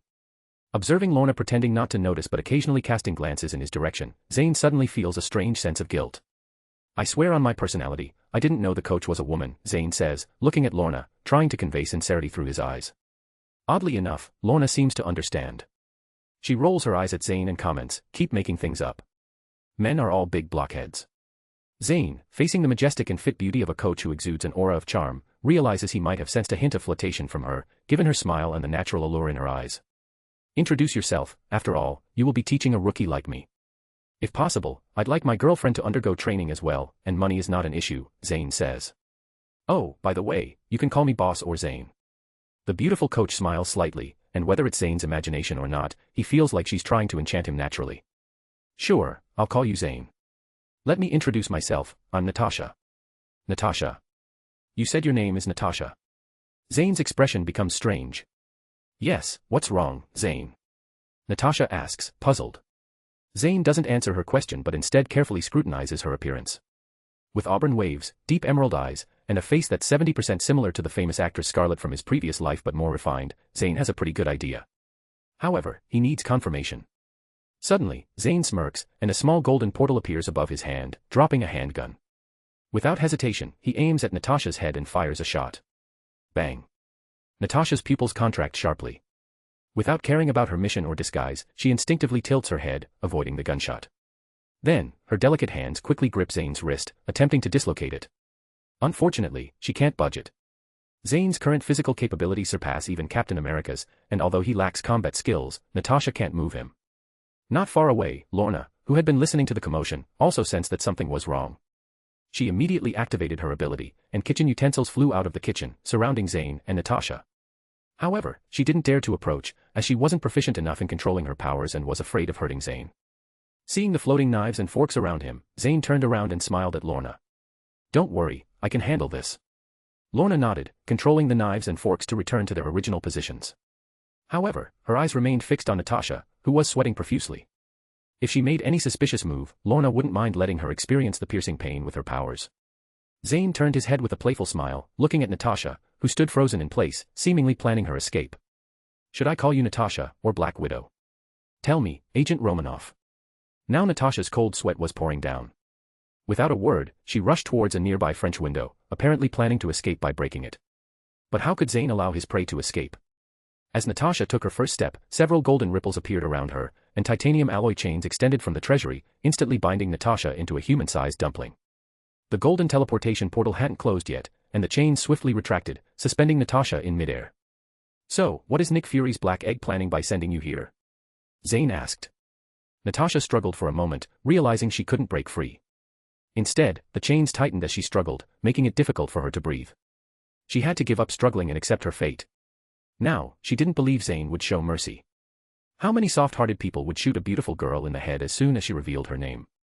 If she hadn't dodged quickly, she would probably be a corpse now. However, being a professional agent, she wouldn't reveal any secrets easily. Seeing Natasha remaining silent, Zayn smiled. "Do you think I can't do anything to you? Do you think I'm afraid to kill you?" Natasha was terrified by Zayn's smile. She had no doubt that if she didn't say anything, this seemingly sunny teenager would kill her without hesitation. The fact that Zayn could mention Nick Fury's name meant he knew about her background. Moreover, he dared to take action against her, showing that he wasn't afraid of S.H.I.E.L.D. While Natasha was analyzing Zayn's behavior and hesitating whether to confess, the miniature communicator in her ear suddenly rang. "Agent Romanoff, tell him to come to S.H.I.E.L.D. and see me." Upon hearing the director's command, Natasha instinctively breathed a sigh of relief and quickly relayed Nick Fury's words to Zayn. Zayn raised an eyebrow and smirked disdainfully. He retracted some of the chains, leaving Natasha exposed, bound only by the limbs and neck. He then raised his gun and fired at Natasha's thigh without hesitation. Bang. Natasha grunted, her brows tightly furrowed, but she gritted her teeth and didn't let out a scream. "Well, you can endure quite a bit," Zayn taunted, his demeanor as if he were joking with an old friend, as if he hadn't just fired a shot. Facing Zayn's sudden change in attitude, Natasha glanced at Lorna, who had unknowingly walked to Zayn's side. Is it really okay to do this in front of your girlfriend? Chapter 41, Nick Fury. But what Natasha didn't expect was that Lorna immediately followed up with a chilling remark. Zayn, should I kill her? Though Lorna's hands trembled a bit, facing the first bloody scene, her eyes were resolute as she looked at Zayn. Lorna only knew that when she had to compete with a homeless man for food, no one came to save her. When she was freezing to death on a winter night, no one saved her. In the end, only Zayn reached out to her, giving her a life she never dared to dream of. So, she would unconditionally stand on Zayn's side. Regardless of whether Zayn was good or evil, she only knew that Zayn was the only person who had sincerely treated her well. Zayn was also surprised by Lorna's reaction, and what followed was a sense of gratitude. He hugged Lorna and lightly kissed her forehead. Good girl, go back to the room. I'll handle this. Okay. After glancing at Natasha again, Lorna obediently went back inside. At the same time, Zayn's originally amiable expression disappeared, replaced by an icy indifference. You, very clever, trying to sow discord between me and my girlfriend, huh? After saying that, Zayn retracted a few more chains, leaving only Natasha's limbs and neck bound. He then raised his gun and decisively shot Natasha's other intact thigh. Bang. Natasha groaned, and though her forehead was tightly knit, she bit her lip and refrained from screaming. You're good. Want to come me over? You should come here and talk to me face to face in 5 minutes. Be late for a minute, and I'll put a bullet in one of your dear subordinates, Zayn said, the coldness in his eyes intensifying. By the way, forgot to tell you, my marksmanship isn't that good. Don't blame me if the shots miss or hit a major artery. Zayn looked at Natasha, whose face had turned pale due to pain, and cruelly smiled. Now, let's see how high you stand in Nick Fury's heart. Natasha stared at Zayn, extreme dread apparent in her eyes. Fear crept in, and at the same time, she cursed the intelligence gatherers and Nick Fury in her heart. Damn righteous young man, damn introverted personality. Is he crazy? Is your intelligence all based on wild guesses? Indeed, the S.H.I.E.L.D. intelligence analyst's assessment of Zayn was just as Natasha thought. However, they were unaware that the information S.H.I.E.L.D. collected about Zayn was mostly from before his soul transmigration. Moreover, Zayn had only unleashed his abilities once during the fight with the lizard people after arriving in this world. Thus, S.H.I.E.L.D.'s initial impression of Zayn was undoubtedly off. Blood streamed down Natasha's thigh, dripping onto the floor from the tip of her shoe, creating a crisp drip-drip sound. Natasha's body grew colder with the loss of blood. Simultaneously, time flew by. Zayn stared at the second hand on his watch. 4 minutes and 50 seconds had passed. Zayn raised his gun again. Finally, at 4 minutes and 55 seconds, the doorbell at Zayn's house rang. However, Zayn showed no intention of getting up to answer it, his eyes still fixed on the second hand of his watch. As the 5-minute mark approached, flames erupted from Zayn's gun again, this time targeting Natasha's abdomen. But Natasha, now on the verge of unconsciousness due to excessive blood loss, could only tremble weakly a few times, indicating that she was still alive. What a pity. You might not be able to wear a crop top in the future, Zayn said shamelessly. Outside the door, Nick Fury, who had rushed over and was now panting, turned iron-faced upon hearing the gunshots. However, with his dark complexion, it was impossible to discern any changes. In the next moment, he gestured to the 2 agents, Coulson and Hawkeye, who had come with him, signaling them to rush in. Zayn's ordinary eco-friendly wooden door was no match for the advanced agents. It was effortlessly kicked in 2 by Hawkeye. As the 3 intruders entered, Zayn finally turned around, tossing the smoking gun back into the king's treasury. You finally came. If you were any later, your agent would have turned into a dead widow. Nick Fury glanced at the nearly lifeless Natasha, indicating for Coulson to administer first aid. Zayn, however, did not release the chains suspending Natasha in the air. So, Coulson had to step forward and sprayed a red mist from 3 nozzles on Natasha's body, which temporarily stopped the bleeding from the 3 wounds. S.H.I.E.L.D. did have some useful things, such as this hemostatic spray, effectively controlling the injuries on Natasha's body, preventing further bleeding. At this moment, a large pool of blood had already gathered beneath her, resembling a crime scene. We've met your requirements and arrived within 5 minutes. Why did you still shoot? Hawkeye stared at Zayn with dissatisfaction. Zayn gave Hawkeye a caring look, as if he was showing concern for someone mentally challenged. I remember saying, come in front of me. Did you guys reach here? Don't you understand the literal meaning? Whether it was Zayn's illusion or not, he felt that Nick Fury's face had gotten even darker. Mr. Zayn, can you release Agent Romanoff first? As a level 10 agent, Nick Fury could control his emotions well and quickly regained his composure after a brief moment. Why? Zayn responded curtly, and the atmosphere instantly cooled. Hawkeye's left hand subtly touched the quiver on his back, ready to attack Zayn with arrows upon his command. Zayn, I can see my agent is alive and you haven't killed her, and you called us here, there must be some conditions, Nick Fury suggested. There are none. Zayn flatly rejected, not bothering to entertain further discussion. After a moment of silence, Nick Fury thought about the pros and cons observing the golden ripples around Natasha and considering Zayn's knowledge about them. Nick Fury believed that Zayn, the mysterious figure who slaughtered the lizard people, had the capability and information to carry out his threat. Although it might not wipe them out completely, it could certainly cause serious harm. Alright, duly noted. Chapter 42, Flaw. Actually, Zayn, you misunderstood. I had Agent Romanoff approach you purely to confirm your identity, without any malicious intent. Facing Nick Fury's shameless behavior of being a prostitute and still trying to act noble, Zayn responded with a disdainful smile. After investigating and analyzing my personality, if I'm weak, you can take me under your command for your manipulation. If my personality is detrimental to society, find an opportunity to either kill me or lock me up for some re-education. Though what Zayn said was entirely in line with his original plan and S.H.I.E.L.D.'s usual approach, the first rule for a director was to be shameless. It's not what you think. Before Nick Fury could finish, Zayn impatiently interrupted his unproductive words, waving his hand to retract the chains that bound Natasha into the King's treasury. Not waiting for Nick Fury to finish, Zayn impatiently cut off his uninformative words, waving his hand to retract the chains that bound Natasha into the King's treasury. Natasha, now powerless to move, was caught by Coulson and then assisted by Coulson to stand behind Nick Fury. I actually have a question. I'm curious how you guys found out about me. I don't remember revealing any flaws. You made large purchases of various metal materials under your name at Skynet Technology, without any signs of production. Additionally, our intelligence department analyzed the mysterious figure in the New York City battle. The strength displayed when he struck the target with a giant sword coincidentally matched the batch of titanium alloy you purchased, Nick Fury confessed to Zayn. Since he had already been exposed, and Zayn knew about it, there was no harm in disclosing this information to ease the tense relationship with Zayn. Oh, I see. No wonder. So, you sent this girl to confirm whether I am that mysterious person, right? Zayn suddenly realized. Yes, you were the primary suspect. But unexpectedly, Romanoff was quickly discovered by you. It seems you're not as simple as you appear, Mr. Zayn. Zayn didn't respond to his words, lazily yawning and waving his hand to signal that they could leave. Nick Fury and his team understood that they couldn't do anything to Zayn and left the villa dejectedly. Just as they were about to step out of the gate, Zayn seemed to remember something and shouted at them. Wait a moment. Hawkeye, always on edge, subconsciously bent his bow, aiming arrows at Zayn. Coulson also pulled out the handgun at his waist, while Nick Fury, maintaining his demeanor as the boss, kept his expression unchanged. Don't be nervous. I just forgot to mention one thing. Remember to wire me $50 million. Why? Coulson asked subconsciously.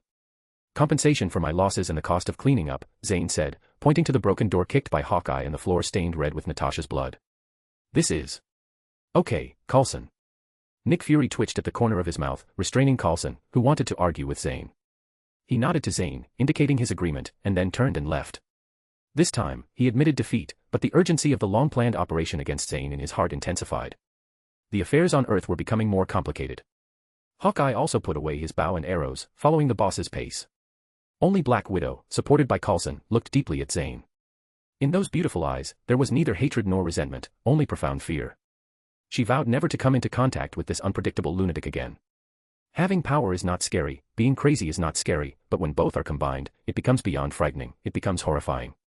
After the S.H.I.E.L.D. personnel ran away in a sorry state, Zayn instructed Skynet to contact a few people to clean up the mess in the chaotic villa. After that, he went inside to accompany Lorna. Dealing with such matters suddenly must have been difficult for her. At this point, Zayn suddenly realized he might have been too kind to those people. Perhaps he should have reduced their numbers by 1 or 2. Nick Fury, upon returning to S.H.I.E.L.D., immediately upgraded Zayn's file to level 10, with only himself having the authority to access it. He also withdrew all the agents around Zayn's house. Nick Fury now admitted that he couldn't afford to mess with him. He wasn't foolish enough to provoke Zayn when he knew it was beyond his capabilities. On the other side, our little Harry, upon returning to Oscorp, suddenly discovered that he had been marginalized by the company's executives. It turned out that these executives were previously suppressed by Norman Osborn, the Alpha Wolf. Even if they had some ideas, they didn't dare to show them. Now that the Alpha Wolf was dead, replaced by a little puppy, these profit-driven capitalists would undoubtedly resist. So, when Harry went to find Peter yesterday, they used ruthless methods to fire all the loyalists of the Osborn family in the company. Even the position of chairman, which Harry was supposed to have, was revoked, leaving him with only a position as vice manager. They even had the audacity to claim it was for Harry's training. Although Harry was young, it didn't mean he was a fool. If he accepted this position, he would undoubtedly face more intense suppression. Eventually, he would be completely driven out of Oscorp, and even his safety would become a big issue. After the conversation with Peter last night, Harry, who was on the verge of turning dark, had now completely succumbed to darkness. Without saying a word, he slammed the vice manager appointment letter on the table and headed straight for the office that used to belong to his father, Norman Osborn. Since his father gave him a chip before leaving, claiming it was a lifetime of hard work, the most probable place to use this chip was in the Osborn building. Now, Harry was starting to search from his father's office, hoping to find the key to breaking the deadlock. Chapter 45, Mission. This was Max Dillon's death and Electro's rebirth. The next evening, he woke up in the morgue, discovering his current ghastly appearance. This wasn't a big deal, as no one would notice a transparent person like him. The miracle was that Max Dillon found that he had gained the superpower of controlling electricity. Now, electricity was as easy for him to manipulate as his own body. After a few days, Max Dillon had become proficient in controlling his new body. So, now he returned to the Osborn building, not for work but for revenge. At this moment, his thoughts were simple. Since Osborn can plunder my hard work without guilt, then I can take away their lives. I don't want to be invisible anymore, I want the whole world to see me. Zayn always believed that suddenly acquired power brought destruction to people, not luck. Not everyone has an unbreakable moral compass. Max Dillon, or Electro, was the perfect example. Even he had abandoned his name and given himself a name that sounded like something fallen to dust, Electro. Now, he had been blinded by the sudden and immense power he gained. He even believed he was the god of this world, completely consumed by the power. Just as Electro's hand emitted a flash of electricity, the nearest security guard was instantly pierced through the chest. He fell to the ground like a lifeless frog. People around screamed at the sight, then scattered in panic. Those with a sense of social responsibility quickly took out their phones to call the police. Electro observed all of this. But he didn't stop, because this was what he wanted. The news media, with their hound-like senses, would undoubtedly follow the police. He wanted the human world to see him, to show that their god had descended. But the real business couldn't be delayed. It was time for Oscorp's people to pay their debts. Electro manipulated the electrical power stored in his body, opened a small socket at his feet, and turned into strands of electric currents entering the power grid. This power grid was originally designed by Electro, and he was like a fish in water inside it. Moreover, the power grid had already spread to every corner of the Oscorp building. Through the power grid, he quickly found his previous cruel bosses and colleagues, and ruthlessly gave them a dose of electric shock. In the end, he didn't spare even those who had mocked him before. By the time the police arrived, he had absorbed more than half of New York City's electricity through the power grid, causing half of the previously brightly lit New York to plunge into darkness. This was also the reason Harry was trapped in the elevator, a power outage. Zayn had a tough day today. When he wanted to learn martial arts, Black Widow showed up at his door, and he ended up confronting S.H.I.E.L.D. Although he eventually defeated them and extorted $50 million from them, his house had already become a mess. After finally getting someone to clean up and comforting his girlfriend, Zayn, tired and exhausted, was about to relax and play some games with Lorna when the power suddenly went out. Can you believe it? New York City actually experienced a blackout, and looking out the window, Zayn could see that almost half of New York had plunged into darkness. Are the power company people just eating for free? Zayn angrily threw his game controller onto the cushion. Lorna, sitting beside him, found this scene amusing. It was the first time Zayn had shown such childish behavior in front of her. The previous Zayn had a maturity that didn't match his age, and sometimes Lorna felt like Zayn was not her boyfriend but more like her dad. Thinking about it, it was a bit exciting, hee. Just as Zayn sighed about his unfortunate day, the system's notification sound rang again. Special event detected.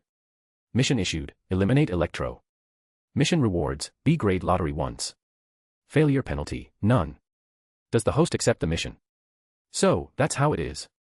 Hee, even a small fry like you wants to give me a hard time. I'll take this mission from the system.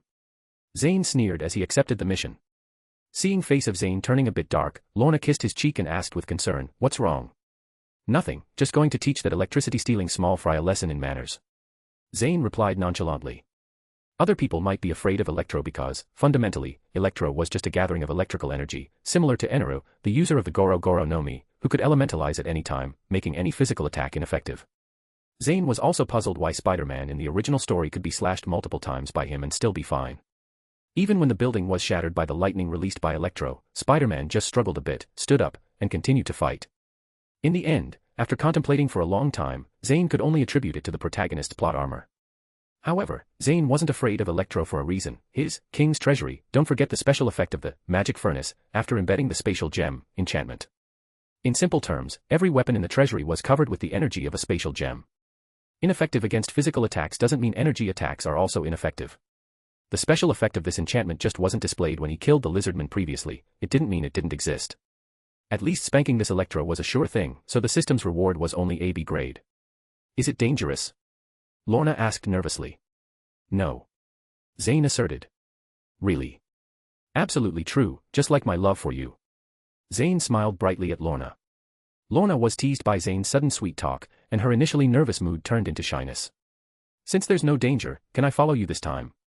Lorna asked hopefully, blinking her big eyes cutely while looking at Zayn. Seeing Lorna's cute and charming expression, Zayn felt half of his bones turning soft. After weighing the possible dangers in his mind and realizing that he could protect Lorna from any accidents, Zayn smiled and nodded.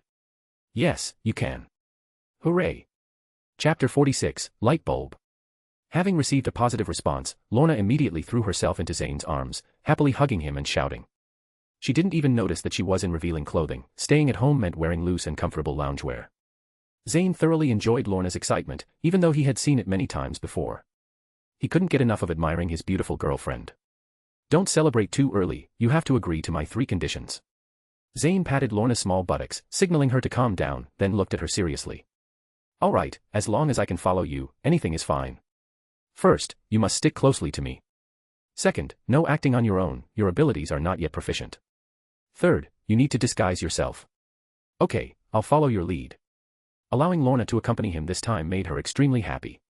Previously, she could only watch Zayn gradually distance himself, unable to enter his world or assist him. Lorna felt useless, and the feeling of helplessness was suffocating her. Even though she still couldn't be of much help, wasn't this a good start? Lorna was suddenly grateful for awakening her mutant abilities. After half an hour, both of them were disguised. This time, Zayn didn't use the 1,000 faces transformation. In fact, Zayn had a bit of male chauvinism in his heart. He didn't want to see Lorna hugging another man, even if it was just his illusion. On the other hand, Electro, after dealing with those in Osborn who had a vendetta against him, also took care of several groups of police foolishly shooting at him. He showcased his strength in front of the media. As everyone looked at him with fearful eyes, not daring to make a sound, afraid of inviting trouble, his ego swelled immeasurably. Now, even if he coughed, the ants below would tremble. The feeling of the whole world listening to his voice was simply fantastic. The person regarded as insignificant by Electro includes our little spider, Peter Parker. A few days ago, when he woke up and discovered his unusual abilities, the first thing he did was a DNA test instead of being suspicious like in the original story. Soon, he came to the conclusion that his genes seemed to match exceptionally well with the genes of the super spider he had bred, almost 100%. This probability was much lower than winning 5 billion in a lottery. Although he was puzzled, Peter was excited to realize that he had gained the abilities of a super spider. After all, every boy has a hero dream, and despite the coincidence, he considered himself lucky. These days, he had been training his abilities, but he didn't engage in any heroic deeds. He just went to an abandoned factory to have some fun. Having tasted the delights of money and status at Horizon Tech, he wasn't in the mood for being a superhero. Could being a superhero put food on the table? Could it help him buy beautiful jewelry for his girlfriend Gwen? Clearly not. So, Peter treated this superpower as a pleasant surprise, without disrupting his happy life. He continued with his routine of working during the day, researching, and spending time with his girlfriend and family after work. On the other hand, the research on transgenic grafting technology, with Peter as a successful example, progressed much faster. A perfect result was imminent. Soon, not only would his good friend Harry be freed from the curse of his family, but Peter himself would likely achieve both fame and wealth, completely escaping his loser status and becoming a bona fide handsome and wealthy man. However, reality is always filled with unexpected events, just like now. Peter, as usual, came to pick up his girlfriend Gwen after work. It's worth mentioning that Gwen worked at Osborn Industries. So, in an awkward situation, Peter and his girlfriend Gwen now stood directly under the gaze of Electro. As for stepping forward to stop Electro's brutal actions, the thought crossed Peter's mind but was quickly extinguished. What a joke. His career and love life were flourishing. Soon, when the transgenic technology was successfully developed, he had an 80% chance of winning the Nobel Prize. A beautiful life was beckoning to him. Going up to fight that monster now? What if something unexpected happened, ruining the recently improved quality of his life? Therefore, even though Peter had superpowers, he had no intention of stepping forward to help. He simply stood there, tightly protecting his girlfriend, watching as Electroman occasionally killed some unruly individuals and patiently waiting for the military or other superheroes to deal with this monster. Although Peter's heart wavered and felt guilty as he watched the gruesome scene, he couldn't bear to disrupt his already wonderful life. Just as Electro was enthusiastically giving a lousy speech to the media, a burst of laughter and mockery suddenly came from above him. Darling, look at this guy. Does he look like a rabid dog? Ha ha ha, he really does. Electro, upon hearing this, became furious, and his body emitted dazzling electric light. Who dares to insult a deity? Looking up in anger, Electro discovered that there was a floating throne above him, occupied by a man dressed in gorgeous armor. In the man's arms was a petite woman. Strangely, both the man and the woman wore masks that covered their entire faces. I haven't seen any deity, but I've seen a lunatic screaming here. In the middle of the night, he even steals electricity, preventing me from playing games. Zayn said, growing angrier. Without waiting for Electro to attack first, Zayn opened the king's treasury. However, this time, the treasury opened up to an unprecedented extent, and instead of weapons, a muddy river appeared. Zayn had collected it from near his home just before coming here, specifically to deal with this idiot who could function as a 300-watt light bulb. Chapter 47, B-level skill draw. Because the river was conductive, it wouldn't be pleasant for Electro if he touched it. It might not be lethal, but it could paralyze him for a while. Little did Zayn know, Electro, who could initially transform into electricity, suddenly found that he couldn't elementalize himself anymore. Now Electro was completely panicked and frantically struggled, repeatedly attempting to transform into electricity but being restricted by the energy covering the chains. Only energy could lock down energy, and the energy on Zayn's chains came from the space stone, fundamentally outclassing Electroman's electricity in multiple dimensions. If he could escape, there would be a miracle. Zayn sat on the throne, calmly watching Electro's desperate struggles, treating him like a clown. No. In the end, accompanied by Electro's unwilling and miserable scream, dozens of giant swords, poised to strike, jetted out, stabbing him like a cork. The electric current leaked from Electro's body followed the sewage on the ground, electrocuting the people who had turned into soaked chickens due to the river water, one by one. Although not lethal, it was still uncomfortable. Only Peter, with his girlfriend, agilely extended his hand and jumped to a high place early, avoiding this disaster. Subsequently, the giant sword stuck in Electro's body exploded, completely ending his life. The shockwaves from the explosion, along with the electric energy released after Electro's death, shattered all the glass of the Osborn Tower. Watching the glass shards falling like a downpour, Zayn hesitated, looking at the bewildered crowd below. In the end, he used the king's treasury to turn these glass pieces into dust. The glass of the building is made of tempered glass, and breaking it won't harm people. Please don't mind this point. In the end, Zayn was still influenced a bit by the noble character of Ancient One. Before, he wouldn't have helped these people, but now Zayn took action, limited to what he could easily do. If it harmed his interests, Zayn would definitely only say, goodbye. Zayn did not retrieve the chains that bound Electro and the dozens of giant swords that hit him. It was too annoying. Zayn had already decided that when he got home, he would clean everything in the king's treasury, or he might shoot out a lump of mud next time. Still not considerate enough. Why did I pretend to use river water? Isn't mineral water better even though it is expensive? Zayn thought in his heart. As for why Zayn's thoughts kept drifting away while fighting Electro, it's not because Zayn has become a careless guy, but because Zayn didn't put Electro in his eyes at all. In terms of ability to restrain and mentality, Zayn completely dominated him, and there was no possibility of losing at all. That's why Zayn allowed his thoughts to wander. The strong are called strong not just because they have power. They also need a powerful mind to control their power, and they need to have their firm beliefs in life. Any of the three missing is unacceptable. Like Thanos, although his power is not self-conceited, his belief is to be the family planner of the universe, saying that he will kill half of life and sacrifice even his most beloved daughter for this goal. This belief is indestructible, although it is hated by people. Zayn thinks this is a real strong person. And Electro is at most a nouveau riche. Zayn's belief is not as great as Thanos. His belief is very simple, completely inconsistent with what a traverser should have, such as claiming to be king, ruling the world, or destroying the world and so on. Zayn's belief has always been simple, only one, to protect. Protect his own life and property, protect his loved ones, protect his life. Whoever dares to reach out to do something to him, Zayn dares to go over and cut off his claws. You see, it's very simple, but it's not that simple in the Marvel world. Peter hugged his girlfriend and watched Zayn's disappearing figure in the sky, and then looked at the disheveled people below. His heart was very complicated, so complicated that he didn't even know what he was thinking now. When the lift finally recovered electricity in Osborn Tower, it was already 2 days later. The elevator was already blurred in Harry's mind, and 2 days without water, coupled with the torture of illness on his body, had brought him to the brink of collapse. You know, a dark and closed environment will magnify a person's perception infinitely. In these 2 days, Harry could clearly feel every inch of change in his body, and he could clearly feel that his skin was already starting to decay.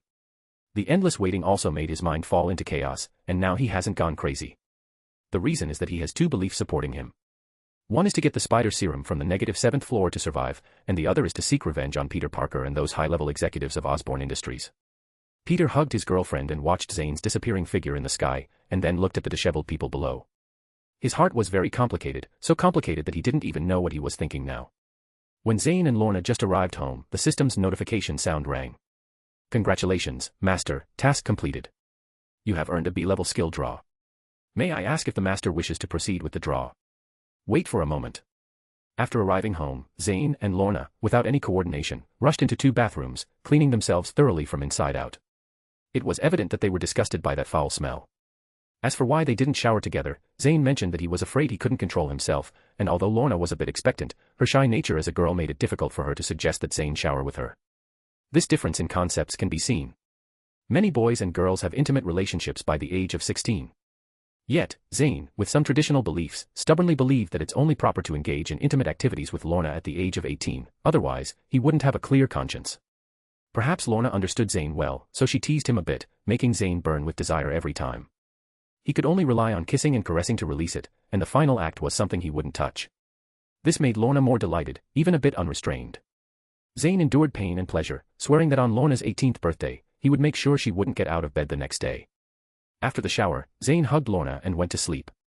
After Lorna fell asleep, Zayn opened his eyes and silently said, "System, start the draw." Chapter 48, Green.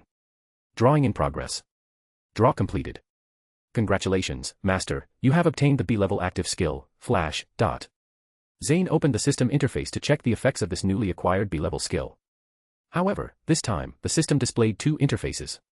B-level active skill, Flash, derived from the summoner skill in League of Legends, instantly teleports a short distance to the target location. The other interface was for Flash, after being enhanced by the Magic Furnace. Zayn almost forgot that after embedding the spatial gem, the Magic Furnace gained a significant buff for all spatial skills. The Flash skill enhanced by the Magic Furnace had been upgraded from the original B level to A level. Although it was just a one-level difference, the effects were vastly different. A-level active skill, Flash, derived from the summoner skill in League of Legends, allows teleportation to any place previously visited, as well as any visible location, with no distance restrictions. Wow, this is awesome. Zayn was about to sit up to express his excitement, but he noticed that Lorna was still sound asleep. He had to suppress this impulse. This surprise came too suddenly. He had been thinking about where to find teleportation abilities, and now he had one. Moreover, the upgraded A-level, Flash, skill exceeded Zayn's imagination. The description mentioned a feature, teleporting to any visible location with no distance restrictions. This wasn't just limited to the places within sight. Theoretically, Zayn could teleport to any location. It was undeniably powerful. Zayn's current attribute panel is as follows. Name, Zayn. Age, 16 years old. Active skills, S rank, King's Treasury, A level, God's Absence, A level, Son of Light, A level, Flash, B level, Thousand Faces. Passive skills, S level, Dead River, Remaining Resurrection Times, 36346, S level, Magic Furnace, A level, Son of Death, C level, Master Chef. Draw times, none. Zayn simulated various operations of the Flash skill in his mind, getting more and more excited. Finally, he couldn't help but kiss Lorna. Mwah. Lorna was awakened by Zayn, and with sleepy eyes, she looked at the excited Zayn. "Darling, what's going on?" Looking at Lorna, whose clothes were partially undone, Zayn didn't hesitate to kiss her. The two rolled into a ball, and the night concluded with Zayn's retreat and Lorna's sweet laughter. When Osborne Tower finally recovered electricity, it was already 2 days later. The elevator was already blurred in Harry's mind, and 2 days without water, coupled with the torture of illness on his body, had brought him to the brink of collapse. You know, a dark and closed environment will magnify a person's perception infinitely. In these 2 days, Harry could clearly feel every inch of change in his body, and he could clearly feel that his skin was already starting to decay. The endless waiting also made his mind fall into chaos, and now he hasn't gone crazy. The reason is that he has two beliefs supporting him. One is to get the spider serum from the -7th floor to survive, and the other is to seek revenge on Peter Parker and those high-level executives of Osborne Industries. When the elevator lights came on again, Harry burst into hysterical laughter. Even though his eyes, accustomed to the darkness, were intensely stung by the sudden exposure to bright light, he didn't close them. Instead, he widened his eyes, allowing tears to roll down freely, staring fixedly at the display screen on the elevator, which indicated that the elevator, powered up again, was slowly descending. Although only about 10 seconds had passed, Harry felt this time was incredibly long. He couldn't wait to give himself a healthy body and taste the blood of Peter and the betrayers. Finally, the elevator door silently opened. Harry weakly supported himself against the wall, stood up, and staggered through the display cases, searching for what he needed the most. Finally, in storage room number 4, he found the spider serum. Excitedly, he picked up the syringe, injecting the green spider serum, which looked like poison, into his body. Irrational due to fear and hatred, he didn't consider a simple truth. That is, if this thing works, why didn't Norman Osborn, tormented to death by illness, inject it? After injecting the serum, Harry laughed crazily, watching his hands, no longer trembling. He laughed so hard that tears flowed continuously, celebrating his rebirth. But before Harry could enjoy his happiness for long, sudden pain spread throughout his body. The laughter that filled the entire underground space abruptly stopped, like a duck being strangled. Sinister patterns started from the arm where he injected the spider serum, gradually spreading throughout Harry's body. Hair kept falling out, nails and teeth gradually sharpened. At this moment, Harry, no longer the former delicate self, looked more like a wounded beast. Even his pupils became murky. The genetic pain, coupled with 2 days without food, had already weakened Harry to the point of collapse. The strong desire to survive kept him barely conscious. He, not a fool, clearly understood that the spider serum was not a panacea to save him but a deadly poison accelerating his death. Once he passed out, he probably wouldn't wake up again. Harry's mind worked at an unprecedented speed, trying to find where his way to survival lay. Inadvertently, he caught sight of a set of green armor in storage room number 7. The information he had seen from the chip automatically surfaced in his mind. Powered by human body energy and equipped with self-healing functions. Self-healing functions. This was his way to survive. Ignoring the intense pain from genetic mutation, Harry crawled towards storage room number 7. His wails and screams grew weaker along the way, but he never stopped struggling. Finally, Harry's hand touched the armor. Using his last bit of strength, he stood up, and as the armor recognized the approaching body, it automatically unfolded. Harry used his last strength to adjust his fall onto the armor, and then everything went black as he blissfully passed out. As Harry's body approached, the armor wrapped around him, completing automatic dressing and recognizing that Harry was about to die due to genetic collapse. It decisively initiated the healing function. At this point, Harry Osborn died. The one who survived had a new name, Green Goblin. As for the young spider, Peter, these 2 days hadn't been easy for him either. Witnessing the death of Electro, Peter had nightmares every night. In his dreams, those killed by Electro continuously roared at Peter with anger. "You clearly have the ability, why didn't you save us? Why? It's not my business. The monster killed you. Why did you come looking for me?" Chapter 49, Kidnapped. With a loud shout, Peter woke up from the dream, gasping heavily and drenched in cold sweat. This nightmare had been haunting him for the past 2 days. Peter, inherently kind-hearted, couldn't forget the desperation of those people before their deaths. Enormous guilt continued to torment his soul. Peter could only immerse himself fully in his work, attempting to divert his attention. The transgenic grafting technology had made significant progress, only the final patent application was pending before production could begin. However, late at night, Peter, alone in his room, involuntarily thought of those people. When unable to sleep, he impulsively developed a spider silk launcher that could complement his abilities and even crafted a masked combat suit. But after creating these things, Peter locked them in the wardrobe. He couldn't abandon his current life, and perhaps creating these was just a form of self-consolation. When Harry woke up and saw his monstrous image through the storage room's glass, he first unbelievably touched his face. Upon realizing it was not an illusion, his heart plunged into an abyss. As the saying goes, if you don't explode in silence, you perish in silence. Following the cruelty and anger brought by this new body's genes, Harry naturally blamed everything on Peter. This is the dark side of human nature. When facing setbacks, most people push the blame onto others for self-comfort. In fact, if Harry had a little more patience, Peter would have developed a perfect healing serum within a few days to fix the genetic defects in Harry's body. However, reality is never so ideal. Making the wrong choices at the wrong time leads to consequences beyond imagination.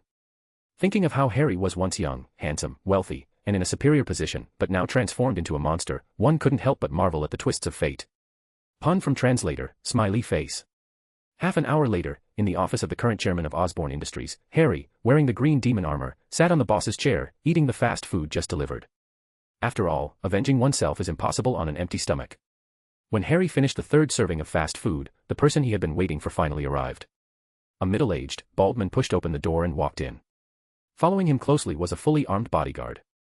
This person was the leader overthrowing the Osborn regime, with all other top executives having been killed by Electro.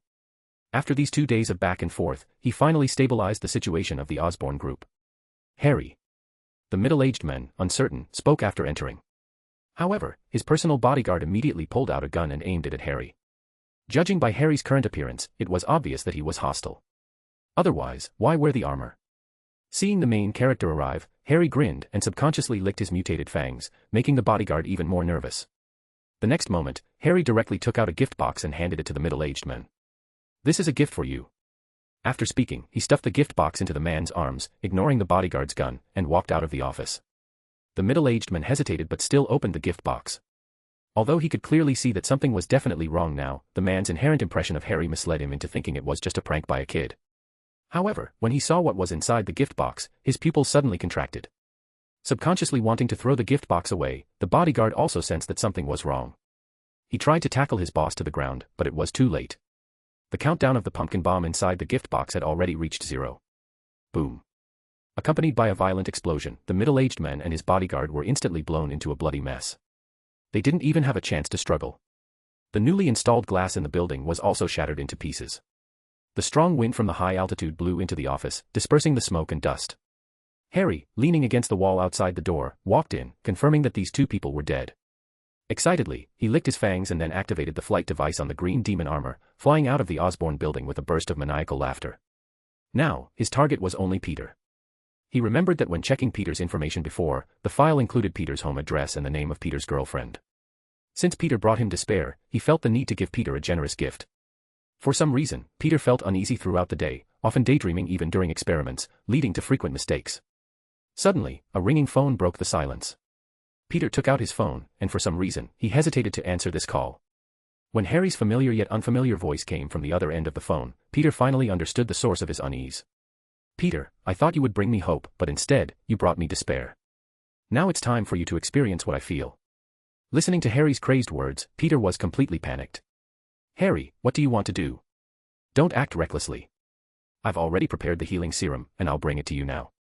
Ha ha ha, at the critical moment, you realize the need for compensation, but it's too late. Meet me at the New York Bridge. I'll give you 30 minutes. If you're late, you can bid farewell to your uncle, aunt, and your little girlfriend. Ha ha ha. In an instant, Peter's mind went blank. He immediately picked up the healing serum from the testing table and frantically rushed home. 5 minutes later, when Peter saw the usually neat and tidy house now in disarray, he finally believed Harry's words. Peter didn't call the police or seek help. Instead, he went to his room, took out the combat suit and spider silk launcher that he had locked in the wardrobe, and, carrying the healing potion, headed to the Cross-Sea Bridge. Chapter 50, Uncle Ben. Peter, in his urgency, tried to swing between tall buildings using his web, although he was initially unskilled. The senses of the super spider gene quickly made him familiar with this fast and stylish mode of transportation. 20 minutes later, Peter arrived at the New York Bridge within the specified time. The sight of wreckage of police cars greeted him. Following the terrified gazes of the people, Peter finally found Harry. At that moment, Harry's left hand was gripping his girlfriend Gwen's neck, holding her suspended in midair. Beneath her was a 100-meter drop into the sea, a fall that meant certain death. Scientific data showed that falling from this height to the water surface was almost the same as falling onto marble. Harry's right hand was pulling a rope, and on the other end of the rope were Peter's uncle and aunt. Seeing this scene, Peter's mind went blank. He frantically used his web to swiftly approach Harry. "Harry, calm down. I've really created the healing potion. Your illness can be cured. Look." Saying this, Peter nervously handed a vial of potion to Harry. Harry, with a mocking look, observed Peter dressed like a Halloween character. At first, he didn't recognize him, but only when Peter handed him the potion did he confirm Peter's identity. "Ha ha ha, do you know, Peter, you now look like a clown. Do you want to save them?" Harry asked playfully. Completely panicked, Peter couldn't discern the sarcasm in Harry's words. He nodded frantically and kept urging Harry to calm down. Watching the bewildered Peter, Harry licked his lips, immensely satisfied in his heart, but it wasn't enough. "Kneel down, beg me," Harry said excitedly. After hesitating for a moment, Peter kneeled. Gwen, Uncle Ben, and Aunt May, witnessing Peter being humiliated, shouted for him to stop, but Peter, not responding to them, lowered his head, hoping that his submission would bring Harry to his senses. However, what Peter's humiliation earned was only more crazed laughter from Harry. "It's too late. Make a choice, lover or family." After saying this, Harry, without hesitation, released both his left and right hands, letting Gwen and Peter's family free fall. In an instant, Peter's world froze. In his mind, images of his uncle, aunt, and the teachings and moments he shared with them flashed by. "Peter, it's getting cold. Put on this coat. Peter, first place in the exam again. Tonight, I'll take you out for a big meal. Peter, don't play on the computer too much. What if you ruin your eyes? Peter. Peter." At the same time, sweet memories with Gwen replayed in his mind. Just when Peter was on the verge of collapse, a steady male voice woke him up.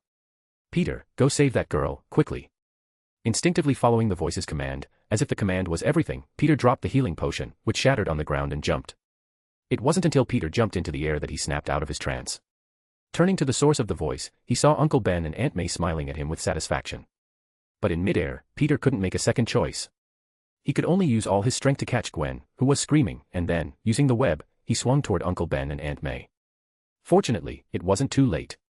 In the end, Peter managed to grab the rope, even though the tremendous friction shredded his hands. With a joyful smile, Peter saved everyone, he lost no one.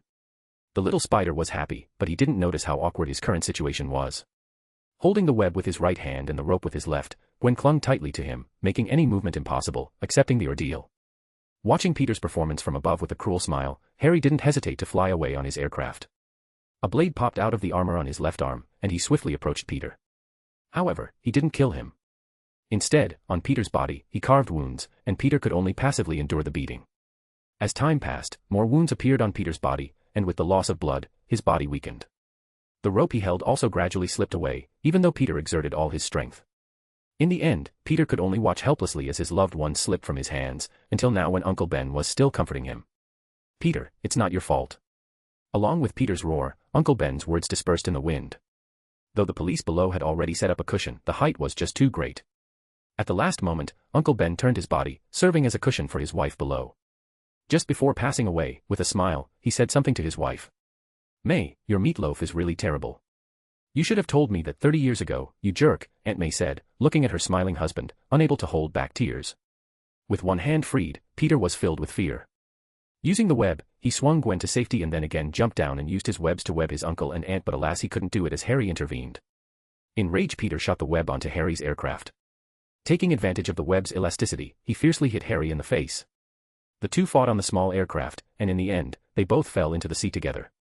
Spider-Man, with his extraordinary physique, easily overwhelmed Harry, whose gene splicing had failed. Additionally, in the water, Harry lost his main advantage, flight. Finally, Peter directly broke off Harry's arm blade and, in Harry's mad eyes, stabbed him in the heart. Only then did Peter snap out of his anger, but it was too late. The stab through Harry could only look at Peter with resentment before weakly sinking to the bottom of the sea.